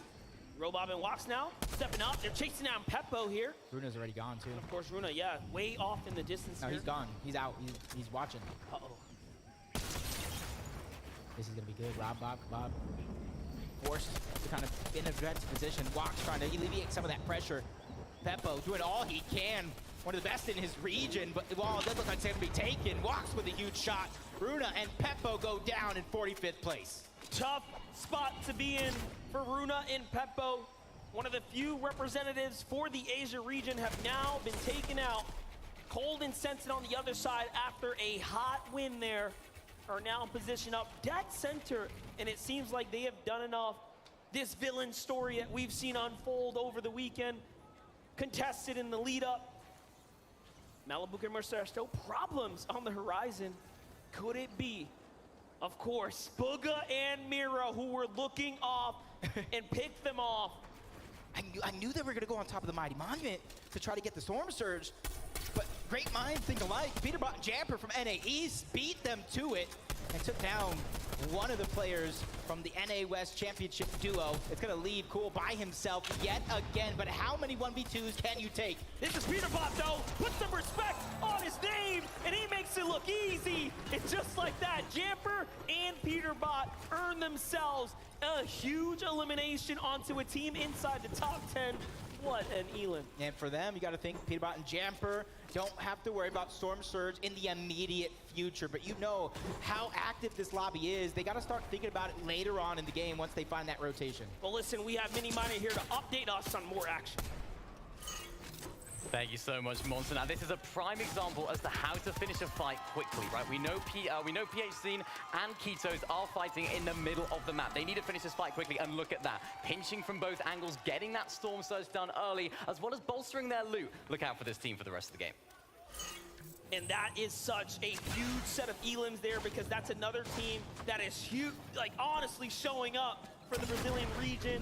PH and Ketos, man, wait for them to just really show out. You know, the discussion and lead up to this entire event was things are going to be easier. You know, let's not respect these guys. And now all of a sudden they're saying, hold up. No, hold my water. Hold my mini shield. Let me show you what I'm capable of. and I am so impressed by what we have seen so far. And you're seeing a lot more activity in this game than the previous two because they're starting to fill each other out. They're realizing how hard it is to get Storm Surge later on in the game, so they're trying to get it as early as possible so that when they end up in those close zones, they're boxed up, they can pick and choose when they have to peek instead of Storm Surge saying you have to go or you're going to go back to the lobby. Video no stranger to victory royales, but falling very much short so far. You saw the standings there, 4 points separating first and second. Still a very much competitive competition, but EU has taken big strides to start leading the pack here. Pamsu and Fatch are solid, but let's get on over to Clix and Duke here. They've had such an uphill battle fighting their way out of the Joneses against Pink and Anas, and we've already seen it has not been easy for them. 35 below the damage threshold. For them, they have to worry about it, yes, but it's such a low number. They're just trying to get ahead of a lot of the rest of the teams, so that way they can easily try to look back. And the shot still coming in from the high ground. There goes Duke trying to poke a couple of shots. He finds some good damage, but takes some as well. Going to be above the damage threshold, so once again, they can find a way to kind of rotate forward. And I want to see them do that now because history says when Clix and Duke fall behind the zone, they somehow find a way to kind of not have those good games. I think the player base tends to forget, the scene tends to forget. Clix has also competed in the World Cup for solos and duos. This is where it all began for him so many years ago. And just look at the difference now. All grown up here at the international stage, still competing at the highest caliber. Remember Reem and Zagu, similar stories. They've been putting in work for a very long time, but look at this, tough right now. This is the worst we've seen them. Yeah, we're pretty active in game number 1. Trying to do it again in game number 2. Game number 3, 164 below the damage threshold. The lucky thing for them is not only are they right at the edge of zone, they have rotation right above them, they have elevation right above them, so they're going to be able to kind of lay their eyes on the land and try to find the shots. But Bevy and Vortex are under siege yet again. Luckily for them, they're 153 above the damage threshold, so they can pick and choose. Do we fight this here? Do we kind of wait a little bit longer? And it looks like they're just going to peek, try to get even more surge, and hunt down these teams as Vortex takes a huge amount of damage. Vortex versus Vortexers for a second there. Don't be confused. Two very different duos. Kanata and Macwood, though, are alive right now. We've seen them put up some exceptional performances today so far, especially in that game 1. They were the upset to Booga and Miro. Game 2, not quite where they wanted to be, but this here is a chance at redemption. They find Robab and walk on the edge of zone. Malabuka from the Storm to the new safety of the zone. It's not looking good, though. He has lost his teammate. Yeah, early games, they were below on damage, not getting too aggressive. And you see the A's duo taking out Brazil as well. King went down, but that's Jason Basil above Malabuka. Do they know he's weak? That is the biggest thing, because if they know he's a solo and they know he has a total of 86 HP and shields, you know as well as I do, they're probably going to go, but that's information that they lack. Well, don't yell too loud. Let's go ahead and jump into Bad Sniper and Noah Riley right now. They're starting to eye up the competition on the other side of the wall as well. You can see they're just looking, but hey man, there's something about these extremely healthy builds. You know, no one really wants to fully commit a full mag inside. You have to start deciding for yourself. Are they in a world of trouble? Can I actually do it? And Bad Sniper says, instincts speak louder here. I want to step up. I want to take this fight right now. He heard Fab's shield get cracked by Storm Surge, and he immediately looked that direction. Bad Sniper and Noah Riley coming out with a vengeance here in game number 3. Right around the corner, though, you got to watch out. Cammy and Seti is there, but back on board this fight where Malapuka is still alive by himself. Jason Basil, they're trying to attack right now, but Malapuka doing a good job. He's doing everything that he can. Pressure from so many angles. Is he going to be able to escape? Let's see it go down. Jason Basil have an incredible win rate in these close game battles in the early zones, and look at that. All of a sudden now they add to it, padding the stat, making it look nice and solid. Clix and Duke thought about it. They say, no, OCE boys, you got it. I'm getting out of here. And that is so much respect because they are so far below the surge as well. They could have easily stood there and fight. They need it more than anyone. As do, oh my gosh, our game leaders, Seti and Cammy, are actually below the surge. This is so bad for them. They just need to be able to find a position front side of zone, but they think it's the less traveled, but there's so many teams in front of them. 3 directly on the right, 3 directly on the left. Oh, no. 1 is behind them, and it's hot on their heels. That's Noah Riley, that's Bad Sniper. He was shot by Cammy, box to box, he's knocking on the door. He wants to finish this one off inside of Storm. Nobody really having HP to kind of regenerate, and Cammy and Seti go down. And Bad Sniper gets to represent for France. They're taking down our Polish duo alongside Noah Riley as well. Way to do it there. Switzerland has to be happy, but let's jump on over to Rizon, who is, of course, representing for the EU side and Germany. But let's see it. Aqua looks for something. He's got Duke in his sights for Duke. Claps back, and Aqua's hurt. He loses reason, but Aqua manages to find a 2-for-1 special and cleans things up. Yeah, Duke was getting chunked out by the zone. He had 2 players hot on his heels. It's not the exact position you want to be in, but these guys can show up at any moment in any game. But for them, they're down 3. And 1 shot, 2 elims, a very rare occurrence. When you're that good, you're that good. That is true. Here's an ass in pink. We already know. Now, their biggest problems are down. They're out. Kitos and PHN, here they are, looking to continue to hold their position. They're 100 above the surge. They are just around that top 5 position leading into game 3, what is almost the halfway mark of the competition. And Brazil could not be prouder to have them representing here. See, jumping on board, Rob Bob Kebab, who's already down. He is out. Chimp's gonna be able to get 2 more points from the elimination for himself, including Storm. Surge just walks. He has no shield. He has no HP to regenerate. Just 50 HP total left to his name, and those 2 launch pads. But that's also what worries me, is those 2 launch pads, because he has a far rotation to go, and he's gonna have to probably use both of them with short pads in order to get there. That's right. He's looking to go ahead and make that move. There's nothing in front of him. Meanwhile, Miro and Booga, decisions for them as well. How do they want to move out? They hear the launch pad go off. They say, hey, let's save ours. Come up here. Let's go ahead and recycle that. Can they find it? There it is. They do get it. And they go in the opposite direction. That is the difference in strategy. Miro and Booga go right. Closest way of least resistance directly to the zone. Wax stood far left. And that probably would have been the saving grace, because he ran into Aqua and Reason, who immediately took him down. His threats is going to fall as well. Pablo gets taken down to Brazil's Kitos. Alex going ahead and taking down TSM Reed. So much action going down around the lobby as Booga and Mero trying to find that sweet spot. Because you know as well as I do, as long as they make it to end zone, those eliminations will naturally present itself.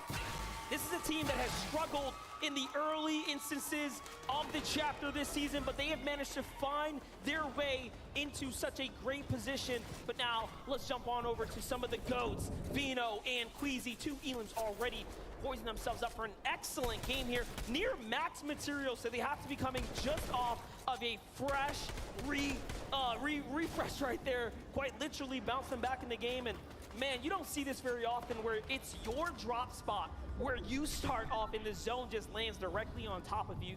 So they are being served up. Yep.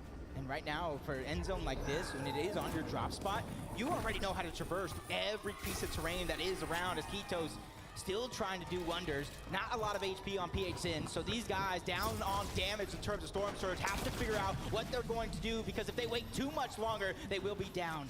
They will be out. Well, here it is.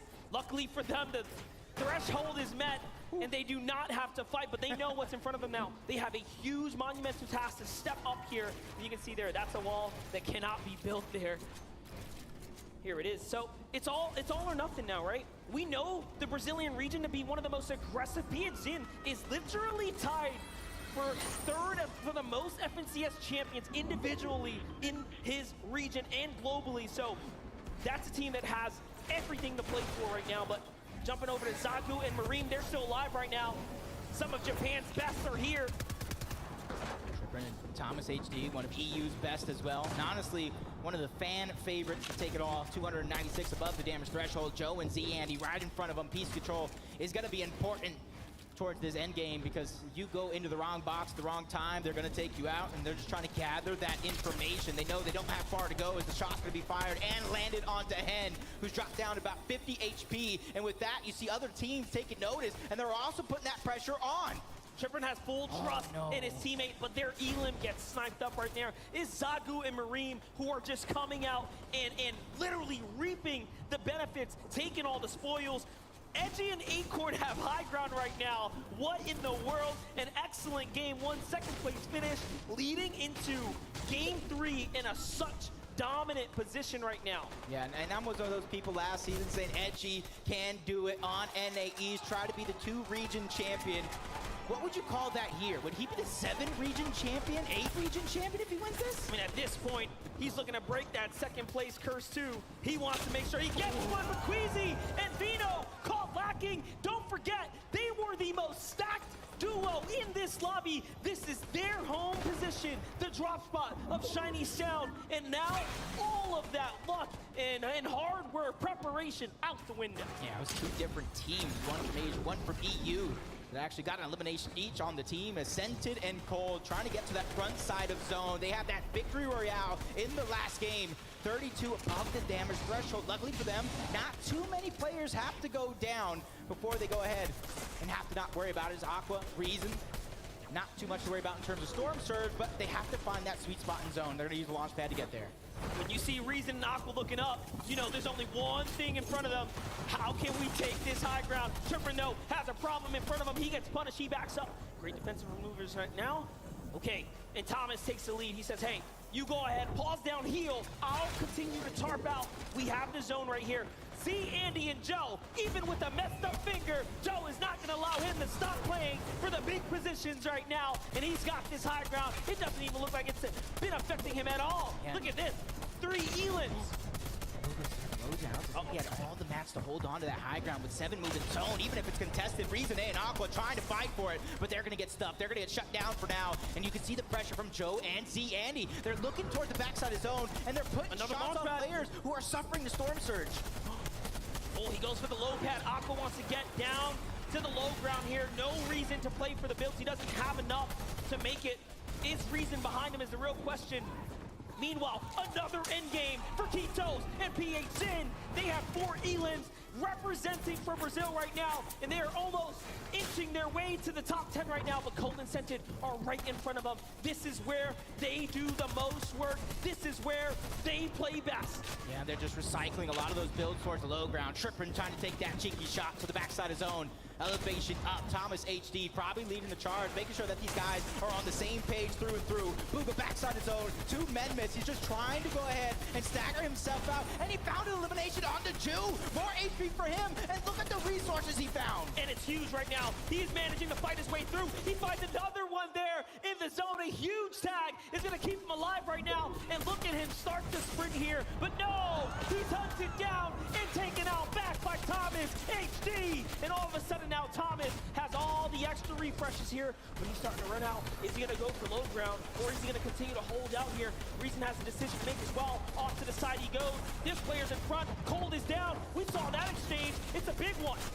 Yeah, he's just trying to stay alive. Reason's doing a good job staying ahead of zone.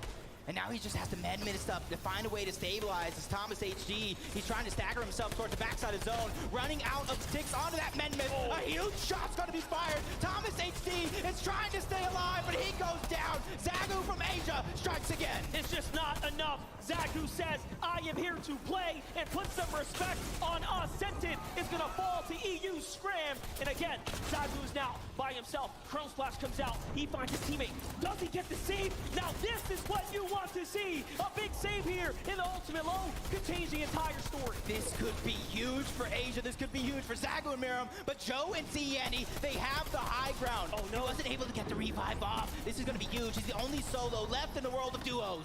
Oh no, but he knows that's enemy build. He goes up, the side jump. He has enough. He takes high ground, but no. Ziani is here to back up. He goes for the falling shot, doesn't quite find it. Chimp and Scram, Healed is going down, and they are having an opportunity here, but no. Chimp does not take advantage. He is now by himself. He has lost his teammate. Can he find a steal of points here? He's looking for it. Zagu jumps to the ultimate low. Chimp's trying to time his exit, and he gets caught out, and down he goes. Z, Andy, and Joe now have 8 eliminations and a win set up potentially in front of them. Yeah, 2v1 situation. EU versus Asia, and for Zagu, this man has the world on his shoulders. Just a sliver of HP, a little bit of shield, and it's not going to be enough. Joe and Z, Andy take game number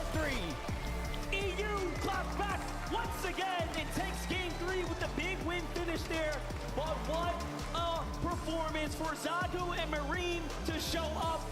That is an incredible way for them to go ahead and make a statement today. Yeah, incredible indeed, because it's all about consistency, not necessarily getting a victory royale in every single game. If they can keep this up at this pace, it'll do wonders. But for EU, Joe and Z Andy, they take the game and they have all the momentum now. And this is what I love about in-person events, because they get to take that walk straight to center stage, and we actually get to hear from the competitors. What a treat for us to really dive inside the minds of these players, right? To understand what makes them tick and how they find the success. Kelly, please give us the update.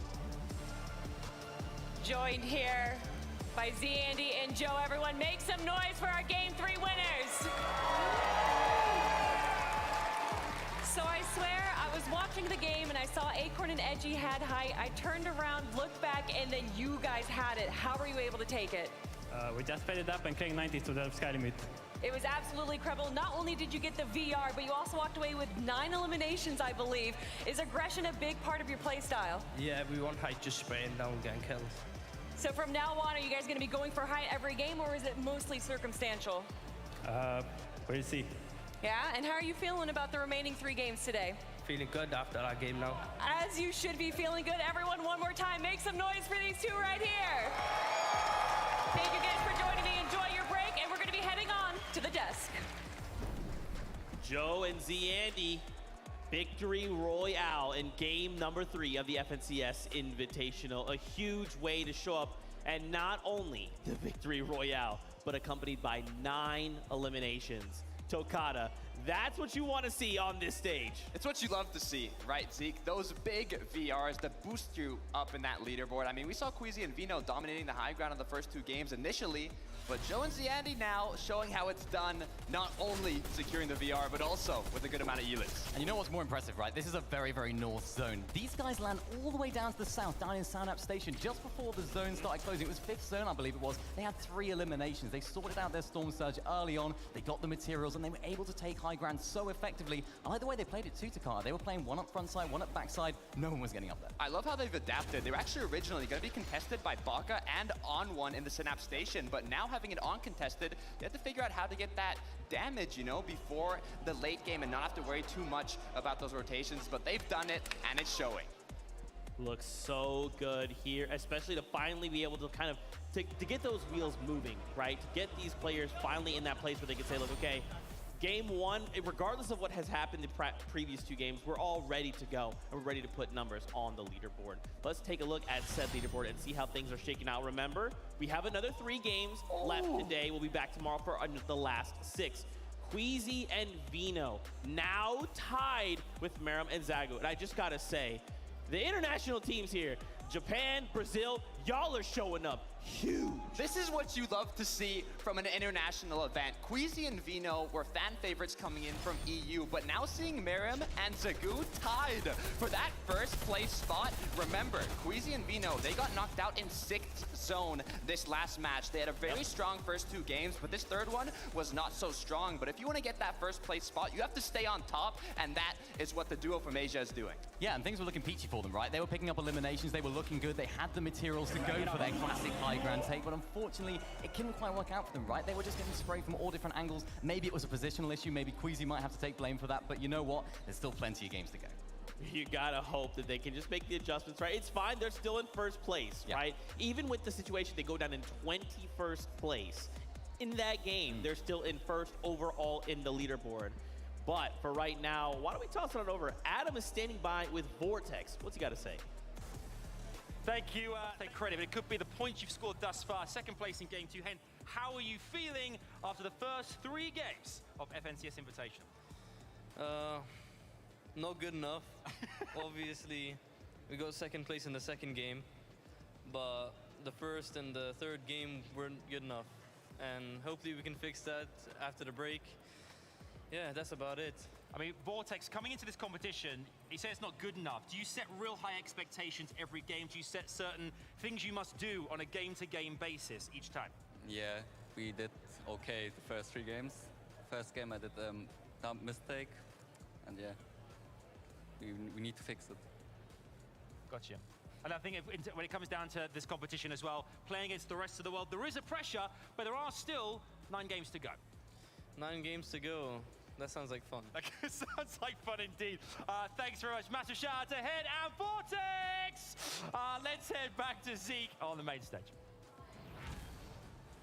Just kidding, Adam. Surprise for you here. It's actually me, Vivid, on the stage. Shout out to the players. Game number 3 is done. Into the halftime we go. Some of the players will have an opportunity to make some changes, just like Booga and Miro have. As you can see here, some of those early games, the Storm Surge wasn't necessarily looking in their favor, so they're actually going to go ahead and make sure to prioritize some of these tags before they're even fully loaded up. Miro right here has a pistol, and he's still making sure to find those opportunities in that early game. Now, of course, this is something that we love to see out of Booga and Miro. This is something that they usually do. Move just to the north of them over here at this area, set up on this hill, and find plenty of tags throughout this early game to make sure that they are set on Storm Surge. And they actually sit up here for so long that Hen and Vortex are not even expecting them to still be up there. And they get this nice sneaky beam in here to make sure that their Storm Surge is looking good. And then listen, this is the adjustments I was talking about. Look at this.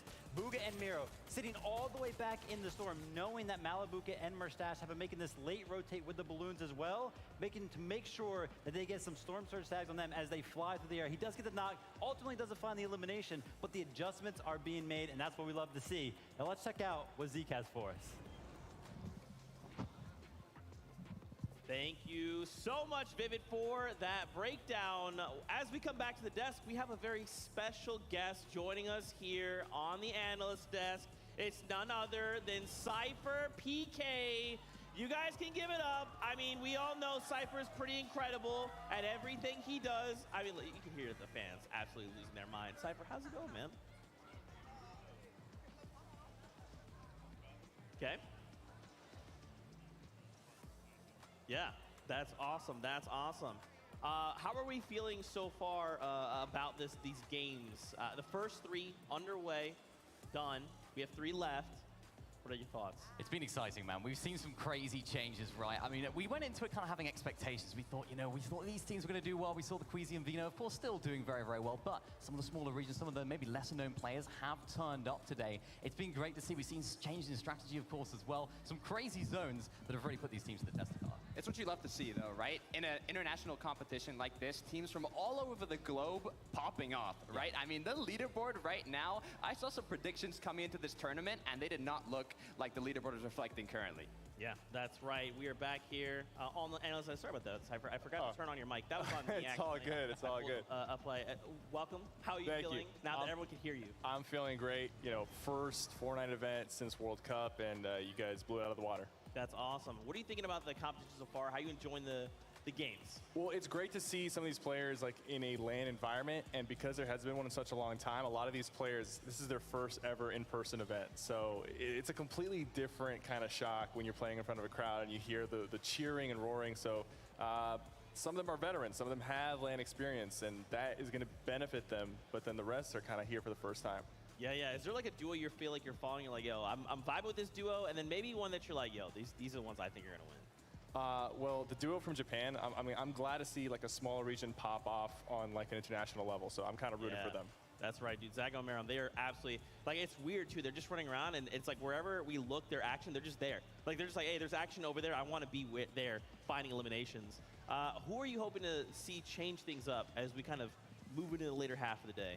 Well, there's a lot of off-spawn fights happening right now. You got a little bit in Joneses, a little bit in Tilted Towers, and whoever's just on the bad end of that, I want to see some adjustments from them and see if they can like put aside their ego and just make the right play, maybe land somewhere else or change it up. I mean, there's some spots on the map that might still be uncontested, but you know, you're looking for that scrap loot and trying to make it to end game. You might not want to make that change in the middle of the tournament, but it could be beneficial. Yeah, I mean, you are pretty much known as like one of the guys that can adapt to anything, right? Think back all the days of like, I'm going to build a tower here and I'm going to throw a million traps in here and, oh, it's a convenient launch pad. Do you maybe have advice for some of these players? Maybe things you would hope they kind of like consider as we now have that time to kind of collect ourselves? Okay, so my biggest advice, I mean, as someone who's played some of the pro-ams and in-person events, my biggest regret sometimes is just not going for it. There's like a little bit of like panic, a little bit of nervousness on some of the plays, you got to really just get into that mindset. Like you're playing at home. Like if you can get into that mindset, play very comfortably, like you'll make plays and people will be shocked by it. They won't expect you to make those plays. Yeah, yeah. Do you have like a favorite moment that has happened so far? Like anything that stands out like, yo, that moment was wild. I mean, I've seen some crazy 1v2s, which is, I mean, just think about this lobby right here. Like, we talked about the accolades that these duos have and the amount of FNCS championships. It's insane. I would not want to be playing against these guys. So to do a 1v2, and we've seen a few already, and I think we're going to see a little bit more going on, that's super impressive. Yeah, I mean, watching a lot of these 1v2s happen, kind of like to what you're saying, it doesn't just happen, right? Like, it's kind of like walking up to professionals of your equal caliber, just be like, I'll just 1v2 you guys in front of a live audience, kind of casually, no big deal. Look, it's a feeling that's unique, though, especially in an in-person event like this. You hear the crowd cheer when you get that clutch, and it's exciting. But I'm curious, Cypher, we've seen multiple duos from Brazil right now in the top 5, in the top 10, a duo from Asia tied for first place. We've seen a lot, but I want to know, what do you want to see that has not happened yet? Let me know if there's something that you're looking forward to happening. Well, I guess one thing that I did want to see was some of these smaller regions pop off, and we're seeing that with Brazil and Japan. And I think like some of the less conventional play styles and duos that people don't know about showing up on the main stage and doing really well, like that kind of shakes up the scene, and that's what I wanted to see. And we're seeing it live, and then you're also feeling the crowd react, and they're rooting for some of the underdogs as well, which is great to see. So it's been a blast. Yeah, it's absolutely incredible. I mean, seeing all these players here together with each other as well, getting to interact, how important do you think that is on a player level? How important do you think it is to, like, you know, have some friends, make some communities, and enjoy it? I mean, it's so important on a player level, but even just from a competitive standpoint, like this is esports, like competing in front of an audience and you know, having that pressure on you and still performing and still doing well. That is a true testament to what kind of player you are, in my opinion. If you win online tournaments, that's great, but this is the true test of skill. Yeah. Cypher BK, thank you so much for your insight, brother. It's great to have you here in person. Fans, if you see him, make sure you say what's up to Cypher. He's one of the coolest people you'll ever meet in your entire life. The players are currently on a little bit of a break as they collect themselves, so why don't we go hang out with the casters, Monster D-Face and Jacob PR. Thank you so much, Zeke, there for, of course, introducing us. Now, listen, all that hype about what your favorite moments, I want to talk about what I've loved the most so far. Let's talk about how this script has been flipped way upside down. Not a single person expected, I think, what we've seen today. And for me, the Brazilian region, Ed in the 2v1 situation there on the outside of zone. Wait for him to clutch up. And then PHC and Iquitos coming through, putting up incredible performances so far.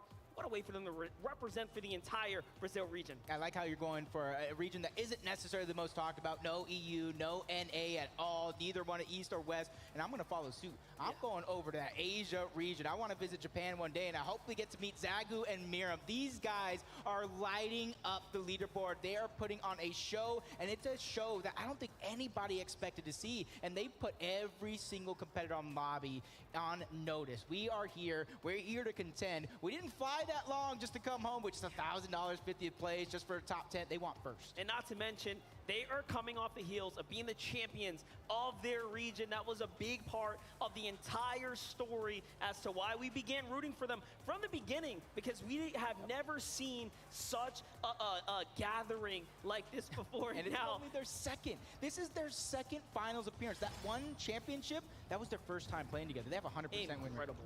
Absolutely incredible. And you guys get to see some of those highlights right there as well. Just coming through, performing, playing these end games, and doing it in a way that not a single person on the internet that I follow expected. I can tell you that. No, and that's exactly what I want to keep seeing, though. And I want to see also the TSM duo, Re and Epic. Well, I need to see them really step it up to the plate and to begin to knock it out of the park. But am I necessarily surprised? Not necessarily, because they do have slow starts, but they have great finishes. Well, that's right. That's a quick temperature check from us. Let's keep this thing going.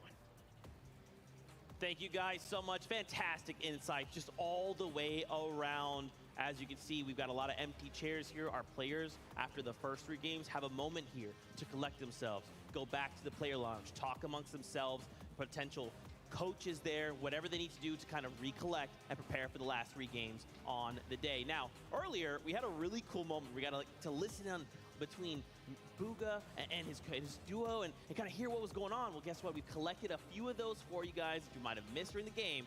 So check this out. Nice! Jovik.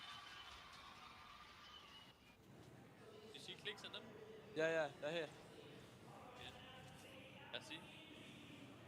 Raiding the thing. They slid. They're running away. I'm gonna go towards them and get some search, okay? I'm Go like, to the no way, go to the pond and farm. Come down. I've still bit. And I've tried 3 more. 1v, 6 way.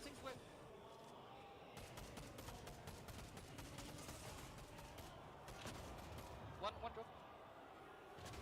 Has to go up. More HP. Again. No! Unlucky. Nice Run. try. Wait, running Break. in. Getting surge. 48. Break. 5, 150, 250. What about you? Say it again. Sorry. That's 5, fine. 2, 5. Okay, awesome. Come. I have 12 seconds. Come. I have no meds. Yeah, I have like 2 builds. Together, come. 3, 2, 1, go. Ready? Let's. We needed that. Let's go. If you're looking to get into competitive gaming in any space, comms are vital. Understanding, keeping comms clear, even if you're panicking, don't freak out, don't yell. Just say, hey, this is what I got going. I was like, throw my pen apparently. I was way too excited. I threw my pen. Guys, I wanted to kind of take a moment here as our players are recollecting themselves. We see a few sort of making their way back on the stage as we prepare for the next set of games. What are maybe a few duos you guys feel like might be under the radar? I love that our cast was kind of touched on Zago and Maram, right? We've been hyping this duo up from Japan. And for me, I'm thinking to myself, bro, this is just like a team from Japan. If there was more Japan representation at Invitational, I'd be even more concerned. Look, I don't even know if I like saying under the radar, right? Because this duo, champions of Japan, now tied for first place in one of the first international events we've had in years, right? The first we've had in years. The way they're performing, coming from the Rave Cave, there's another 2 duos surrounding them, so they don't necessarily have a free loop path that's on con. They have to be cautious, they have to be careful, but they've done that every single game and got into the late game, got in their eliminations. They are playing so well. Yeah, and you know what? Vivid earlier on the show, he said he wasn't usually impressed by a duo when he's VOD reviewing. Vivid, I hope you are impressed by these because, oh boy, are they putting on an impressive show right now. These guys, when I first looked at them, right, I was looking at them landing at the north side of Sleepy Sound. Yeah. Vino and Queasy decided, you know what, we're going to take control of this area. And they ran away. They went to the Rave Cave. That's where they're currently dropping. And you know what? At that point, I thought, I'm nervous. I'm nervous for this duo. Are they a little bit nervous? Are they a little bit scared going into this running away from one of the biggest teams? It's not a bad idea, of course, because seemingly it's working out. I mean, they are just going absolutely ham. And remember, this is like, in that last game, we saw Maram go down, right? And in that game specifically, Zago actually tried to go for the revive. Yep. In an alternate universe, there's a universe where Maram was revived, and they 100% go on to win that game. So we'll have to keep an eye on this duo. Is there another duo for you guys you feel maybe might be under the radar, like truly under the 100% go on to win that game. So we'll have to keep an eye on this duo. Is there another duo for you guys you feel maybe might be under the radar, like truly under the radar? Look, I don't want to say just one duo. I want to shout out both Zeke KBR and also Bachatin and Kitos. I mean, they've been playing so well, especially in this most recent game. They're getting to the late game, and not only that, they're getting in with a good amount of elims. If they keep up this consistency, I wouldn't be surprised if they maintain that spot in the top of the leaderboard. Yeah, and the latter there you mentioned, Bachatin and Kitos, those guys are doing really, really good at getting that early aggression of spawn. They're getting their Storm Surge out of the way because, of course, they're landing at a central POI, that sort of red bridge just to the left of that sort of mid-map area. They're doing a really, really good job at getting the Surge. Of course, we had a few questions about that. Maybe there could be third parties coming in, of course, with there being such a central location, but they're answering all of the questions. And oh boy, are they fighting with some prowess. They're fighting with some aggression, and it's good to see. They're not nervous. Yeah, Storm Surge, we saw it very prevalent in game 1, right? A lot of these teams coming out and saying, this is a massive issue, and already within 2 games, we're seeing some of this being corrected.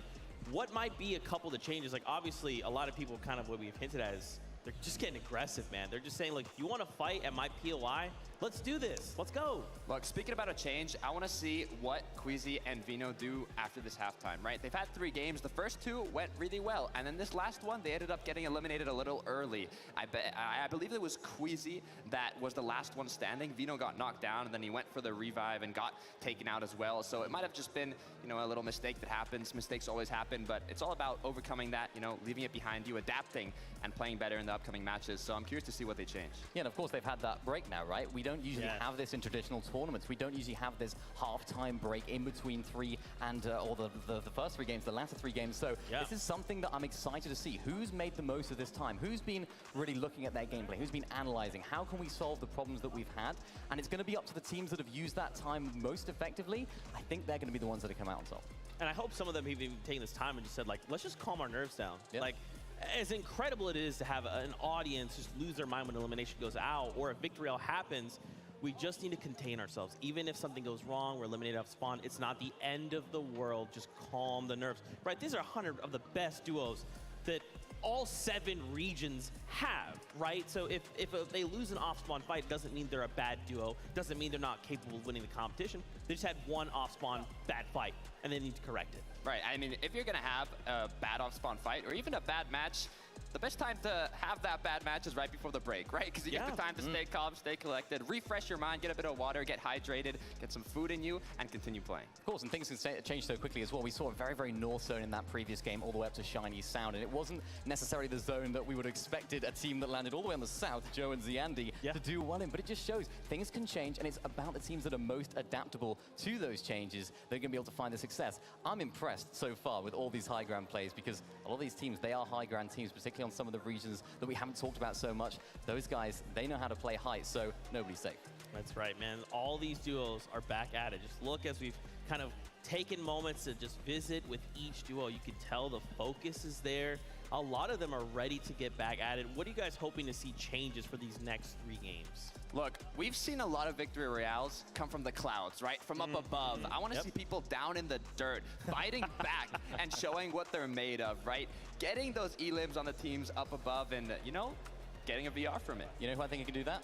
Ami and Seti, right? We saw it in game number 1. They won on high ground, right? Which is very uncharacteristic for this duo. We're usually seeing them playing their materials, riding just on that edge of surge and just trying to keep their materials going throughout that end game with some refreshes, but they play very, very calmly, if you like, which is something that could be really, really useful for them. I was thinking, like, you know, they won game 1. Of all the teams that you want to win game 1, for the other players, you don't want it to be Cami and Seti because they can play so consistently, and I'm expecting to see more of that from them. Hopefully this halftime break, let's give them some time just to chill. It's like, hang on a sec, we won game 1 on height. Like, what's this? This is so alien to us. I think what's interesting too is I've seen a couple duos now. It's like, hey, you look over, they got like 5 elims, but they still don't have what it takes, right? They're out of ammo. They have no heals. They have no builds. Why is that? If we're capable of finding 5 eliminations on a stage like this at calibers like this, what are we lacking? There's so many types of engagements that you can encounter during a match, right? It could be early game engagements that staggered out and lasted a long time. We have Merstash and Malibuka going against Tayson and Chapix. I mean, those 2 duos alone are literally titans of their own region, and having them go head to head, those engagements can last a little while. And if it takes a long time to finish an engagement, you lose a lot of materials, you lose resources, you lose shields. And even if you end up coming out on top from that engagement, you've already used everything, and it's difficult to come back from that. And of course, I mean, look at the lobby, right? Let's just take a look at it because everyone in this lobby is incredible. They're not going up against the likes of me and you. They're going up against some solid players, and they're proving. Yeah, I'm a walking 50 shield refresh. Don't even worry about me. I come back. We do have Adam and Kelly standing by, friends. Over to you.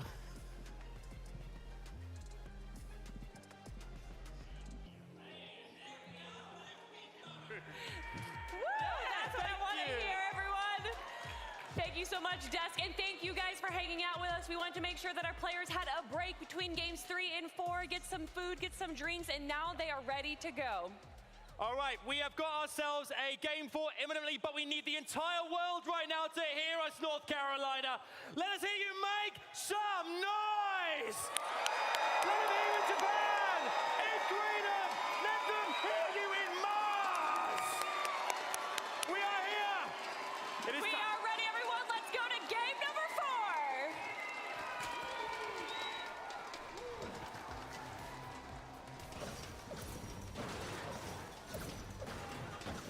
Now that's what we like to see. Let's go ahead and just pick things up and get right to it. Game 4 is underway. The players are already landed off the battle bus. If you were walking around, take a seat because it's time to get into the action. And it's already looking like Kanata trying to get busy.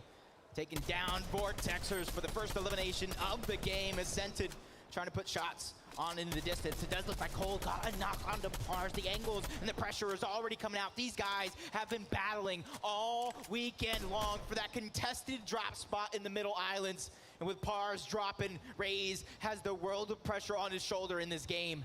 And it's so crazy because we didn't think they were going to be able to do it. Nope. Get past this, what feels like crazy hurdle. Being contested on an in-person event should honestly cross you out of the equation here, but not for these competitors. They don't let that little inconvenience stop them. If anything, they weaponize it. They've turned it into surge tag. They've turned it into great standings.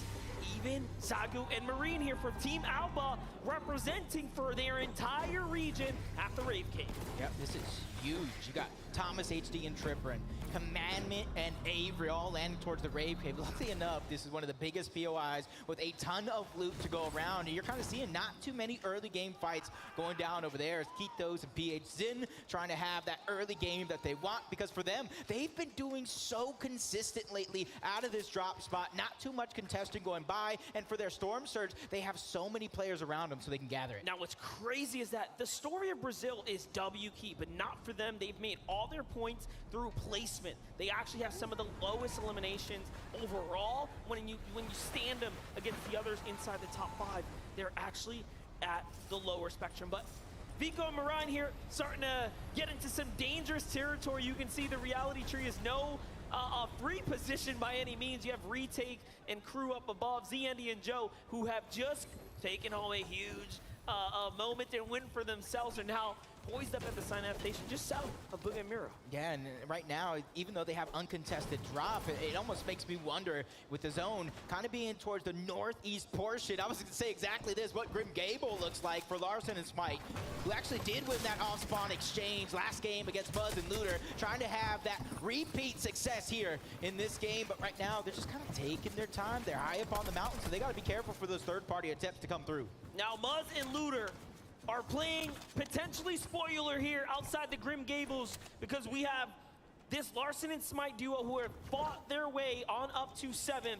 And again, Elims are the name of the game for Larson and Smite, but this is where they have built their reputation, fighting in the early game, managing to get so much experience being contested season after season. It started way back north where Vino and Queasy are, but hold up, Larson finds one, the trade is good, and Smite gets the other, and down goes OCE, Muzz, and Looter. That was a fantastic play by Larson, reading him like a book. He turned the page and got an elimination as Mr. Savage strikes again. Onward goes down. Baka has to go ahead and figure out what to do next as iDrop's trying to get those angles. Right now, they're just trying to alleviate the pressure, but the Brazilian duo that you're talking about, King and Mr. Savage, they're looming in the distance, waiting for that perfect moment to strike.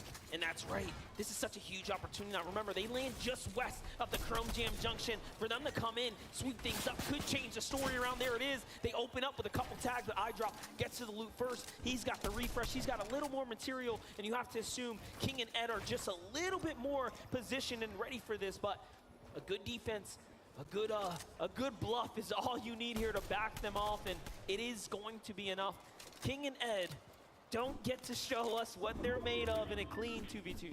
Another team's kind of floating in towards Chrome Jam. That is the Asian powerhouse. But over here, towards the islands, towards Mighty Monument, you have the FNCS NA West champions trying to have that repeat performance in game number 1. That's Basil, that's Chase that are under pressure. High ground is seemingly right now cemented to the PSG TNA duo. Now Yumi is very solid. Cool's gonna find Jason to feed there. It's up to Basil by himself. Basil has no teammate to work with here, and he is trapped inside this stone build here. This is a very tough tower to play out of. Awkward positions to build, and the terrain gets extremely weird. He does drop a few layers, but there's only 2 exits, and one of them's cut off by tons of enemy territory. So look at this. He goes out the back with the windows there, and that is that game knowledge kicking in there. Yumi and Core looking so solid. This is what they do on a day-to-day basis, isn't it, Jacob? Yep, this is exactly what they came to do here with that stunning performance last season. Even though it was a 2-day competition, they ran away with it on day 1, and when push came to shove, they held on to it in day 2 to take home that crown. But you can kind of see the Brazilian duo slowing things down just a little bit. They thought it was going to be an easy third party on a Mr. Savage and Baka and on one, but it wasn't as easy as we thought.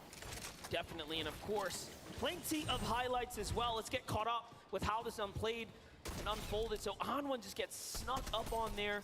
You saw all the chrome builds. He says, no, I'm not going through that. We're going to go and take the easy path here.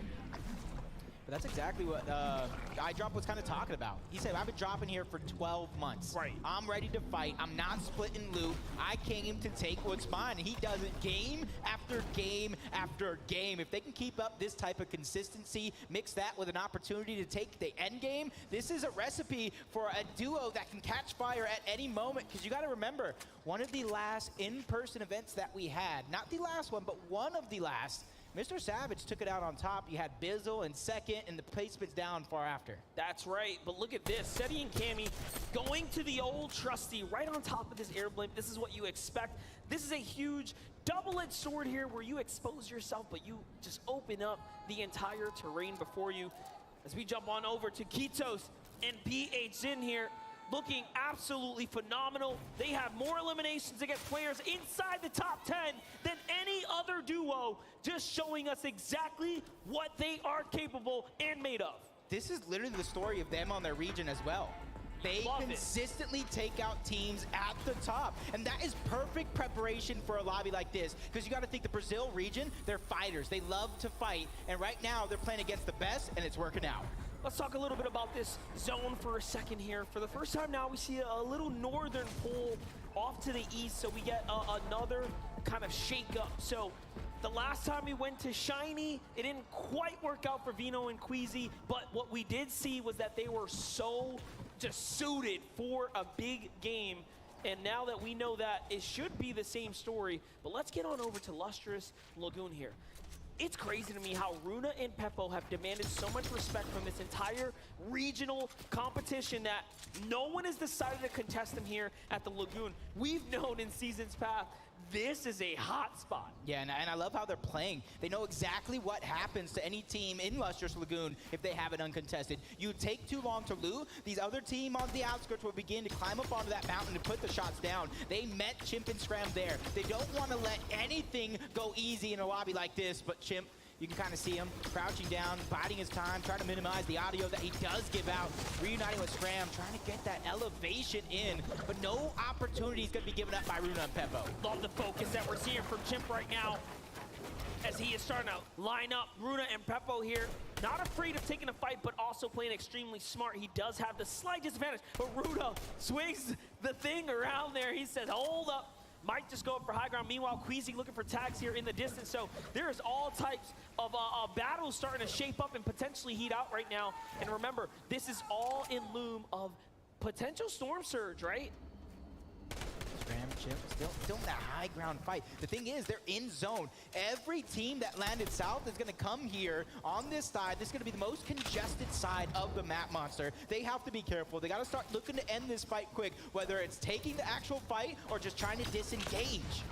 Zagu doesn't stop, though. He finds Falconer in the feed there while this fight is raging on here. Chimp still looking around, just saying, hey, Scram, I trust you. Do your thing. Take that toe-to-toe. Keep them busy. Meanwhile, Chimp's like, I'll look for tags in the distance, make sure no one sneaks up. The confidence to trust in Scram to play by himself here. Zagu, the team from Asia. You see Hellfire and Falconer in the distance. The shots just coming in. You can see how he went down. He had no choice but to go forward. Storm was going to eat him alive. And I think that's still Queasy and Vino on top of the blimp, lending that helping hand inadvertently. And then they just W key straight across as well. They're like, you're not going to get that save whether you want to or not. We're here to fight, and we're going to make sure we solidify the elim. That will effectively allow them to take first place, breaking the tie. Now, Vino and Queasy, of course, are just behind them, and this is going to become a matter of who can survive the longest and play the best, of course. So this is still a moment, and big decision to make. Chrome Splash to launch pad. It looks like they drop them. What are you choosing? I like the Chrome Splashes personally. I'm trusting in their gut. It doesn't matter what I want. They got the launch pad. I want the launch pad too. Go ahead. Actually does give you options, short pad, You can do the high pad. You can go ahead and try to take high ground if you're able to hold on it towards the end game. And this is going to be the first instance of Storm Surge in game number 4 that we're going to see. All day long, we've seen teams not necessarily manage it the best, and that being the sole focus of why they get down. But game number 3, Victory Royale winners, Joe and Zandy, 58 below the damage threshold and continuously falling. Now, they did win a game, but that's not enough to stay in. You have to continue to perform, and maybe, just maybe, that long-awaited break has allowed other teams to figure it out. Hit that drawing board. They're slowly slipping down now. 91 below here, but the longer they wait, the more likely enemies are to set up. So they have to get going. Off to the air vent they go. Can they get there in time? He misses it just slightly, but Joe fights back.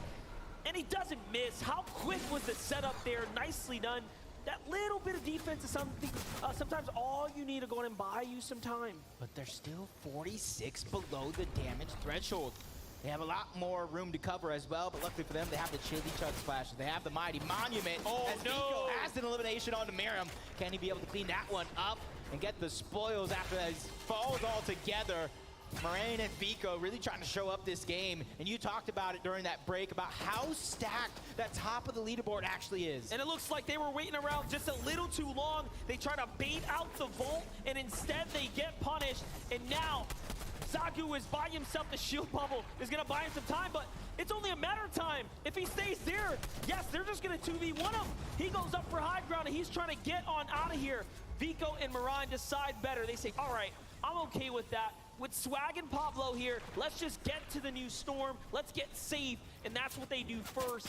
But it is not looking good for our first place team now. Yeah, so many teams just barely on the threshold, either above or below, as Runa and Peppo trying to keep things going. They are 244 below the damage threshold, going up against Pete and Anas, who've also had their own struggles when it comes to Storm Surge. So this could be a good fight for both of them. A huge shot coming out of Peppo. Beacon and Oz, they have their backs up against the wall, trying to get out alive, but the backfire comes through. Vidil gets an elimination as well. Everybody in this fight is under siege. Pink, with his back up against the wall, takes them both down. And EU takes down Asia in a 2v2 head-to-head with no interference in the distance. Chapix cleans things up onto Z, Andy, and Joe are game 3 winners. And now Chapix and Tayson continue to play upset.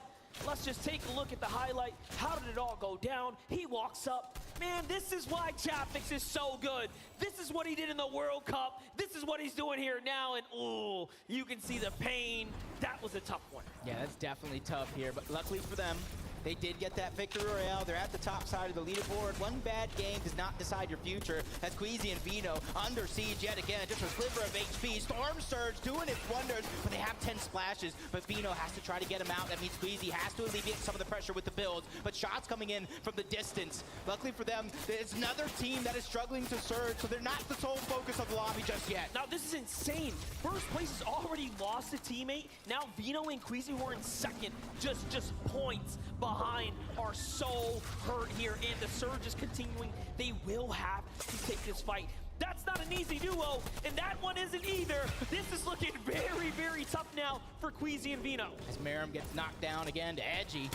They're just going through it this game. We talk about consistency being the key. 44 below the damage threshold. Commandment and Avery become the targets to Queasy and Vino, but how long can they last? Just only a few ticks away. The short pad coming through. They get the damage, but is it going to be enough to go above the damage threshold? Yo, it is not, but it is finally at the tail end. Barely going to be enough. Launchpad going out. They're going to live, Monster, to fight another day. How did Queasy survive that with 1 HP, and now he gets to fight back just a little bit here? Can he find anything? Was there something left behind? They should know better. This is their landing spot. This is their home territory, and they're just gonna go ahead and look for scraps now. And just like that, they knew what they left behind, and they are gonna be back in this game in no time. Some of the biggest brains in Fortnite to kind of remember something like that. That is outside of the box thinking, but the Storm Surge has not left them just yet. 49 still below the damage threshold.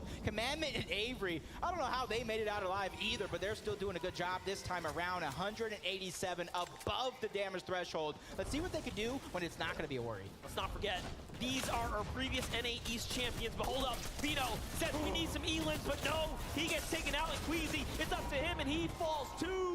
And all of a sudden, Vino and Queasy are down, and Zagu is there to play in the mess here. He is putting his own two thoughts into the battle. He has not given up, and this is an opportunity now. Look at Zagu's HP. He is so hurt there off to the side, and now he turns and burns. He's like, yeah, I'm gonna leave it to you, Avery. I'm gonna leave it to you, Commandment. You guys can have it, but it's Savage and iDrop who get all the loot. Yeah, and that's huge for the loot for Savage and iDrop, because now they can kind of pick and choose. You see, he still has some bandages there, so he's trying to look for something else to maybe trade it off. But with 2 launch pads, the zone right now is not going to be a worry at all, especially since Commandment and Avery are already making their rotation outward.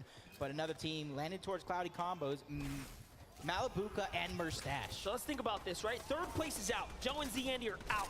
That's going to allow things to get really competitive at the top. But now that we see Queasy and Vino crossed out as well, it is that much closer here. Let's take a look at these quick highlights here. How are they so far ahead of the Surge? Well, there you go. You ask and you receive. Jamper just gets clotheslined without any notice. It almost looks like they were thinking the same thing. Let me knock on this door, take this piece away, but Jamper was just a little bit too slow to the punch. Rolls Rifty trying to fly high through the sky. Tripper and Thomas. It's like target practice for them as Macwood does go down to Hydro. And there goes the leaderboard, 5th through 9th. Look how stacked it is. Only 8 points separating those teams. And remember, Joe and Andy are down and out. Zagu has jumped back into the game here. Impressive. 46 damage above the Surge. All he has to do is out-survive 2 players, and you would think it would not be possible, but he has found his way back into this game here, and he is still getting that much more lucky. Sometimes all it takes is a little bit of luck, and look at the heals come back to reward him here. He's gonna hold on and continue to earn. Seti and Cammy have an opportunity to go ahead and close this gap. They lost out on it at the last game, falling short. But as we know, they're slow, they're steady. Yeah, for them, it's not just chasing after eliminations. They're not forcing any of these plays. Like you said, slow and steady wins the race. And for them, they let these opportunities naturally present itself while gathering all the information in the lobby. They know exactly what to do as long as they're not playing with their backs up against the wall. Clicks and Duke, another highly skilled team, 353 above the damage threshold. They already have an elimination. For them, it's just making it to the end game itself. And it's crazy to show the disparity, the point difference between Clicks and Duke there, and 1st place, 47 points separate, 20th from 1st. It shows you that's about a 2-game spread. You have to play very, very well, but it also shows you 1 big win, and you're inside the top 10. Undoubtedly, you are very much right back into this game if you can just get 1. Yeah, mindset and handling this pressure is going to be huge because it's easy. You know, 12 games, being in a stage like this, you go down early, it starts to sink in that doubt. It's easy to believe in that doubt, but right now, you guys are the best of the best on that stage. You need to snap yourselves out of it and really pick it back up because this is game 4 out of 12. You have every chance in the world to make a comeback. Ju and Yusra have been contested on the drop to the hands of OCE, Alex and Bailey. We have seen what they have managed to do all day. They are an exceptional duo. And finally now, Yusri and Ju get to show us what they are made of. They are playing for high ground, but they're below the Surge. They're gonna have to take a box fight. The wall's his, but not quick enough on the edit there, and instead, he backs off. What do you do in this situation? Do you look around or take a box fight is the question.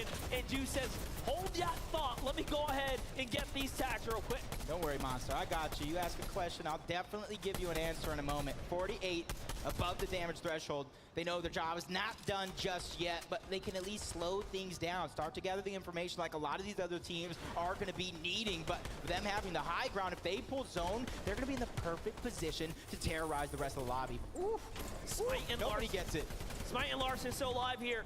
They came in at 7th place.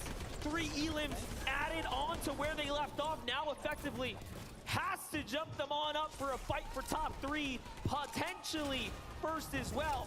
I have a question though. Is Zagu still alive? Is he somehow snaking his way around the game? We're gonna have to find out. Sensitive Cold also in an endgame. That consistency paying off right now as we know it should. Sensitive and Cold are just proving that they are so good at Fortnite. no matter what the setting is, online or in person. And the team, after that first game, is finally finding their rhythm. 251 above the damage threshold. 3 eliminations so far. 3 chilling chug splashes onto Merstash. So you got to imagine on the other side, probably having some rotation as well. But Scented and Cold right now trying to find a way to stabilize. 29 below the damage threshold. Luckily for them, though, that's not too much. That's one good shot, but the same thing happens to them. They're under pressure. 19 HP, trying to get the splashes off, but now Zone is taking them out. Cold goes down. It's all to Scented. And it looks like Acorn and Edgy were just waiting for that wall to open up, and there it is. Acorn is the one who finds Cold, and Scented is now left to do it by himself, but he has been here before. That is where he feels most comfortable. Meanwhile, Pink and Anath, they have so much catching up to do. They have already picked up 5 elims. This is exactly the type of pacing they want to be on coming into an end game. But Cammy and Seti are here in the mid ground. PH Scene and Kitos are there as well. This is one of the most dangerous layers that we have seen, and it's players who are fighting to get that #1 spot.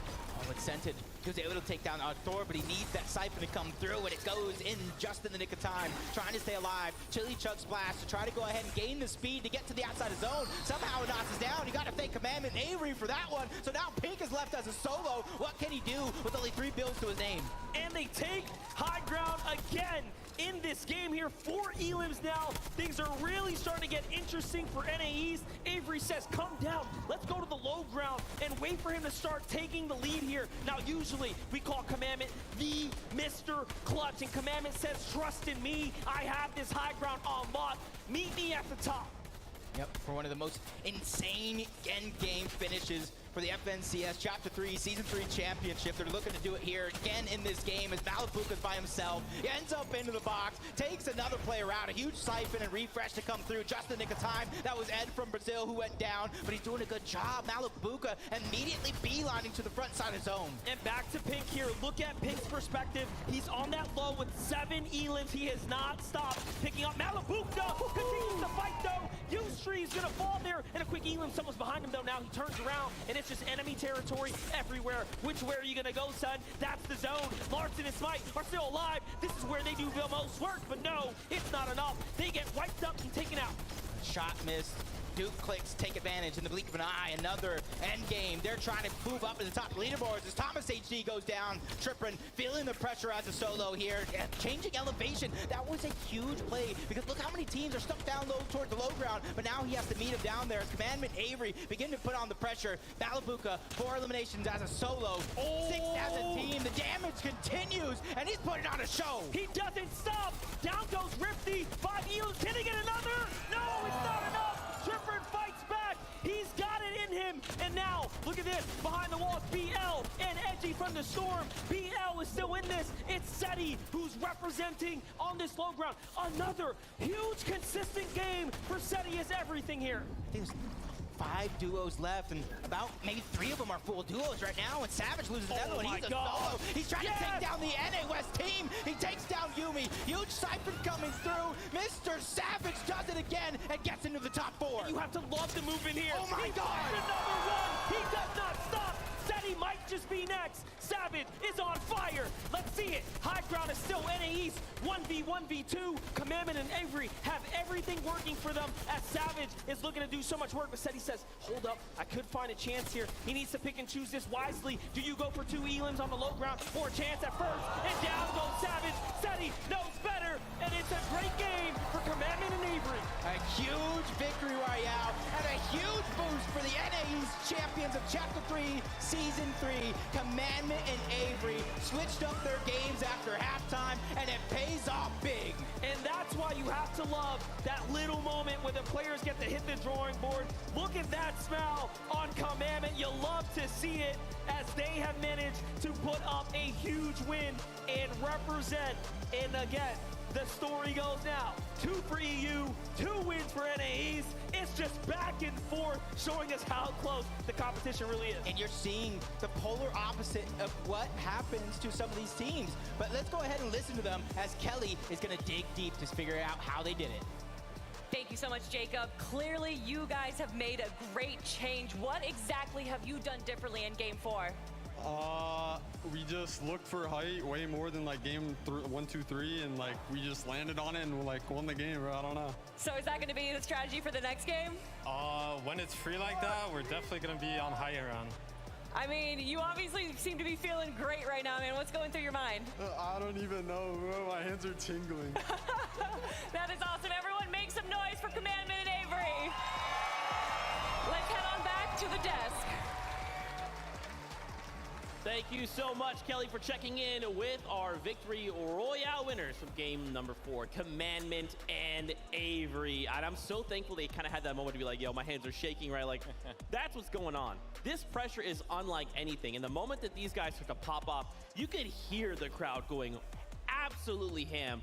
Because this is what we want to see, right? This game was like way more aggressive than anything else we've seen. It's what you love to see, right? Malibuka popping off like a solo. Mr. Savage popping off like a solo. Pink in 6th zone with 5 elims. But then Avery and Commandment taking it from above, taking the high ground and finishing it off with a nice little VR. Look, we just had halftime. They had a little break. I don't even think they changed up their strategy a lot, but just that little moment of time to reflect and get back into the game, it's changed a lot. And you saw that right there. The refresh from Commandment, that was so crucial in them holding the high ground out at the end. I had a little look. Commandment had 200 wood when they were on high ground in a second moving zone. It wasn't going to be enough. That was a crucial refresh from Commandment, and that is ultimately what got them the victory, right? They were able to take the high ground and spray down below right at the perfect time as well. Look at the standings. Oh, man, and you know what's crazy too? Cammy and Seti, we saw Seti make top 3 there, right? And even though he was a solo, he held on. But really quickly, Adam, I think you want to talk about something. What you got, friend? I got so much for you guys. Right now, I'm joined by the almighty Clicks and Duke, everyone! We're working so hard over here right now. Duke's hand warmer has exploded in his hand because he's working that hard. Duke, currently you guys are sat, I think, in 13th place, 82 points. After 4 games, how's it been being out there amongst the rest of the competitors? I'm feeling good playing with the loot that we have. We're doing really well. We're leaving off spawn with like 2 minis max, maybe like a big pot, and we're still doing good. I'm feeling good right now. You're doing fantastic. I mean, Clicks as well.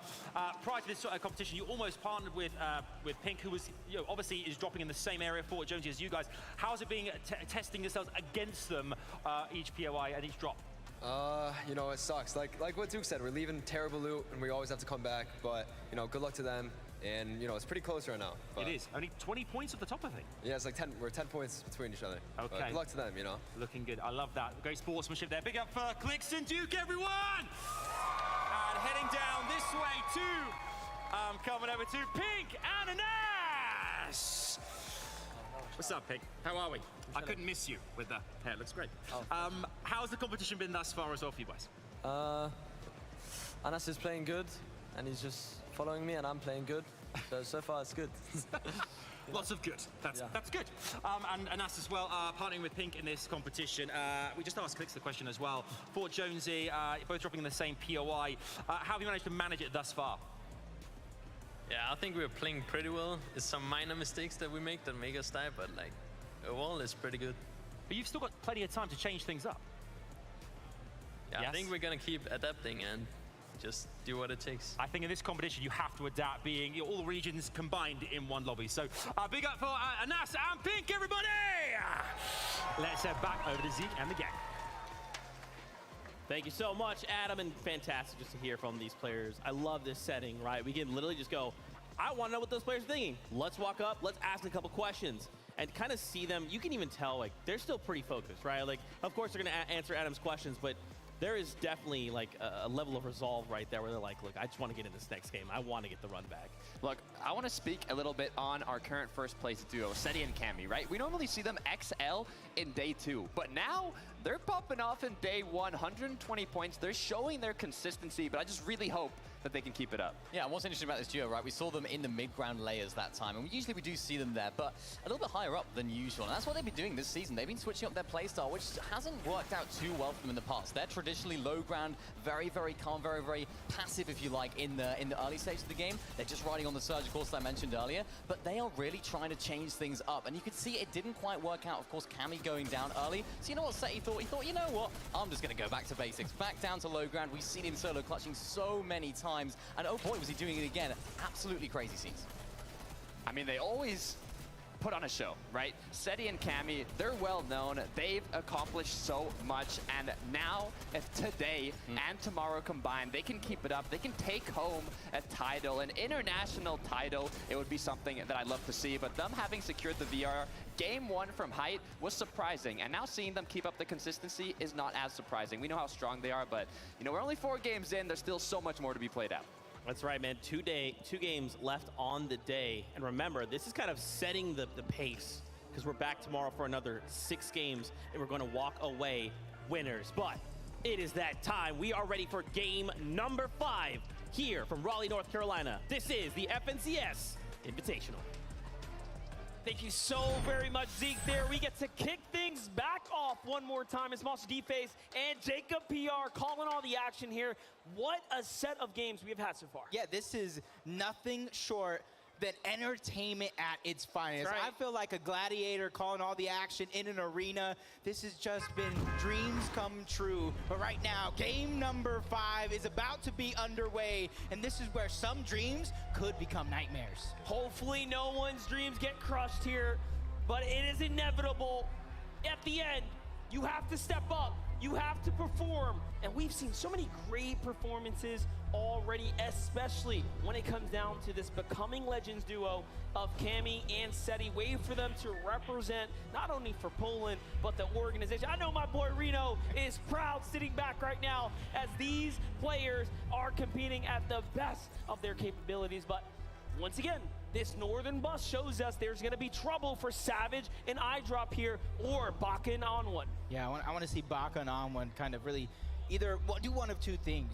Be the aggressors first, or just kind of get what they got out of their loot and try to get out, because right now, it just seemingly time and time again, Mr. Savage and iDrop have that high ground, but waste no time. Muzz and Looter getting busy, putting damage onto Larson before he can even touch the ground. Baka does it! He does it over towards Chrome Jam. He gets the double and takes down Mr. Savage and iDrop. Man, oh man, there are big stories developing now.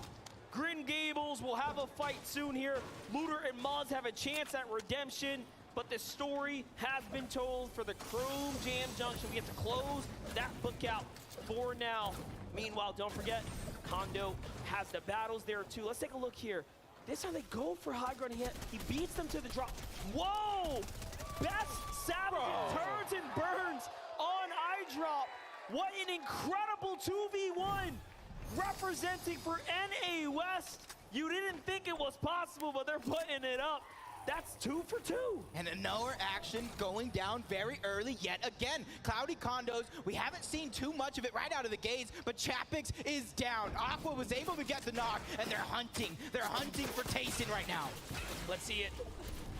Cloudy Condos is a tough spot to fight, especially at the southern area. The southern area is more often taken by a singular team of Reason and Aqua, but Malabuka and Murstache got a little lucky here as Tayson tries to steal in and sneak away some loot. But you see the knock body there.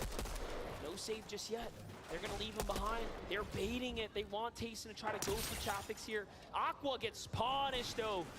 And now, little lesson learned, he slows down. This is fabulous for Malabuka and Murstache, though, because now they have options. They can loot up, they can get the resources, everything that they want, and more as Aqua gets knocked, but Tayson gets taken out. Chapix and Tayson are the second team. EU are the only 2 teams down out of this game so far, but if you look at the leaderboard, Seti and Cammy sitting strong in first, Thomas and Trippin close by, but now Malabuka and Murstache, knowing that that fight just ended, they can either go right away and try to clean it up, or they can continue doing what they're doing, loot up and try to get out, but we know how aggressive this team is going to be, and I think it's going to be the first choice.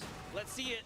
There's still a chance. There's still time left in the ticker here, but things are not looking too hot. Let's jump on over to Larson and Smite. Larson and Smite, Grim Gables. This is now, again, the second time we get to catch it real early where they have this slight advantage. The last time it was Looter who fell first and then left it all up to Muzz. It's looking like this might be the same story once again. Looter and Muzz, notably not that successful in early game battles versus Larson and Smite. as a comparison who have such better odds just historically. And so far, it's been just like that. Yeah, that was a huge shot landed by Muzz, but in that 2v1 situation, it's easy to kind of stabilize yourself, heal up, and now Muzz is just trying to get out. He's trying to survive, and it's going to be up to Larson and Smite to kind of let him. Do you let him survive? You continue to chase, and right now, they are hot on his heels. They don't want to let these 2 points. They don't want to let that refresh. They don't want to let the elimination slip through, and right now, it is not, but that was an explosive ending. That one almost makes magic happen. Smite says, you want a show? I'll give you a show. Hold this pickaxe. And down goes Muzz. What a way to really assert yourself here. Meanwhile, on the other side, Vico and Marine push up on retake and Novice here inside the box. Vico with a quick finish and then steps over to the side. He 2v1s at the reality tree as well. And oh, the punishment there, that's tough, but it happens. Yep, the fights, they continue all around.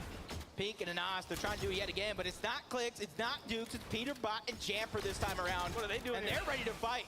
They're ready to take it to them. And this is what happens when teams go the last couple of games struggling to Storm Surge on an uncontested drop. They're trying to get active. They're trying to find what damage they can gather. And for Peterbot and Jamper, it does look like they bit off a little bit more than they could chew because Pink and Nas have every single advantageous position right now. Yeah, but Peterbot, Jamper already picking up big end games. They know how to navigate these early game situations, and more importantly, Peterbot is just gross when it comes down to head-to-head. That is not a player you can sleep on by any means, and Jamper is a veteran. He does not get the credit he deserves. He has put in so much work for years now on the NA East region, and he always seems to fly under that radar.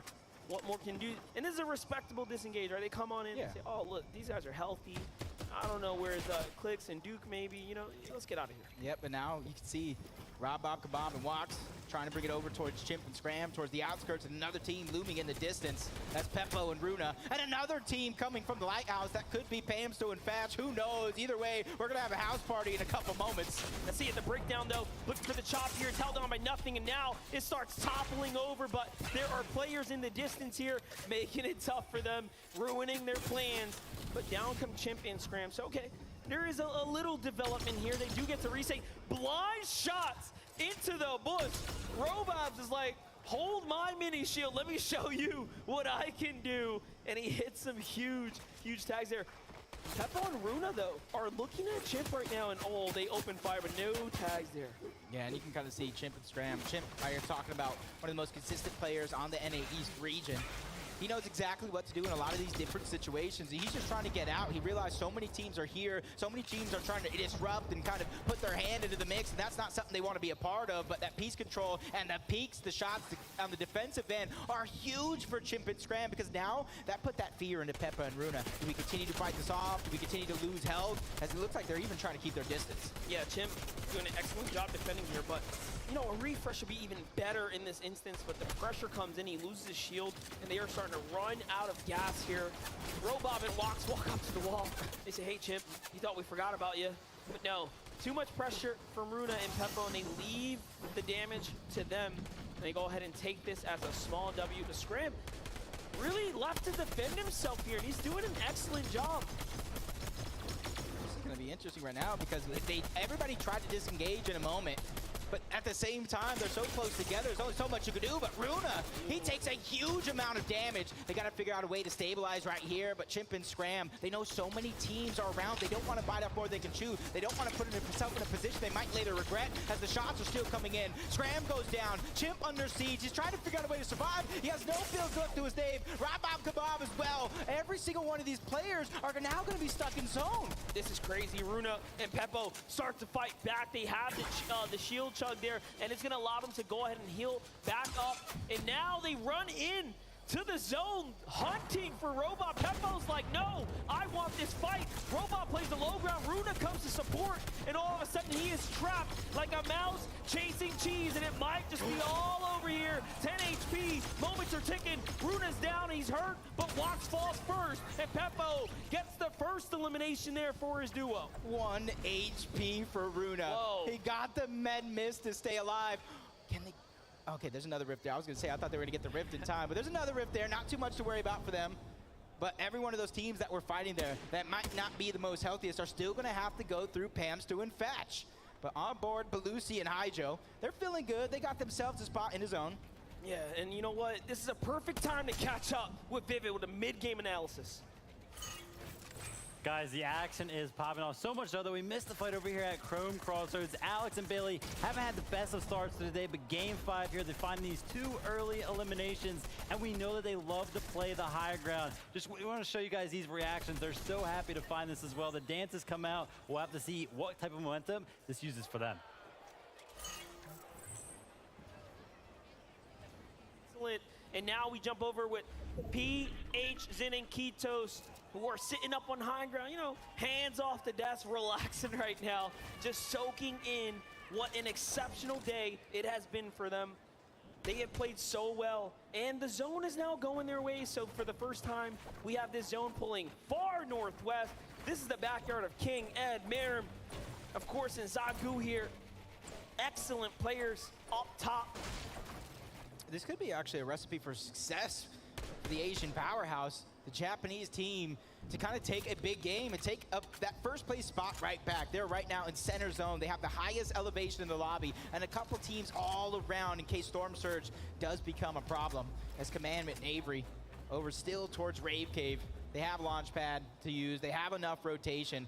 So they're going to be one of the last teams to leave the spot altogether. And again, just excellent. Commandment and Avery coming off of Victory Royale, zone pulling their way. This is a perfect recipe to take that momentum and bring it on home. So we are watching several teams now literally catch a little bit of that favor in the feed. Hellfire finds Booga, and down he goes. Trouble in Chonkers down south. That's that late zone rotate, and that is what happens when the zone pulls far north. You could do your little dead side western rotates, but at the end of the day, there are players waiting there too. It's just textbook reads. Oh, I saw on the feed there just a few seconds ago, Queasy and Vino, they were able to get a knock onto, I think it was Merim or Zagu there for a moment. Are they going to be able to kind of run up and clean it up? I think they got the elimination altogether. Now keep in mind, Marine coming into that last game, they were in first and second tied leading, and they had fallen to 5th. So this is a huge opportunity here. That's where you take it into your own hands, take full control of that one. And you can see he was just out of position. You cannot be out of position in a lobby like this. That is what is going to be a decision you regret for the rest of your life. But Merim, we see Zagu pick up a ton of points as a solo last game. Now it's Merim's turn to return the favor. And you see what he does here. He recognizes, hey, wait a second. That's scary. Vito and Queasy might know I am the solo. I think I've been outed. Let me defend myself to the west and put all of my focus on Vino and Queasy so they do not sneak up. Excellent plays right there. Just smart play. We're seeing what Asia is capable of. Meanwhile, Seti, Cammy, inside the storm. This is their home territory. Dead center, more or less on the split. And now they get to hit that rotate. PH Zin and Kitos from Brazil.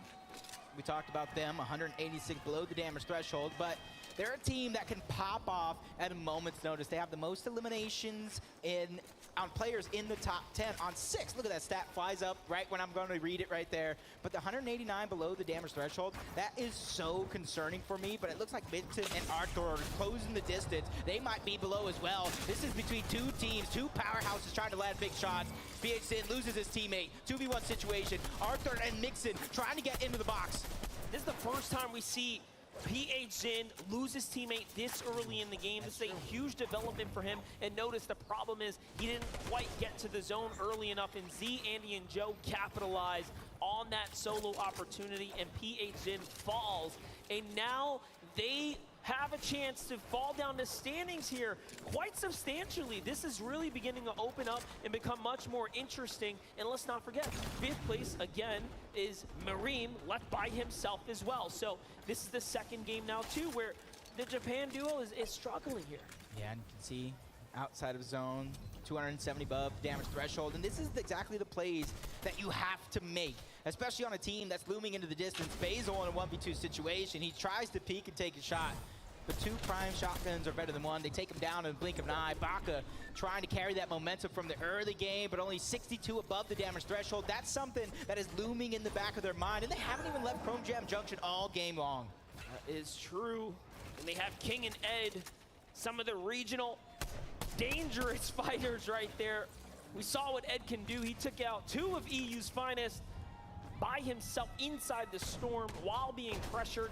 Snacky returns a huge favor onto Duke there, so down he goes as Clix managed to find a trade too. So for them, it's still a tough situation, an even worse story unfolding here as Merstash and Malibuka are being lobby focused by Clix on the rotate now.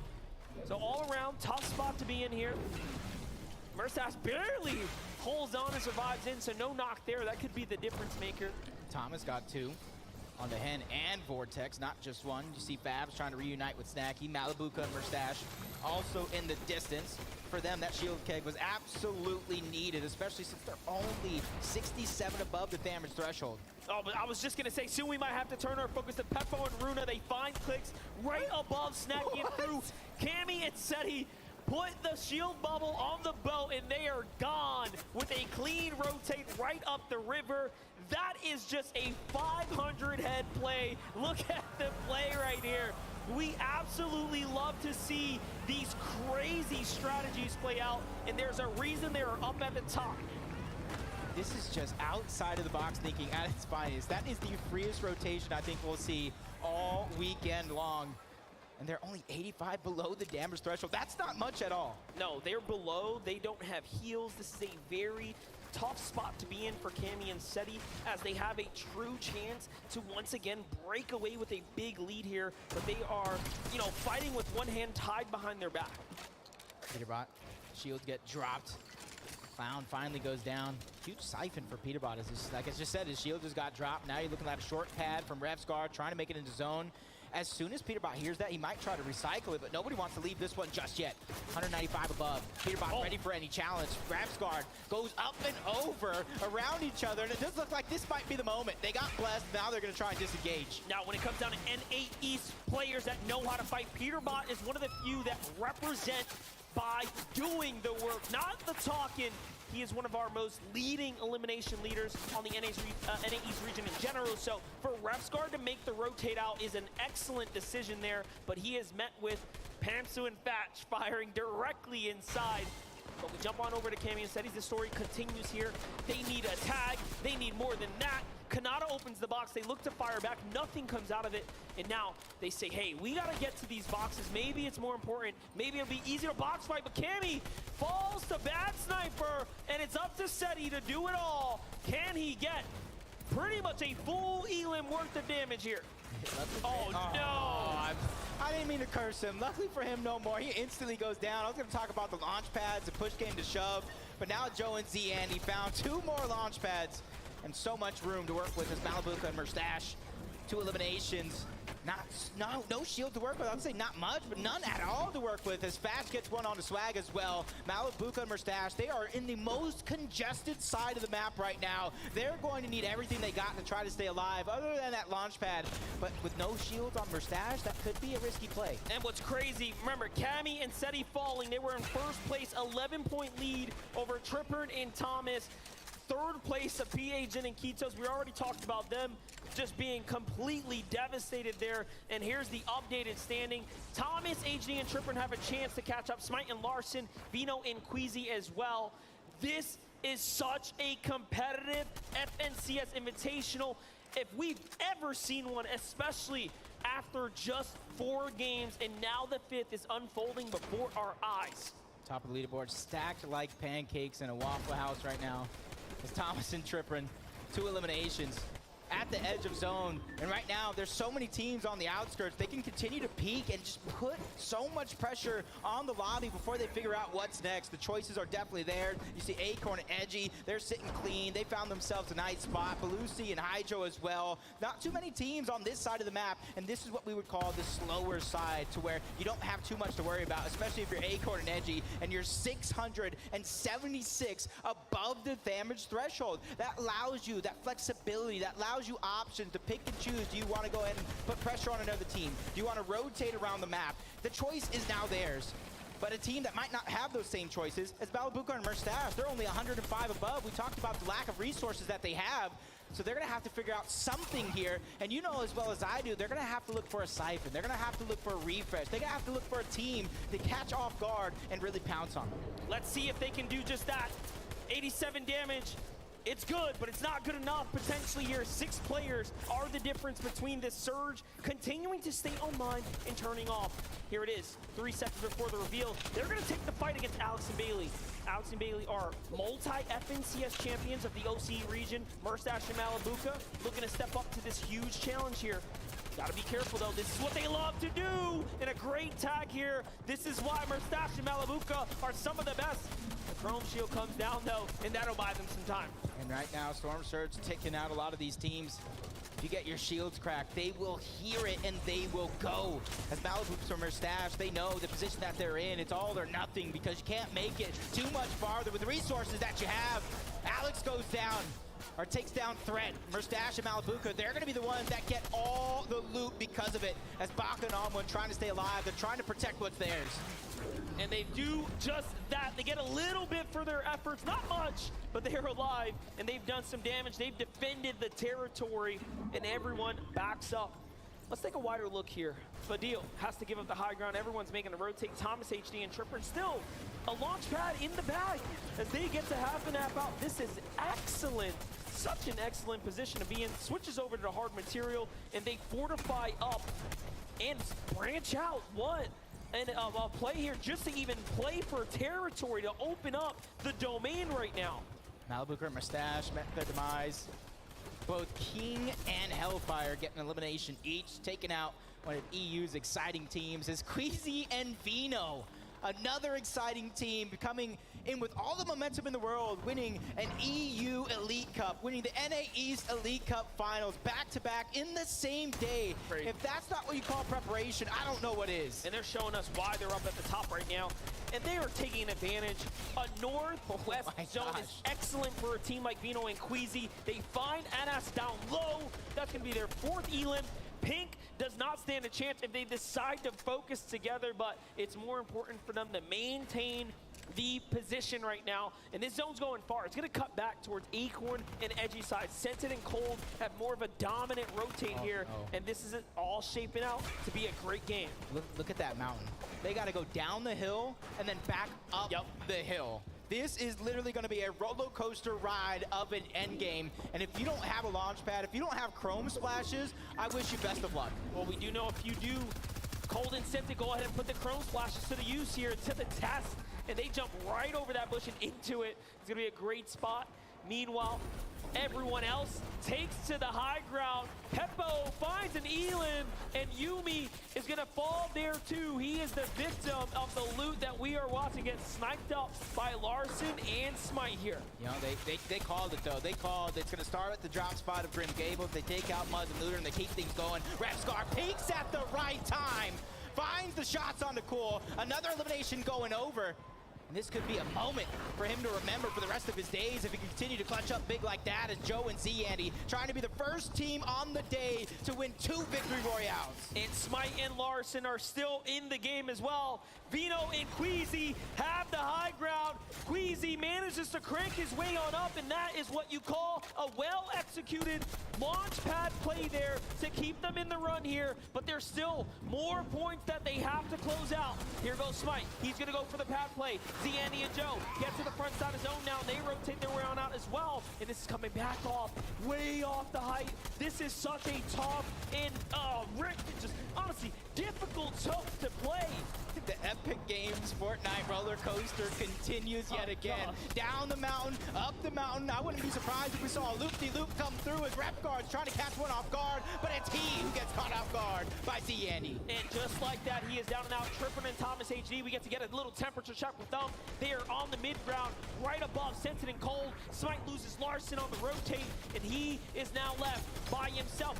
Just places away from 10th here. Can he hold on? Peppo does enough, but not enough to beat Vortexter. Here's Onward and Baka. They have made such an excellent use of surviving their drop spot. Joe finds Noah. Down he goes, and Joe's hurt.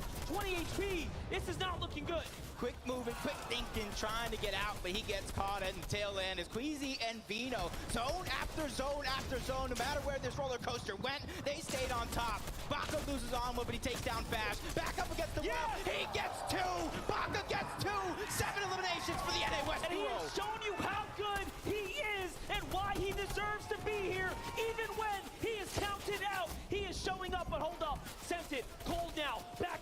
here. They already have done one, but can they get another? But Groles and Rifty are showing they finally have an end game, and they are making big do with it. There's a third elim, 30 points already earned in this round. Baka fights back, but Colton Scented gets to get all that sweet loot. Yep, towards the low ground, along with Thomas HD and Tripram. This one is gonna get messy for everybody that's stuck down low. But for Vino and Queasy, they have the elevation. They have a huge advantage. Plenty of mats to work with. That's a recipe for success. But it's up to Cold and Scented and a few other teams to try to take down the high ground team. And don't forget, Tripper and Thomas, who had a 10-point lead, is still here as well. Thomas HD wants more though. Down goes Groles, and they are closing the gap. But he loses his teammate. He's gonna fall. Top 3 now. Scented is still in the mix here, in the conversation, but no build. Big shot comes in from up top. And all of a sudden now, it is looking so dicey. Queasy is just waiting. Waiting for that perfect op. Do they have the high ground? They drop down low. The game is theirs after they take down Bevy. That is game number 5, sealed up by Vino and Queasy. And the biggest game we've seen so far in terms of elims, coupled with a victory royale. Huge 11-piece pickup right there for Vino and Queasy. Now think back to that interview when they sat there, Vino very nonchalantly, hands behind his back. He said, "We are the best, undoubtedly." As EU takes yet another game. Honestly, this was the hottest team coming in to the FNCS Invitational. NA East, EU wins. And in that reign as well, they won about like 5 games in a row, I think. That's impressive. That is right. Vino and Queasy are coming off some of the hottest streaks we have ever seen, and they managed to maintain that momentum. Let's just go ahead and tune in and see what's going on in their minds. Yes, that's right. I'm here. We got Game 5 winners, Queasy and Vino! Queasy, fantastic work there. Eliminations, an extraordinary end to game number 5. Yeah. What else is there to say? What else is there to say? I mean, the competition has been great for you guys today. You've had unbelievable work thus far. Scored a lot of points in this competition. How much are you enjoying your time here as well? A lot, to be fair. It's amazing. Like, the atmosphere and everything is just sick to be here. Yeah, and we saw as well, Heavy, we saw that obviously the storm moved up mountains, down again. How integral is resource material management in situations like that? It's very important, but it's also great getting refreshes. Me and Queasy got good refreshes. We kept our mats alive. We used our splashes well. We played that game really well. Now you've got 1 game left today before we kind of pull the curtain down on day number 1. You seem to be feeling confident. You seem very laid back. Has it been a competition you expected, or has there been other things at work here that you didn't expect coming into this? The Asia team surprised me. Yeah. They've been doing really good. Brazil's been doing good. NE's not so good, but I think everyone's doing good, you know. And the competition's been good. No one's really been on high ground, and it's going well for us. And you guys delivered the goods. One more time, give it up for Queasy and Vino, your Game 5 winners. Let's head back to Zeke. Cool, calm, collected, and memes. That is also how I live my life sometimes, occasionally. Queasy and Vino, we've watched them come so close to the top several times now, right? Almost making it, taking high grounds at those pivotal moments, but it hasn't quite lined up perfectly. And now that it does, it's not even just the victory royale. It's also the 11 eliminations they put on the board. Look, all day they've been trying to set themselves up for this match. We saw it in the beginning of this tournament today. I mean, they were going for high ground, they were going for the setup, but they just had these little mistakes that didn't permit them to get it. But now, they showed why they are one of the fan favorites coming into this tournament to take it home. The first duo to reach more than double-digit elims. They had 11 total eliminations, and it's what you love to see. You know what? It doesn't happen by accident either. These guys have definitely seen some progression throughout today. We saw it in the previous game. We saw them go down to Surge. It wasn't ideal for them. This time, though, we saw them rotate all the way up towards those rifts, towards the top left, the very northwest side of the map, and they were aggressive. They were looking for those eliminations. Instead of sitting on those blimps, on those balloons at their drop spot, they were looking to be aggressive for Surge, and it paid off. We saw them take high in that 50-50 zone. Of course, I think Queasy had about, I don't even know how many mats. He had about 1,000 materials going into that second moving as well, so he's looking great. Absolutely. We also have Kelly, who is standing by to chat with some of our players. Kelly, over to you. Joining me right now, I am with Thomas and Tripper, and the team that is currently in second place on our leaderboard right now. How are you feeling about that? I'm feeling really good. We just need to keep on going, being consistent, and we'll make it. Yeah, obviously consistency is the name of the game right now. You guys had a great game 5, but how do you make that into a VR? I don't know, like, we played mid ground most of the game. I think we should like either like commit it to high ground or low ground to like win the game, but like we're just playing for consistency, so it doesn't really matter. Yeah, and obviously consistency is working for you guys. You are doing a great job on the leaderboard. Good luck in the game 6. Guys, let's head on back to the desk. Thank you so much, Kelly. Shout outs to Thomas HG and Tripper, and they are currently holding strong in second place. And if you look at that little dash, that means they've not gone anywhere, right? And I do want to highlight them for just a single moment. 2 games back, we watched Malabuka go on an absolute tear, but then Tripper said, nah, son, this is my lobby, take a seat, and that's how they're still holding strong. We have to kind of talk about the top 10 here, right? With only a single game left to go, we're setting ourselves up for tomorrow, right? And Thomas HG and Tripperin, they're looking real good. I mean, they're looking more than good, Zeke. Yeah. Queasy and his duo partner, we're in the first place spot, but second place, that's Thomas Tripperin, and they are playing so well. Just looking at their highlights here, they're setting themselves up for the late game, and just now with the interview with Kelly, you saw they're still always thinking, right? What can change? What can we adapt to? How can we play better? How can we take home that trophy? Yeah, and these are 2 very, very talented solo players. For those that don't know the region very well, of course, Trippin and Thomas, those guys are incredible solo players. We've seen solo clutch after solo clutch from both of them in the Elite Cups, in the Cash Cups leading before that, and they are just a dynamic duo when things go well. Sometimes things can be a little bit difficult for them when they do get split up. You know, they have to rely on the other person. We've seen that a little bit throughout the Elite Cups this season, but they're bringing it all together now, and oh boy, is it looking good. I also want to talk about Smite and Larson. This is a duo coming from NA East, right? And they have 5 total FNCS Finals appearances together. Now, it's a lot, but it's also the fewest out of any NA East duo competing here today. But that is not showing, because even though they have the fewest FNCS Finals appearances, they're in the top 3 right now in this event. That's right. Everyone currently is looking, right, to just try and say, okay, look, the first 6 games, we just want a strong footing as we go into those next 6 games tomorrow. I guarantee you there's strategies, little things that these players are holding on to for those last 6 games. I do want to turn our attention back to the standings. We continue to kind of go top to bottom here, Mini Miner. Obviously, Queasy and Vino, massive, right, to now jump up into first place, up by 5 spots after that game. If it happens again, we could be in trouble. We could be in trouble, and I think the rest of the lobby could be in trouble as well, because you don't want Queasy and Vino to be playing as good as they are. It all sort of form together for them in that final game that we just saw right there. So if they're on form, they can definitely make a push for this one. Yep, that's right. Kelly, you are standing by with some more players. Let's hear it. That is right. I am joined here by Ed and King, our Brazilian region players right now. You can already hear the audience going crazy for you guys. Ed, I know that you recently got announced that you are represented by Team Liquid. How are you feeling about that? Como você está se sentindo que você está sendo representado pelo time Liquid? Eu me sinto incrível porque é time que eu sempre quis entrar e eu me sinto muito realizado de estar na Team Liquid. I'm really excited to be in this team, and I always dreamed of being in it, so I'm really excited about it. And I'm sure they're proud of you. Thank you so much. And then, of course, King, you've been around since the World Cup days. What is it like to be back here on the stage? ¿Cómo te sientes estar de vuelta? Para português ou espanhol? Okay. A verdade é uma experiência incrível. Eu não tinha faz, sei lá, uns 3 anos quase. E voltar a jogar lá é uma experiência muito boa e vamos tentar dar o melhor. I'm really incredibly excited to be here. I mean, it's been about 3 years, and I'm excited to be back. I mean, I know that Argentina and Brazil are proud of you guys right now. Thank you for joining me with a quick interview, and let's head on back to the desk. I don't know if you guys can pick up the hype coming through these mics from everyone who is repping Brazil, but every time you see King, you guys are allowed to get hyped. That's cool. I see y'all up in that corner. Yeah,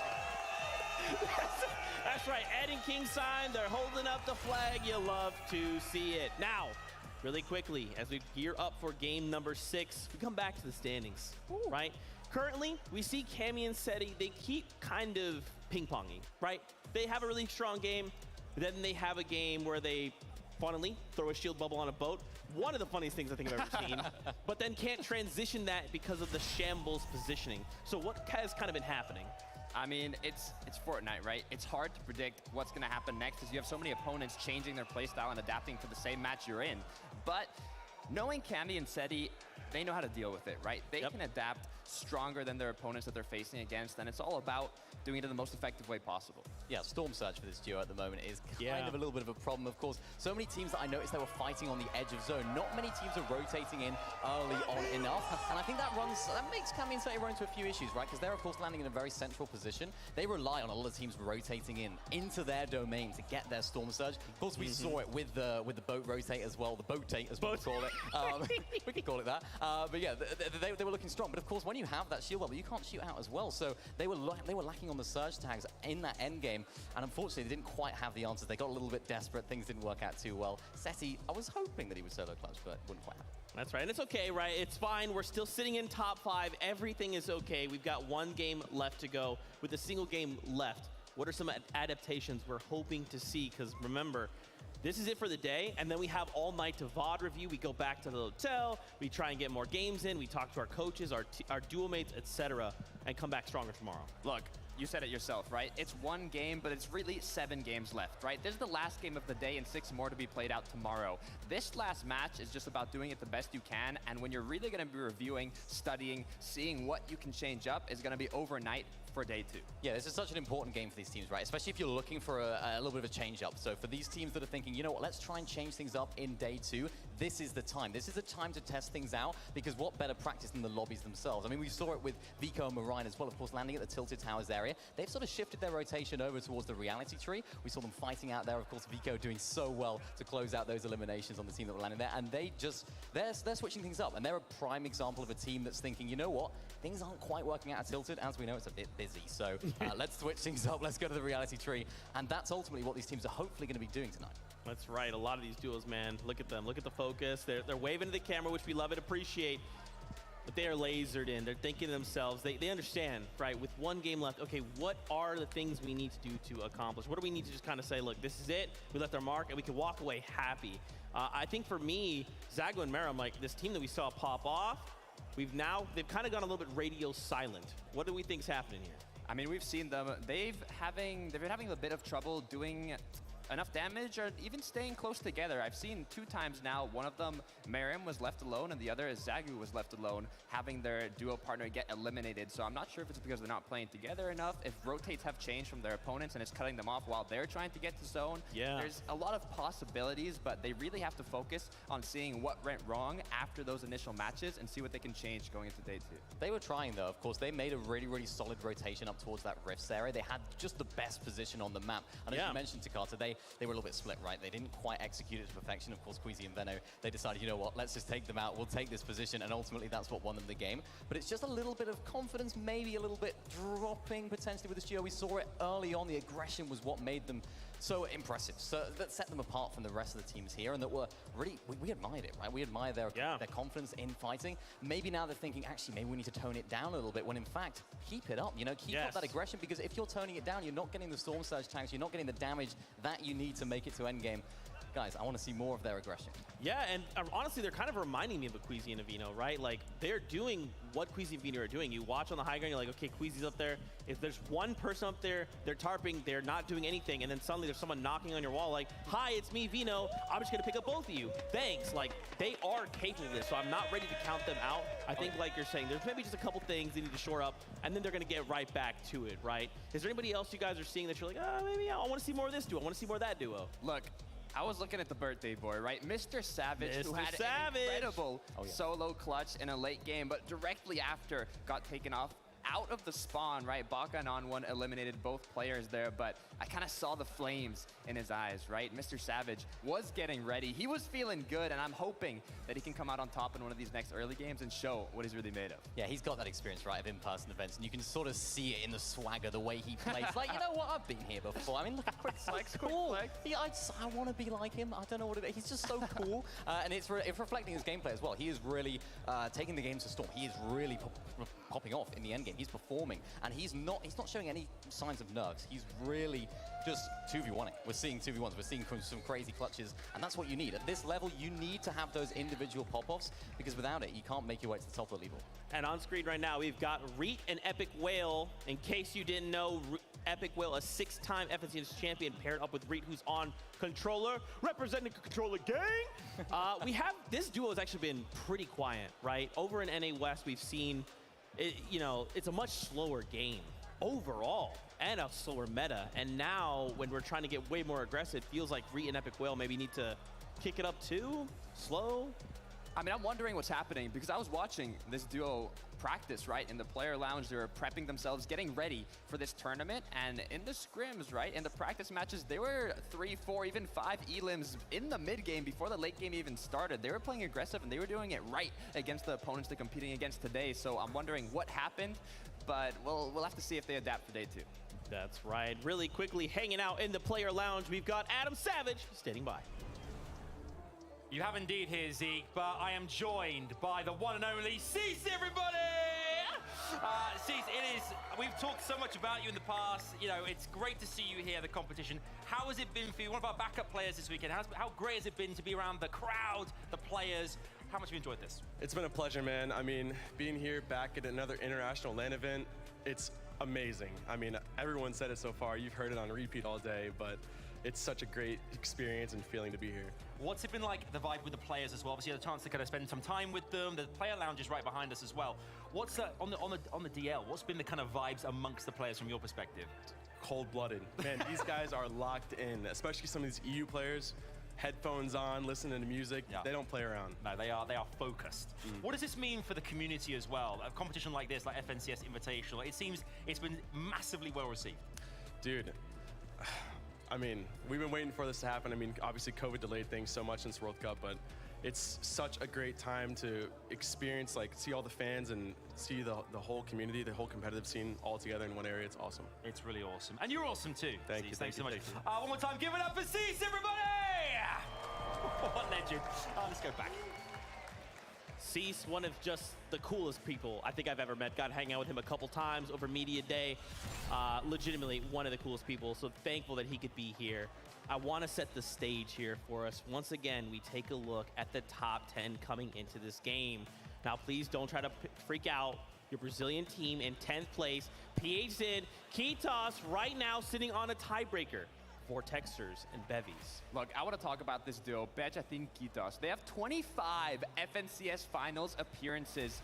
PhZin alone has 4 FNCS championships, and Kitos with 1 for a total of 5 together. This is a duo that dominates their region, and seeing them in top 10 internationally on the stage, it's really something you love to see. Yeah, they're no slouches as well. I've been doing a little bit of voting, having a little look at how they play, and oh boy, are they aggressive. They're very, very confident in the way they go about things, and of course, in endgame as well, they're looking strong. What they often do is they rotate towards the front side of the first moving zone just to get ahead of all the other players, and that's why we're seeing them really making the most of their materials, right? They don't have to build, they don't have to make those tarps into the front side because they're already there. It just shows that there's different strategies that maybe we haven't seen too much of that are really on show today.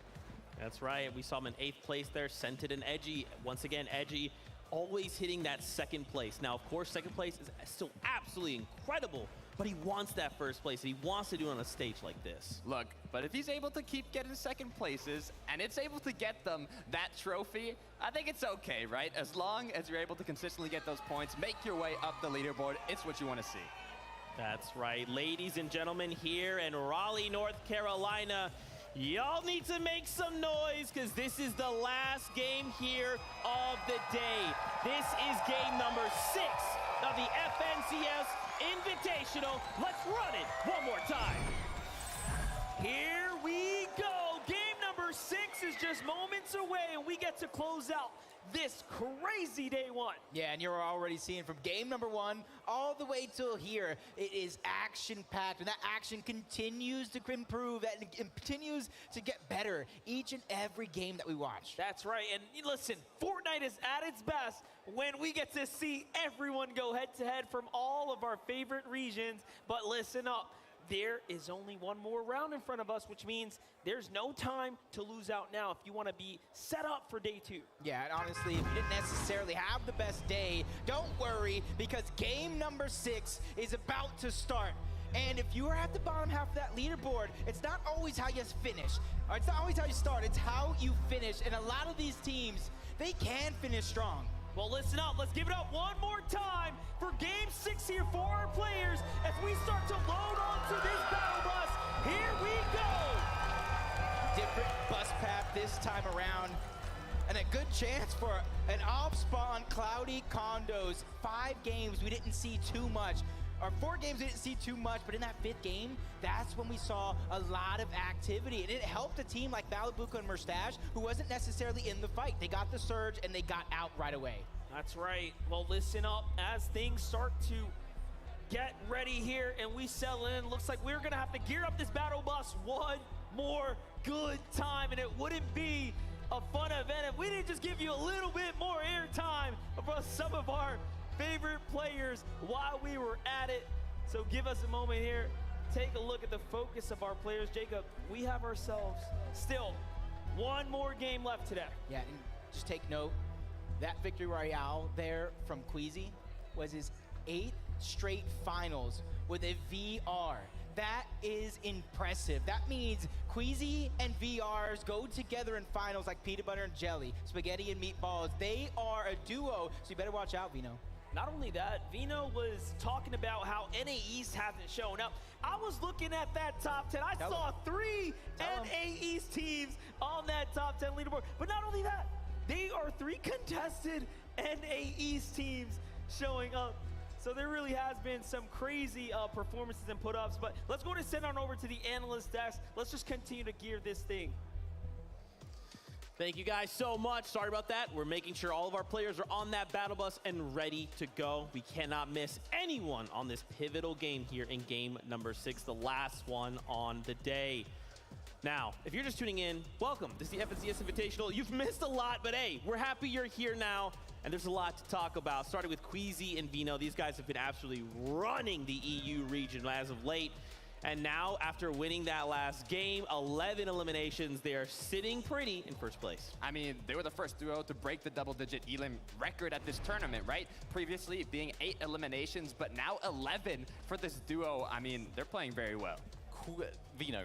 Queasy and Vino, incredible. Well, let's talk about Vino, right? Yes. How good is this guy, right? We got 17 eliminations on the day today. That is the most of any individual player, and consistently, FNCS final after FNCS final, this guy is doing the most damage in the lobby. He is an incredible fragger. We can see it. 5,932 damage dealt. That's a lot of damage that he's outputting, and he's really helping. We saw it in that previous game. We saw the refreshes. He's helping them out so much, and when you have a high ground playstyle like they do, he's really putting on a shift. Yeah, and we've watched a lot of the moments, right, where, again, it's like Vino just says, oh, Queasy, you need me to go eliminate a threat? Yeah, man, I'm down. Like, let me just hop down there, get a bunch of refreshes, and bring all the stuff back, and then we're ready to go again. But I think Vino has actually shown quite a bit of, he's evolved as a player, right?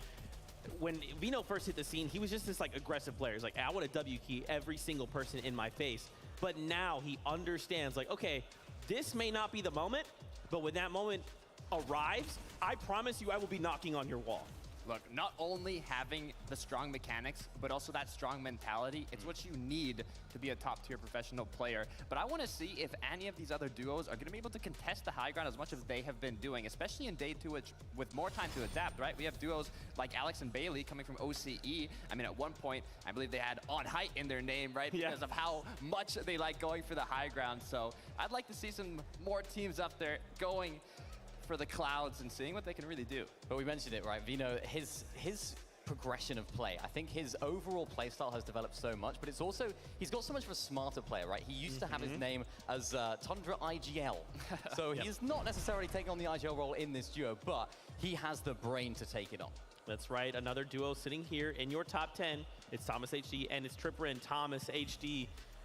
For those of you that have not followed the EU scene, if there is a sniper in the game, you might as well just rename that sniper to Thomas HD Sniper, because this guy does not miss, and if there's a sniper in his hands, he will find every single angle, even if it's a pixel on the screen, you're gonna take max damage. And it shows. He has the most damage dealt out of any player here today, and if there were snipers in competitive currently, I'm sure he'd not only have the most damage, but also the most elims with those headshot snipes. We'd like to see him yet. Yeah, it's interesting, because of course, Thomas HD is widely regarded as the best sniper, and we got a chance to talk to him. Me and Vivid, we were behind the scenes, and we spoke to him. We were like, Thomas, are you sad about the removal of sniper? You think that it's bad, but he was like, no, I love it. I think it's great. So he's adapting his playstyle. Not only is he incredibly good with snipers, also when they're not in the game, it enables them to get so many more surge tags. Of course, you can overpeak. You don't have to worry about getting that 200 damage to the head, because you can overpeak, and you can see it right now. They're getting the surge tags early on. They're getting the mid-game rotations perfectly on point, and they're playing the mid-ground layers as well. They just bounce off each other so well. And I'm curious to see what they're thinking about now, right? Being in that top 3 spot with just Queasy and Vino right above them, right? It's all about figuring out what they can do to overcome their opponents, right? The consistency they need tomorrow to get the trophy. What will they change? What can they do? Or maybe they'll just, you know, keep playing the same, hope they make less mistakes, and that's all they have to do. Yeah, I mean, we know Thomas HD is kind of one of those players that says, like, I have to be the best. And if I'm not the best, I will continue to grind until I am. You pair him up with Tripperin, who's just mechanically insane. I mean, we've watched him shut down Malabuka, right? When he's in situations where he's by himself, he still finds points. He finds high placement. So it's cool to see these guys finally come together.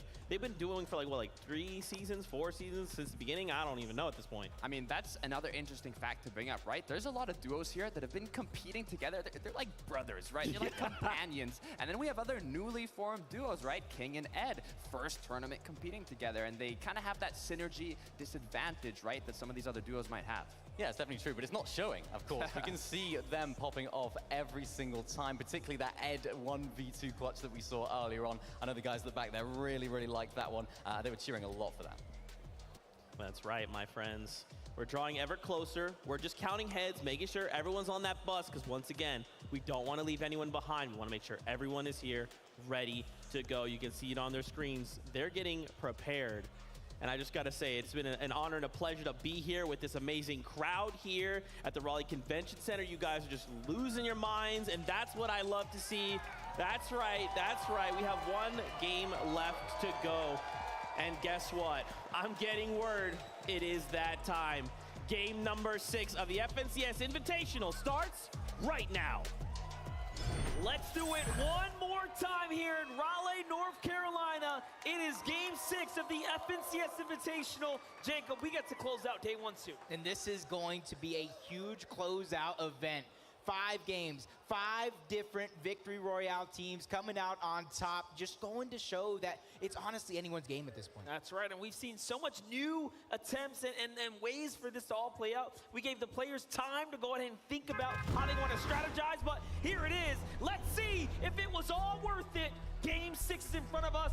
Once again, let's make some noise for our players as they take board the battle bus.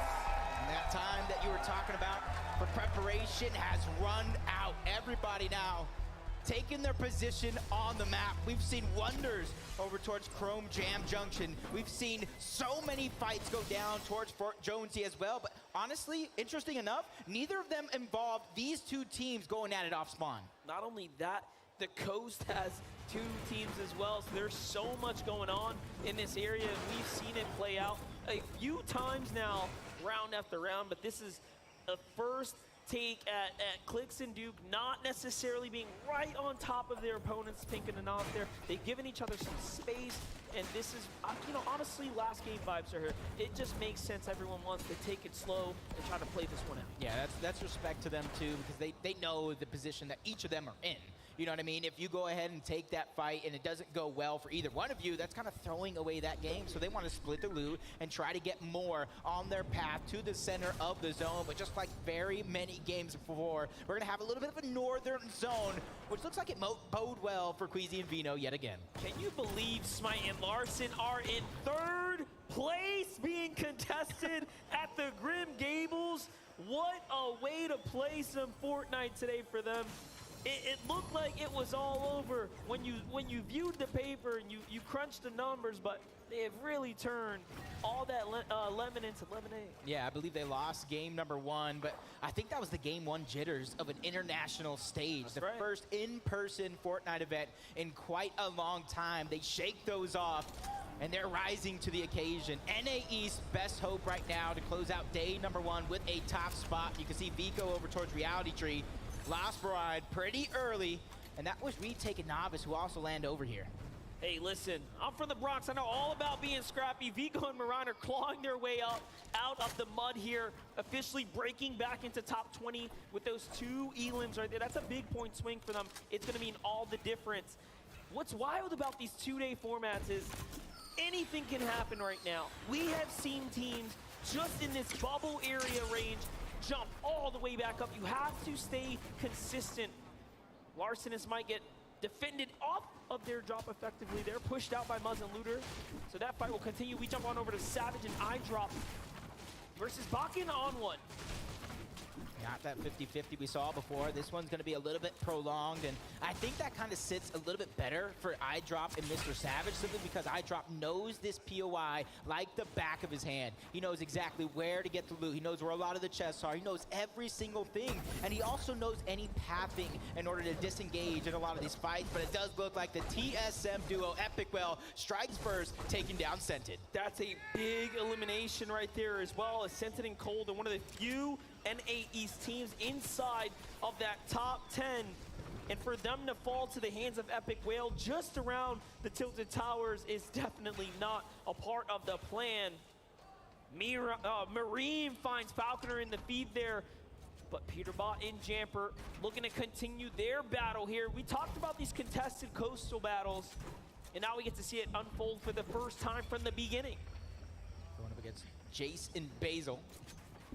So this is going to be an interesting one, because sooner or later you cannot continue to go down. The chest is down there, and that's where Basil's at, and he's actually just trying to get out. He's trying to escape. You already know that he lost his teammate, trying to do wonders as a solo and finish off the day strong, because that's the thing.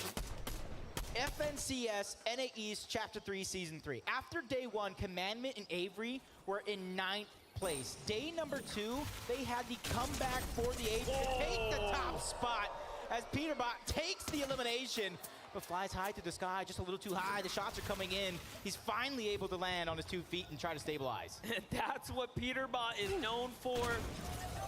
R1 and Baka, though, fight back here. The last time they won their drop, they turned that into a monstrous endgame, and now they're clawing back in. Savage already down. iDrop. Can they do it? Baka in the mix here. Actually, Savage is on the run right now. Oh, he's going to be able to get out alive, but On1 and Baka want to chase him. There's so many other teams in the mix as well, including Brazil's very own King and Ed, who where they're at in the leaderboard right now, they want to start getting aggressive. They want to take the game into their own hands. Ed and King here, trying to do something big. We haven't quite seen them put up the numbers on show yet. You can see right there, King attempts to hit some shots, but does fall slightly short. And now options in front of him. Does he go for the duo below? But no, instead he's gonna go and hunt down the solo. This is by far the better play, but the reboot is starting to come out for Mr. Savage. Will he get iDrop in time? King arrives just there to maybe play spoiler.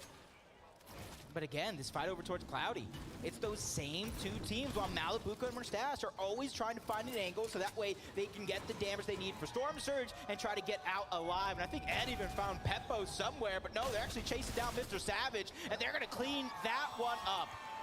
That is huge.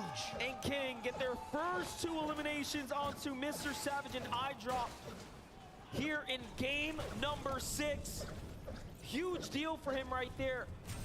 And lucky for us, we are hot on the replay. Take a look there, out the sky.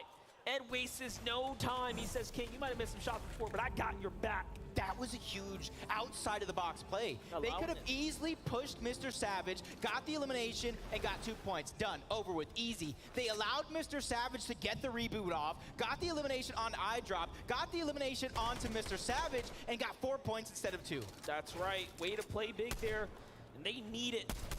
Big brain now, play. Back to Larson and Smite. They could have left this battle, but they've won so many times already. they decide, hey, let's stick around, let's fight Muzz and Looter. Ooh, a big 86 on Looter as he tries to go on up. Smite was waiting with the side angle there. Larson now has just enough time to get back with Smite. They're gonna be trading minis here. As you saw, Larson's inventory was definitely short. Here it is, that little exchange, the material count too. And honestly, if you're Smite and Larson though, winning every single one of these fights except for game number 1, you have no reason to leave. It's up to Muzz and Looter to try to change up their plan while you have a hot Larson and Smite on their heels. Zagu is going one-on-one with Hellfire. This is for a huge finish for Zagu because right now they've skidded just a little bit down low on the leaderboard, more than they would like. And what's crazy about this is how the region plays. This is how Asia gets down. They will W key. They play aggressive, they play fast Fortnite. And although it has been a day of performance and end games for Zagu and Marine, this is where he does best. Put him in a one-on-one, put him in a head-to-head, and look at how quick he is able to capitalize. No, shots come in from the distance. It's not looking good. He's gonna have to pause down here. He does have some light heals, but that will kill all the momentum, unfortunately. It's Commandment and Avery with a dual angle here. You can see where are this strategy, landing over towards Rave Cave. They're trying to go to the slower side of zone. They're trying to go as far north as possible, but they're gonna go east first before they make that happen, trying to clean up a quick elimination, or what they think could be a quick one at that, but the shots continue to come in. Storm doing work as well. It's only a matter of time as Hellfire is gonna be able to clean that one up. Hellfire slides in and down goes Japan's best there. Zagu and Mareem sent back to the lobby, back to the drawing board to rethink for day number 2 of the FNCS Invitational. That's how quickly things can change. Yeah, Hen was already down. Now they're just trying to find the second half of that duo. Joe and Zandy, one of 5 teams to get a VR on the day. But Vico somehow took down Avery. They were waiting. They were trying to hunt down the team, and it was them who ended up getting hunted. But Joe and Zandy, they don't want to let this team out of their sight. They have at least 1 elimination against players from 6 different regions. That's the most of any duo, and that goes to show how adaptable they truly are. That is right. Vortex is a solo. As we touched on, Hen is out the lobby. You can see the look of focus on his face here. He recognizes, oh, big read there. He finds a mech kit right in the nick of time. He should get it off with about 2 HP left. That's gonna be a huge save for him. Meanwhile, Sensen and Cold now making their move. Like we said before, they have been somewhat contested, right? Their draw spot. Maybe not going head-to-head against Pars and Raze there, but possibly trading out some loot. You can see it kind of coming into effect here as the loadout's very much not quite where you want it to be. And that's Acorn and Edgy sitting on top of the blimp, being that nuisance as Cold and Sensen. They have to rotate right back in the way they came from. See if it's gonna make it happen. They're actually taking some elevation right now. This could be huge. Oh. Very interesting for them to go up to high ground here. This is such a risk, right? But of course, we never really know. They want some of that loot. Look at that. They get to the vault. They steal some leftover loot. That's going to be a huge situation here. Meanwhile, Muzz and Looter. You get to see a replay here. Remember, this is up against Smite and Larson, and Muzz turns this around. 3rd place, Smite and Larson now effectively dropped. Yeah, for them, though, you got to give them credit. 128 points on the day. They've done wonders. And now they get to sit back, relax, collect their thoughts, and plan for day number 2 while everybody else is kind of going through this minefield of chaos, which is game number 6. And like I said, from game number 1, where you have 95 players alive when Storm Surge activated, the lobby is now feeling themselves out. They're feeling a little bit more comfortable to try to attack in these moments. Tripper to Thomas sitting on top of the blimp, just trying to get the Storm Surge, so that way, when they do find another rotation, eventually, it's going to be their focus, where they don't have to go ahead and hunt the damage. They can go ahead and do exactly what they want, when they want.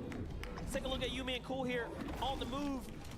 Some of our greats from NA West right now, they have really represented today. They did. They have found their moments. I'm proud. They've caught their highlights. Panda's probably proud of the crowd, too. Oh, yeah. Cold and Sensen now changing their rotation yet again.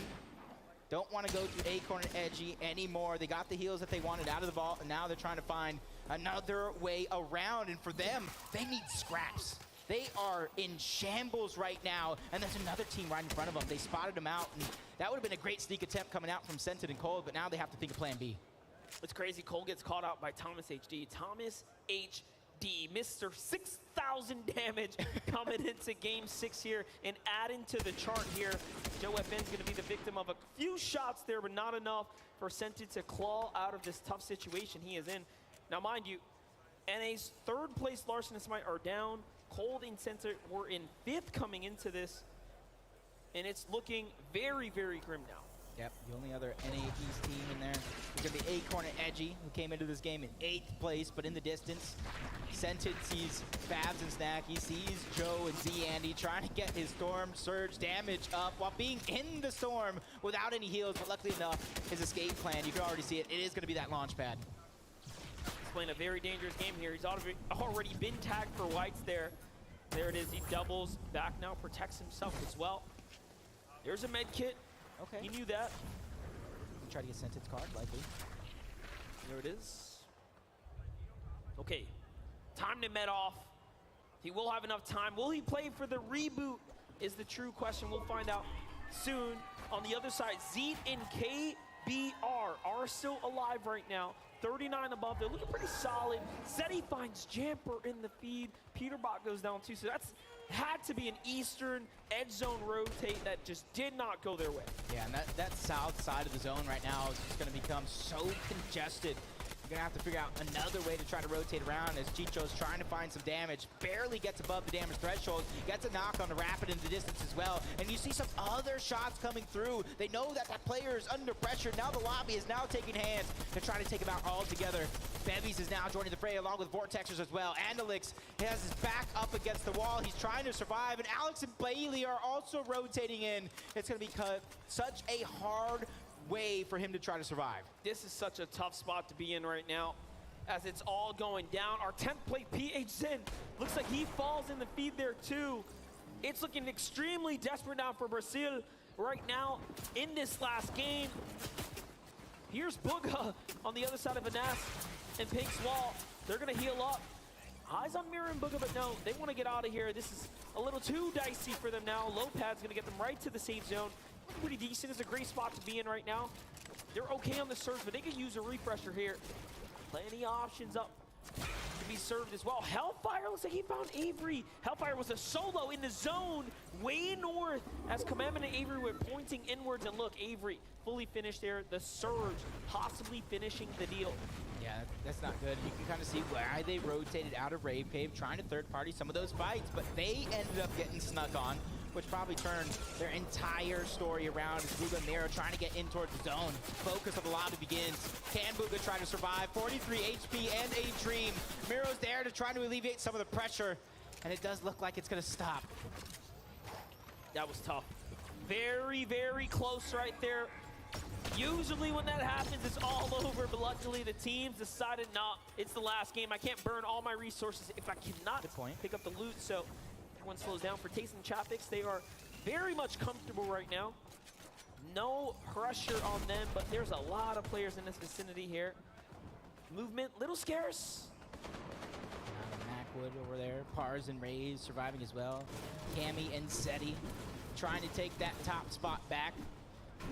You heard the analysts, they're having great games and then they're kind of having a little slip-ups here and there. But luckily for them, this is day number 1. As long as you keep it competitive, you'll be in the mix. And look at our top 4. Top 4 is all EU right now, Monster. That is right. 21 points for Cammy and Seti to catch up to Vino and Queasy. But that top 3 is just European territory right now. Vino, Queasy, Thomas HD, Tripburn, and of course Cammy and Seti all fighting for that top 3 currently.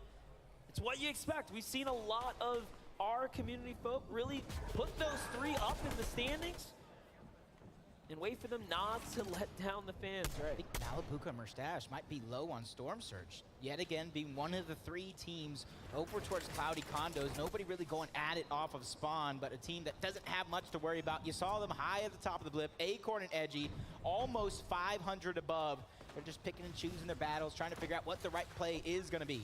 And it does make you wonder, although Malabuka and Mustache are contested, being below the surges means that, hey, that first game was a wake-up call. We can't just go battle. Aqua and crew will just come in third party.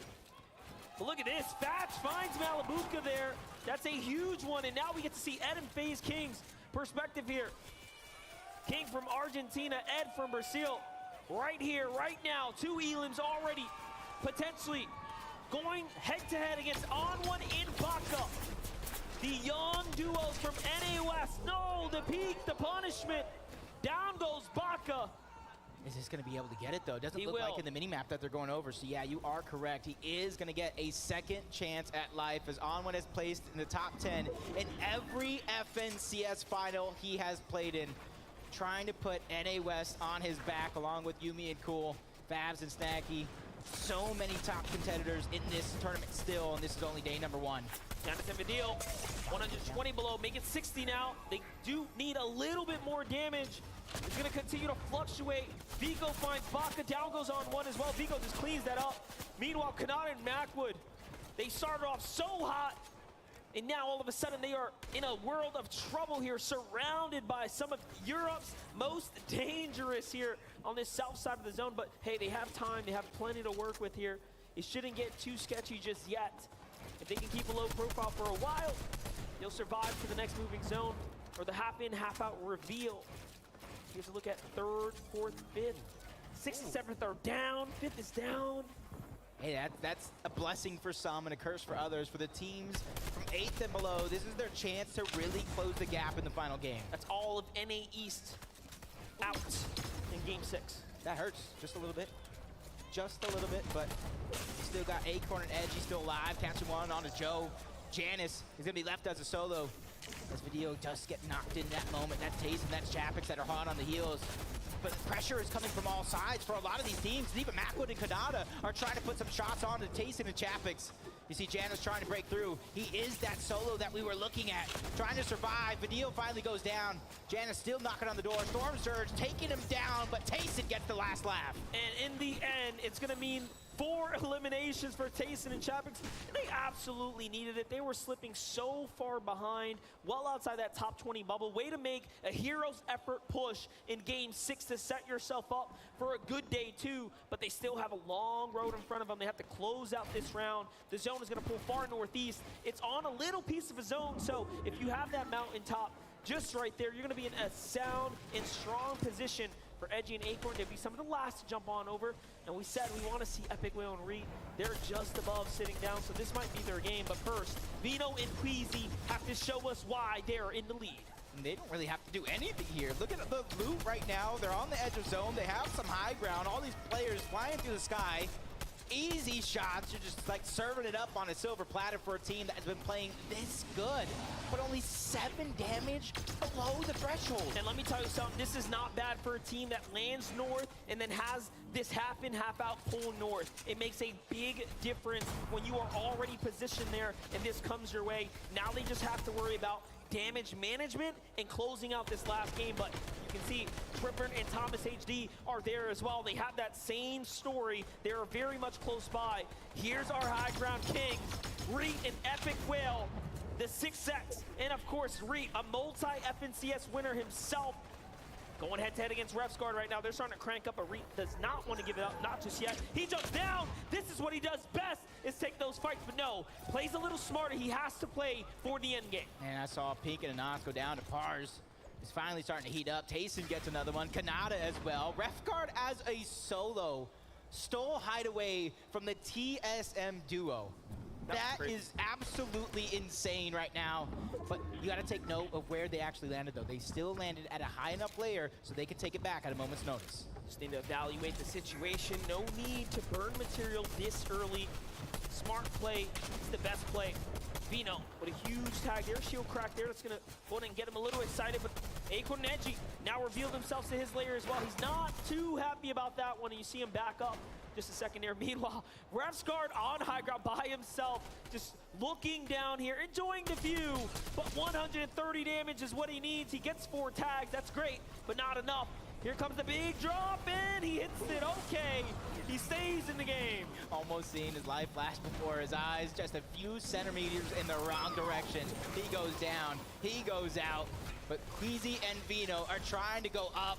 They're trying to take the game by storm, and they get it, Monster. They got the high ground for now. But it's not for free. They do have a duo on their heels. Who is it? It's Refsguard, who tried to fight for it, but he is not going to be successful this time around. High ground can get you one thing that we know for sure, and that's amazing placement if you can ride it out when you're a solo like that. That was an excellent attempt. But now, back into the heat of things. Seti, Cammy, 2 Elims, another end game. And their biggest threat, Tripper and Thomas HD is alive. Acorn and Edgy, NA East's last hope potentially in this lobby, still in the run. Saw threats go down to the bottom half of the map. That's Trulex and Chicho taken down. Kanata falls as well. Ed's gonna get one. Queasy Vino trying to go ahead and put themselves outward so they can continue that damage. Seats the solo, stuck in the outside of zone. 4 floppers to work with. The Siphon comes through onto Ed.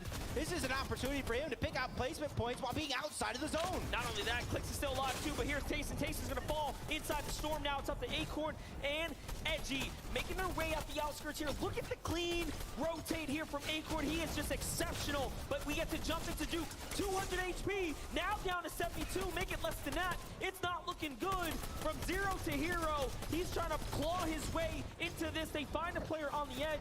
No Elim there. Duke has to fight back, and down he goes, and it is all over. And once again, we might be seeing our first team who is setting up for a back-to-back. Back-to-back, that is going to leave them with all the confidence in the world to end day 1 and go into day 2. They have 10 eliminations on Fico from the low ground. He's trying to have a comeback for the ages to close out day number 1. Shots on the Tripper, a huge amount of damage. He drops him down as well, but goes down altogether. Valiant effort by Fico. It is a worst-case scenario for Thomas HD because his biggest threat is on high ground, but Reet is fighting back. Reet takes down Queasy on height. He is turning this around and trying to turn this into potentially a solo game. Meanwhile, Thomas finds Wop.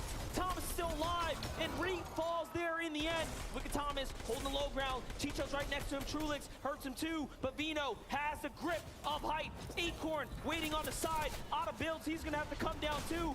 It's all over. The gas tank is empty. Down he goes. And now, off to Seti. It's Cammy and Seti, the only duo left, and they find another one. Vino trying to put wonders. 1v2 situation. What can he do here to take home the big prize and end with back-to-back victory royales to end the day? But a team looking to take first place back. Cammy and Seti, and they try to steal it away by getting that VR to end game 6. And they get the first game. They get the last game of day 1.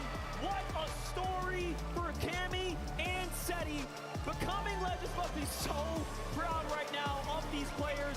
They put in the hard work, they put in the effort, and wait to watch it pay off. That is huge for them because they're not like a lot of these other teams who are consistently fighting to get to the top of the leaderboard. They play their play style through and through, from the drop spot all the way to the end game. They're one of the few teams, time and time again, that has their own spot. They call it the Cammy split, and it works out every single season. And now they get to take that victory lap to center stage, where they will be greeted by Adam Savage for a quick update. And Adam, please tell me how they do it.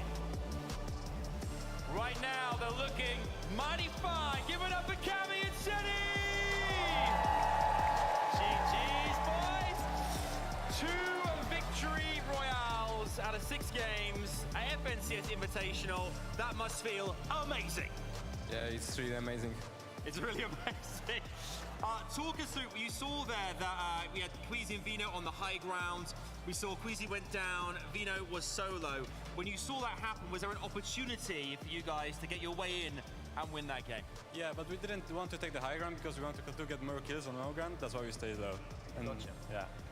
In terms of today and the 6 games, has it played out as you both thought coming into this, or have things been very different? Like, we died 2 games to Surge. Like, we planned everything differently, but it didn't went as we planned it. We just adapted. I think we just adapted well, and going into tomorrow, we're gonna be more confident and more prepared. So yeah. Talking of preparation for tomorrow, what do you do now? Do you go back and review VODs? Do you kind of work on strategy, or do you relax? Like, I think relax and VOD review. Tomorrow, a big day, 6 more games. Could Cammy and Seti go all the way and win FNCS Invitational? Of course. Of course they go. Give it up for Cammy and Seti! Your game 6 winners! Let's go back to Zeke and the gang. Jinquit.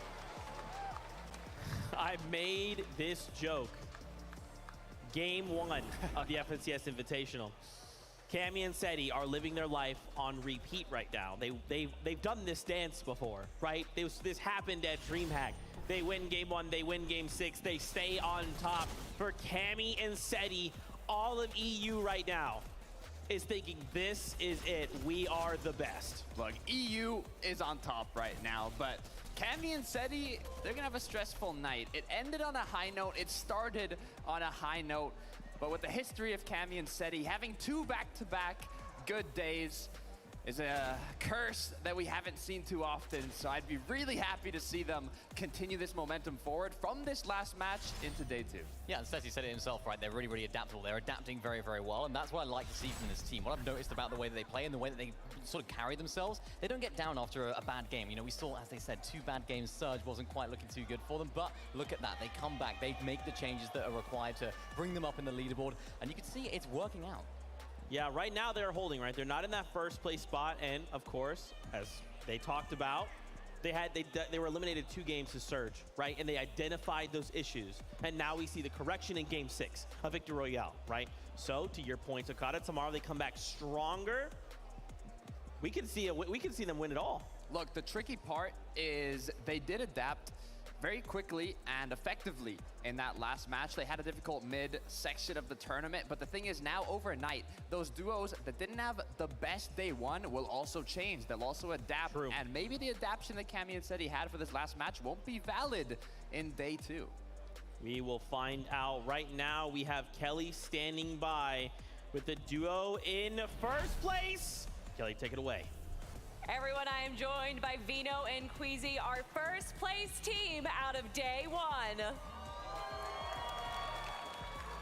All right, so this is a stat that was happening, I think even before Game 6 was going on, but you had the most solo eliminations with 17 elims. I'm sure that is even more now. How do you do it? I'm the best player in the world. I love it. I love the confidence. But how do you know when to go for the elimination and when to like step back? It's nice having a balance. It's good having a balance.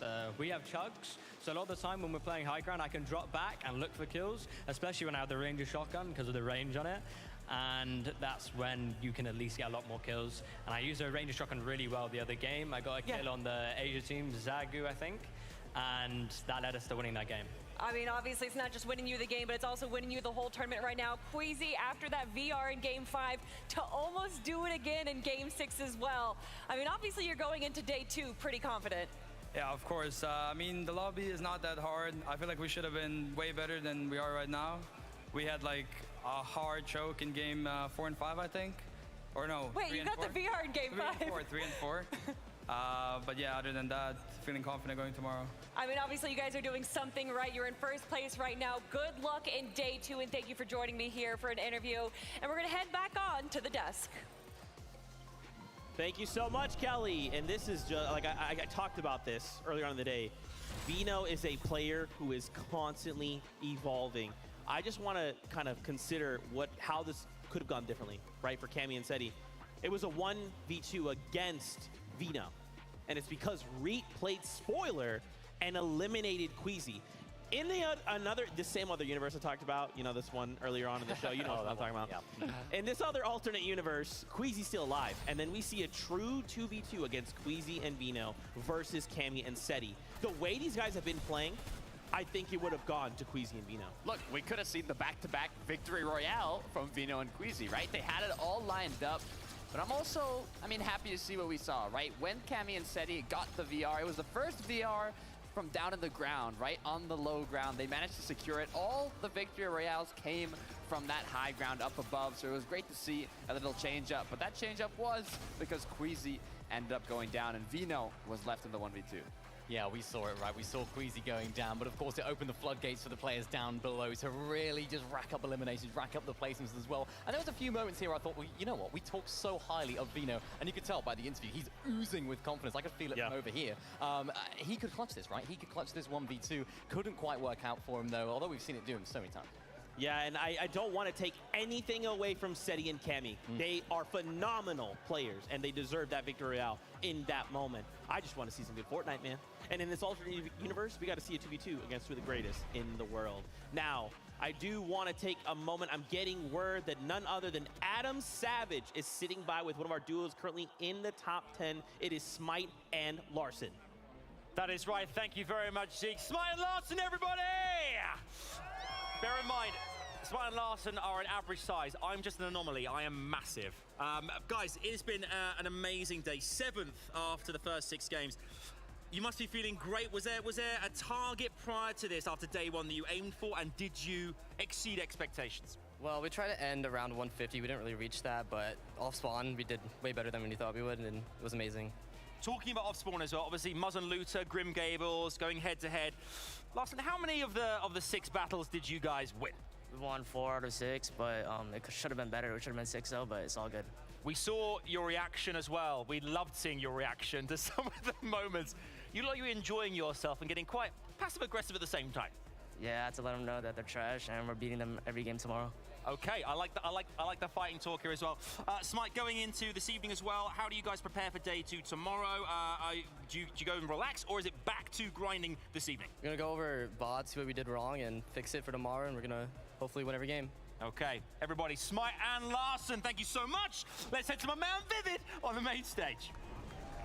Here we go. We've had plenty of opportunities to talk about the teams in top 3, Queasy and Vito included, and of course Cammy and Seti. But Thomas, HD, and Trippin sneaking into that 2nd place position here. And I want to check in, see how they were doing all spawn. Obviously, they are landed over at Rave Cave alongside Commandment and Avery. How are they getting out of this so unscathed, right? Every single game, you can see here, it's kind of this race to this balloon and mountain position over here. And this game, Thomas, HD, and Trippin win that race. They instantly poise up on top of this balloon and on top of this mountain. And basically what this allows them to do is sit here for pretty much the rest of the game. And this is where they get a lot of their storm surge from. But it also allows them to control pretty much this entire side of the map. Since they are so high up on that higher ground, they can just fire down shots on anybody that decides to rotate through. So as you can see here, look at the map. There is not a single soul around them. And that's really, really good coming into the rotations that are going to happen for the end game. And then the balloon is awesome, right? Because it does provide you with that immense high ground,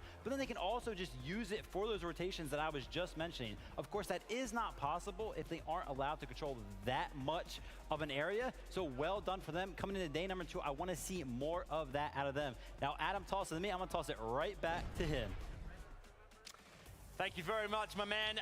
I'm with right now Thomas and Trippin, everyone. The dynamic Danes here. What a great day. We talked earlier on at the beginning of the show about this being potentially 3rd time lucky for you guys, and so far 2nd place, Thomas, after day 1. Surely you guys are thrilled. Yeah, I'm proud of Trippin and me. Like, we played a lot of really good today, and yeah, and hopefully we can do even better tomorrow to take the win. Absolutely. How do you improve on tomorrow? Was there anything today in your game that you thought could use improvement, or did you feel it went pretty solidly? Our late games could have gone better. We could have more kills. We had 3 or 4 kills every game, I think. I don't know. I feel like we played pretty average today, from what we can play. So hopefully we pop off tomorrow again. Absolutely. We saw as well in that game 6, you managed to get high ground quite early. You managed to get storm surge tags as well. How important are those tags in situations like that, where you can kind of maintain and hold fort up high?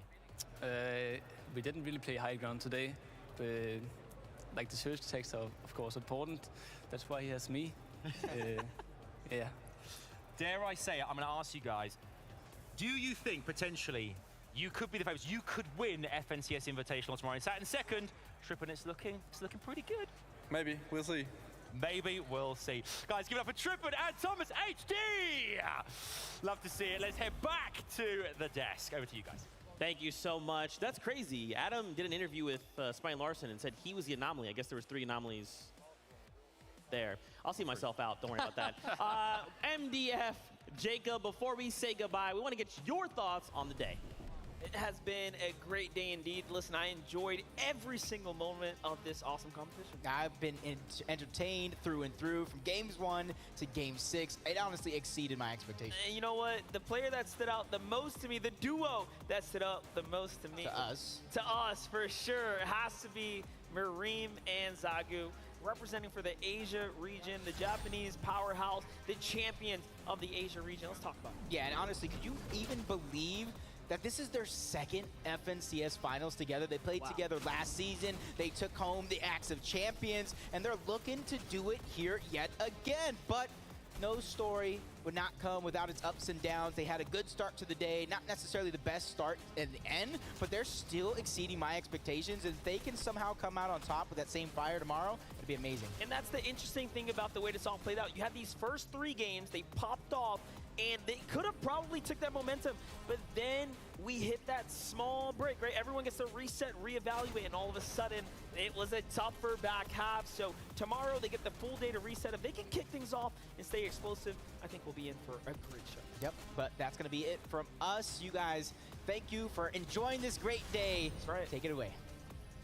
Thank you so much, Jacob and MDF. Joining me right now, I have Marim and Zago, the FNCS Chapter 3 Season 3 title winners right now. And I have to ask, how exactly did they achieve that Chapter 3 Season 3 win? シーズン3の勝ちはどうやってできたんですか？ビクトリーロイヤル、ハイグラウンドを取ってビクトリーロイヤルを4回したんで勝てました。はい。We were able to do that because we were able to capture the high ground about 4 times, and that's why we were able to win it. High ground always wins games, and I do want to ask, obviously the Invitational is a very big deal. What has your preparation and practice been like? この大会はもう本当に貴重な機会でどのような練習をしてきたのかっていうのが聞きたいんです。アジアとアジアサーバーとそのレベルが違うのでリプレイとか見ながら。Zago, Marim, I really appreciate it. And obviously, you guys started the day off. You want me to translate that? Oh, I'm so sorry. So, yeah, there's quite a big level difference in terms of the players on the Asian server. So we just tried to, reevaluate how we performed by revisiting the replays over and over again. And obviously, you're going to be revisiting those replays today. What are you going to be doing to prepare for tomorrow? 今日のリプレイも見て明日までの、準備は何をすると思いますか？そうですね。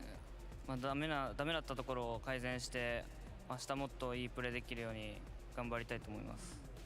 So we're going to try and reevaluate what we did wrong so we can improve upon that and do our best to win tomorrow.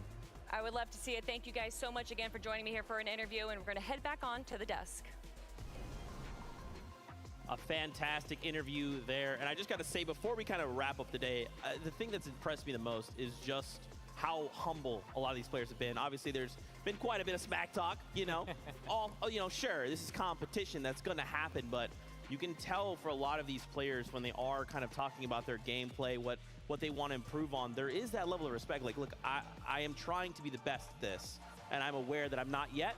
I got to do a couple things, and then I'll be there. And I think that's kind of my key takeaway. It's an understandable reserve celebration, though, from the players, because you have to keep in mind, this is only day 1. The first 6 games, we might have found a conclusion for our top 10 leaderboard today, but tomorrow could be a different story altogether. A lot of these players have already talked about the fact they want to basically run it back with the VOD reviews, see where they can try and correct some of the mistakes or just moments that didn't necessarily go their way earlier on. But I do have to give it to EU. They kind of ruined the pattern for today because we had, for every single game today, EU, NA, EU, NA, and then EU, EU for the Victory Royale finishes. Look, they did a great job, but I'm also impressed on how every region performed, right? 7 regions competing today. And we saw some nice showings from Asia, from Middle East, from Brazil. And just looking at the top 20 of that leaderboard there, I saw multiple regions scattered all over. And with 6 more matches to be played out tomorrow, anything is still possible. It really is. And we saw a few of our Titan teams as well, a little bit lower down than we would have expected. Maybe Malibuka and Mustache, one of them, Tayson and Chapix, of course, as well. Not quite having the best day. And I think it just shows that although we've seen these teams popping off in their own regions, when we're on an international stage like this, anything can happen. Although Tayson and Chapix, they're so decorated in the EU region, when you throw a few spanners in the works from different regions with different playstyles, different metas, things can really go south. And it's okay, right? We have tonight to reset, come back even stronger tomorrow. Now, Kelly is standing by with one of our more wholesome duos. It's Pamsto and Fatch. Hey guys, I am indeed joined by Pamsto and Fatch. And I just wanted you to talk a little bit about your drop spot. What was the decision behind it? We got pretty lucky with zones. We were really a lot of node zones today, and it's kind of hard for search for us because everybody just like they go away from bugle, and that's where we sit usually. So we had to find like new strategies, but we managed to work our way around it pretty well. Yeah, obviously adaption is the name of the game after day one. How are you feeling? I'm feeling pretty good. Then I think it's a really good place if we keep going tomorrow. So any changes that you're going to be making in your playstyle for tomorrow, and how are you going to be preparing tonight? Probably just voting with our coach, just watching the game, seeing how teams play, and maybe be a bit more aggressive tomorrow. So aggressive obviously is a double-edged sword. You can get those eliminations, but you can also be taken down. How do you know when the right time is to strike? It's very rewarding, but the more you play the game, the more you're gonna have a good mindset on when to kill someone. But yeah. Thank you guys so much for this quick interview, and obviously good luck tomorrow, guys. Let's head on back to the desk. Shout-outs once again to the players for just giving us a moment of their time, right? Hearing that insight from them. But that's pretty much it for us from today. Now, don't forget, we have another 6 games tomorrow. So before we say goodbye, any last words, Mini Miner? So many, but so little time, right? But we've had an incredible day today. We've had day number 1 of the FNCS Invitational. It has been so much fun to see all of these different teams popping off. We've seen high eliminations. Vico in that final game, 10 eliminations on his own, just to highlight one. It's just been crazy, and I'm excited to see what changes in day 2. There's really nothing like it, right? An international event to this caliber, we haven't had it in years. The emotion from the crowd, the expressions of the players, the excitement from the solo clutches, and the roaring you hear from the audience. It's really something that's unique, and it's got a special place in my heart, and it feels amazing to live it once again. I'm just ready for day 2 already. Like, I kind of wish it could just be tomorrow already. Well, we don't have to wait all that much longer. Fortnite fans, we love y'all so much. Remember, tomorrow, coming back at you, 6 games, 1 incredible trophy, all live from Raleigh, North Carolina. We love you. Keep yourselves safe. And as always, we'll see you on that battle bus. Beep, beep.